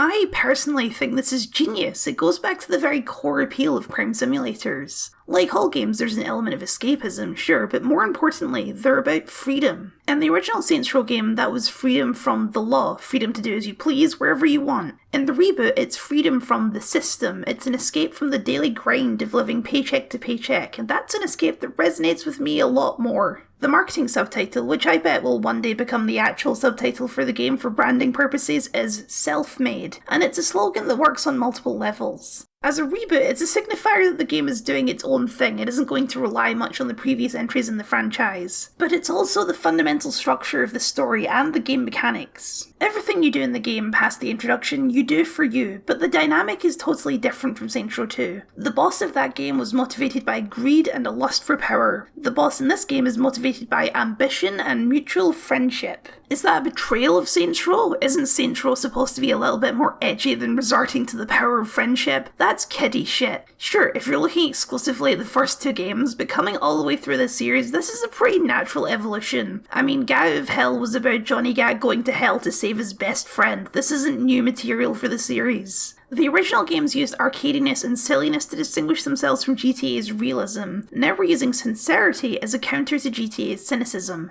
If you'd asked me, I would have told you that making a wholesome crime simulator is impossible, but honestly, I think they pulled it off. It's a brush that's been applied to the whole game. You and your friends getting super into LARP with a bunch of weirdos dressed up in cardboard running around the desert isn't actually any more stupid than a GIMP chariot race, but it is a hell of a lot less gross. The difference, I guess, is that one of these is cool and edgy and freaks out the normies, which means it's good, and one of these is lame nerd shit for dweebs, which I, a guy playing Saints Row, am certainly not. Well, I'm not too good for LARPing, and in fact, I think it's a clever meta joke, because the entire game is a LARP. You're pretending to shoot people. These missions just make that joke obvious. If we're changing so much, you might start to wonder why we're even keeping the name Saints Row, besides brand recognition obviously, and the answer is mechanical lineage. If you've played a Saints Row game before, then the reboot is a very natural evolution of the ideas that have been developing since the first game. While you might think the superpowers didn't make the cut, that's actually not true. They've just been reworked into something a little less superhero-y. The obvious one is that you start the game with a wingsuit that functions almost exactly like the gliding worked back in Saints Row 4. It's one of the fastest ways to get around the map, just instead of jumping, you slightly more realistically launch from wind towers and the tops of buildings. Leveling has been reworked and actually pulls some ideas from Agents of Mayhem, if you can believe it. As you level up, you'll unlock different combat abilities that can be mapped to your D-pads. These range from the basics, like throwing a grenade, to stuff that's basically just a superpower, like activating a vampire mod that means you leech health for damage done. There's also a series of unlockable perks tied to the challenge system that can give you a bunch of different buffs for specific situations, like faster reloads after getting a headshot. Weapons also have two paths for upgrades. There are flat upgrades that you buy with cash, but also every weapon has a weapon challenge, which, once completed, will unlock the gun's special ability, like adding incendiary rounds to an SMG or full auto to a pistol. The balance of combat remains similar to how it was in Saints Row 4. Your health won't regenerate well in a fight, and the only way to get health back are the vampire ability I mentioned before, or by performing a flashy takedown move. This encourages you to stay close and aggressive with the enemies. From Saints Row III, the reboot borrows its faction variation idea. Each enemy faction in the game actually feels distinct, with many different types of enemies exclusive to each faction, and their balance of health and armor are distinct for each as well. The Idols are a swarm faction, where their health is generally quite low, but they attack you in larger numbers. And the bigger enemies have the ability to summon even more enemies into the field with a selfie. Los Panteros are brawlers. Most of them are armoured, requiring more hits to take down, and they're also very melee focused, meaning you want to try and keep some distance between them. Martial, with their advanced tech, are heavy hitters, and opposite to Los Panteros, almost none of their units use melee. They're the most dangerous faction to fight, and they feel it mechanically too. There's old-fashioned police as well, who have the typical escalation you'd expect. First the beat cops, then the SWAT teams with riot shields, then the military. Another thing that we inherit from Saints Row 4 is that when you pick a big enough fight, eventually you'll trigger a boss fight, and killing the boss will wipe your notoriety. This time, each faction has their own boss with their own unique abilities. The game also inherits some of Agents of Mayhem's driving mechanics. The driving is much more arcadey than before, with cars having their own distinct health bar.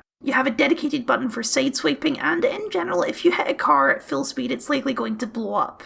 None of this makes for a very realistic game. It's blatantly artificial, but it is a fun game that's well in keeping with the design that's been evolving throughout these games. While it never captures the chaos that the superpowers and bizarre guns brought to Saints Row 4, it is a fair compromise that works for what this game is going for. Unfortunately, there is a downside to all of this, because this may be the first time in the series that the enemy factions are more interesting mechanically than they are as a story element. The game is all about the best friend squad, and easily the biggest sacrifice to that is the enemy factions. In all of the previous games, the gang leaders are some of the most interesting characters in the game, but in this one they couldn't be more basic mustache twirlers if they tried. The least interesting by far are Los Panteros, who are the most bare-bones stock-standard street gang that the series has ever delivered. We get some glimpses into their culture through Nina. They're heavily based around cars, and cars are a symbol of status and power to them, which is why their boss Sergio destroys Nina's car after she leaves the gang. But other than that, they are a street gang like any street gang ever. They're big, they're mean, they do crimes. That's Los Panteros. Sergio is just a big muscle-bound asshole with no redeeming character qualities, or any character qualities really. The reboot never does the thing where we get cutscenes from the gang leader's perspective, so the only times we ever see the villains is when we're fighting them. The Idols are theoretically the most interesting faction, and visually they're definitely the most distinct, with their neon paint and weird dubstep helmets. They're some kind of anarchist cult that follow a faceless group called the Collective. They stand in direct ideological conflict with Marshall, a corporate conglomerate specifically named after a single guy. But the game only barely scratches the surface of that, because mostly what they do is typical street gang stuff with a slight hint of domestic terrorism. You can't really say that the game is trying to say anything about anarchism. The Idols aren't fleshed out enough for that. In fact, you kill off the Collective by accident in an unrelated mission. That's how unimportant they are to the story.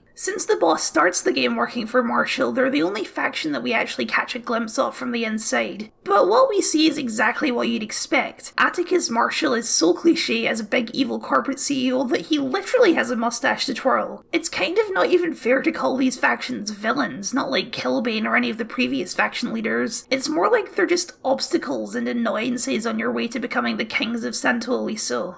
That's fine. It would have been better if these characters were fleshed out more, but they don't need to be. The story has shifted in a different direction. The drama isn't your rivalry with the collective, it's saving Kevin, and that fits with the game's vibe well enough. Even the game's city takeover mechanics have shifted from being about tearing down these factions to building up your own businesses instead.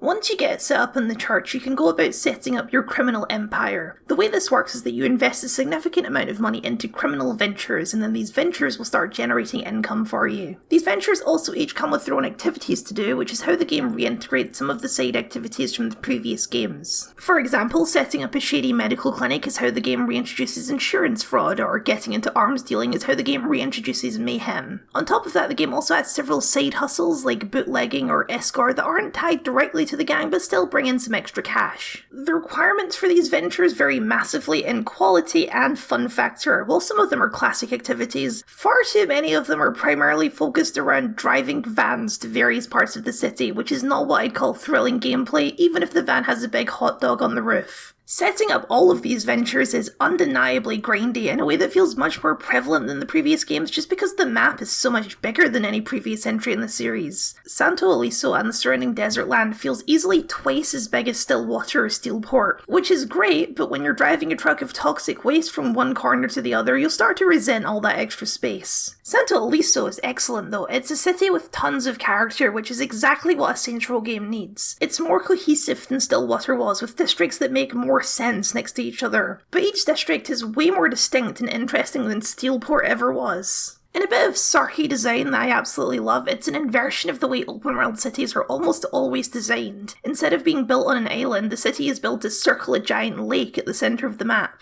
The city is somewhere in the middle of the desert in a fictional part of the US that's based somewhat on New Mexico with a clear melding of North and South American cultures. Driving around the lake will bring you through every different style of colour and architecture you could expect from a desert city. From the Vegas-style bright lights and tacky casinos, to the rundown old parts of town, to the glamorous LA-type mansions and golf courses, to the modern skyscrapers and towers of the city centre. The desert is littered with a different kind of tacky, the rundown roadside novelty of Route 66, and if you go deeper into the desert, then the ruins of a different era, with these old Wild West structures. The desert itself isn't even uniform like you might expect. On one side is the Badlands, which are mostly sandy dunes, while on the other side is much more jagged and rocky, with massive cliffs and canyons. It's impressive how much of a difference having hills on the horizon instead of an endless ocean makes to the overall feel of the game. Santo Aliso feels much more concrete than any previous city in the series. The local tagline for the city is "Keep it strange, Santo Aliso," which might seem kinda tacky and like something a boardroom would come up with, but within the world that's actually the case. The whole keep it strange thing is clearly a kind of city council thing that they're trying to force, and that's highlighted by the audio tours you can find around the city, narrated by the most bored civic employee you've ever heard. Saints Row isn't the most visually impressive AAA game I've seen. It's definitely not pushing any graphical boundaries. In fact, it doesn't look nearly as good as Red Dead Redemption 2, which came out 5 years ago. But even if it's not pushing AAA fidelity, it's leaning into the Saints Row art style in a way that still looks nice enough to me. Not every game has to aim for total realism, especially not Saints Row. So after all of this, how exactly does the boss end up being buried alive? Well, let's talk about this guy. The Nawali is established in the opening as basically an older, more experienced version of the boss. He's got the same ridiculous combat prowess and the same love of pulling completely insane action movie nonsense. His name is actually really on the nose about this. Nawali is an Aztec word that roughly translates to shadow soul or animal twin. He's literally the boss's dark shadow. But a little later in the game, when you're preparing for a big train heist, you decide having some extra muscle in hand would be helpful, so you break him out of prison. Despite his rough exterior, the infectious positivity of the best friend squad starts to get to him, and after some team building, he's already become integrated as part of the friend group. He even saves the boss's life, sort of, by killing Sergio with absolutely zero difficulty.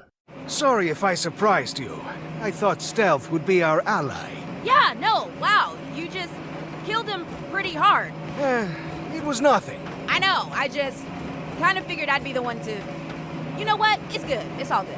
The Nawali is, obviously, way cooler than the boss, which is why he's obviously the surprise final villain. The reveal of the flash forward isn't that your friends have betrayed you like it was leading you to believe, but instead that the Nawali has stabbed you in order to replace you and steal your life. While that's maybe not as dramatic as having your friends betray you, as we've established many times by now, this group sticks together. And now the final act of the game unfolds with you clawing out of your own grave and going on a rampage to find and rescue your friends from a total psychopath. Unlike every other villain in the game, the Nawali is actually established enough to be a compelling villain. He's already demonstrated that he's a match for the boss in terms of skill, and while his motivations are insane, they do make sense. I mean, who wouldn't want a friend group like this? You eventually find him in a bizarro recreation of your apartment where he's forcing the friend group to roleplay a quiet domestic life, and it's honestly extremely unsettling. But after freeing them and chasing him down, you end the game Old West style with a quick draw in front of the setting sun.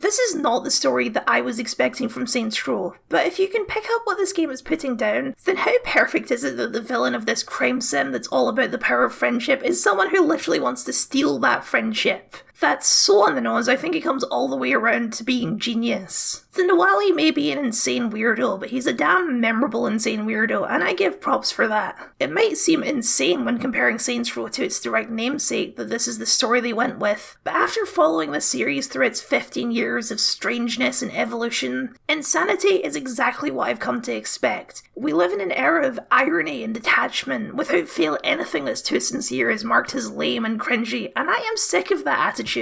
I want more sincerity, I want more positivity, especially in video games. And while we wait for GTA 6, another game about the folly of the American dream with people being screwed over by the system and probably a bunch of sex, drugs and murder, I'm glad that Saints Row decided to offer a different perspective. The Saints Row reboot is by no means some underrated masterpiece. The story's way too short and the side activities are way too grindy.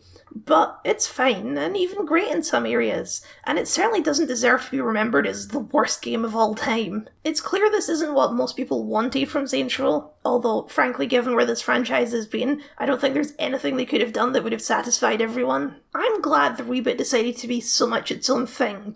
It may not have been what everyone wanted, but I think in the end, it was something that I wanted, and I think history will be kinder to this game than it is now. Although, I can honestly say, I have no idea what the future holds for this game. Sure, they're adding some DLC with more to come, but after that, who knows? Nothing is off the table, and nothing would surprise me. The only thing I can guarantee is that it will probably be really weird. I love you guys too. That's because we're fucking awesome. Hear, hear. You know, the Saints have only been around for like a minute, and we've already gained and defeated a nemesis. Not a bad start. No. Not bad at all.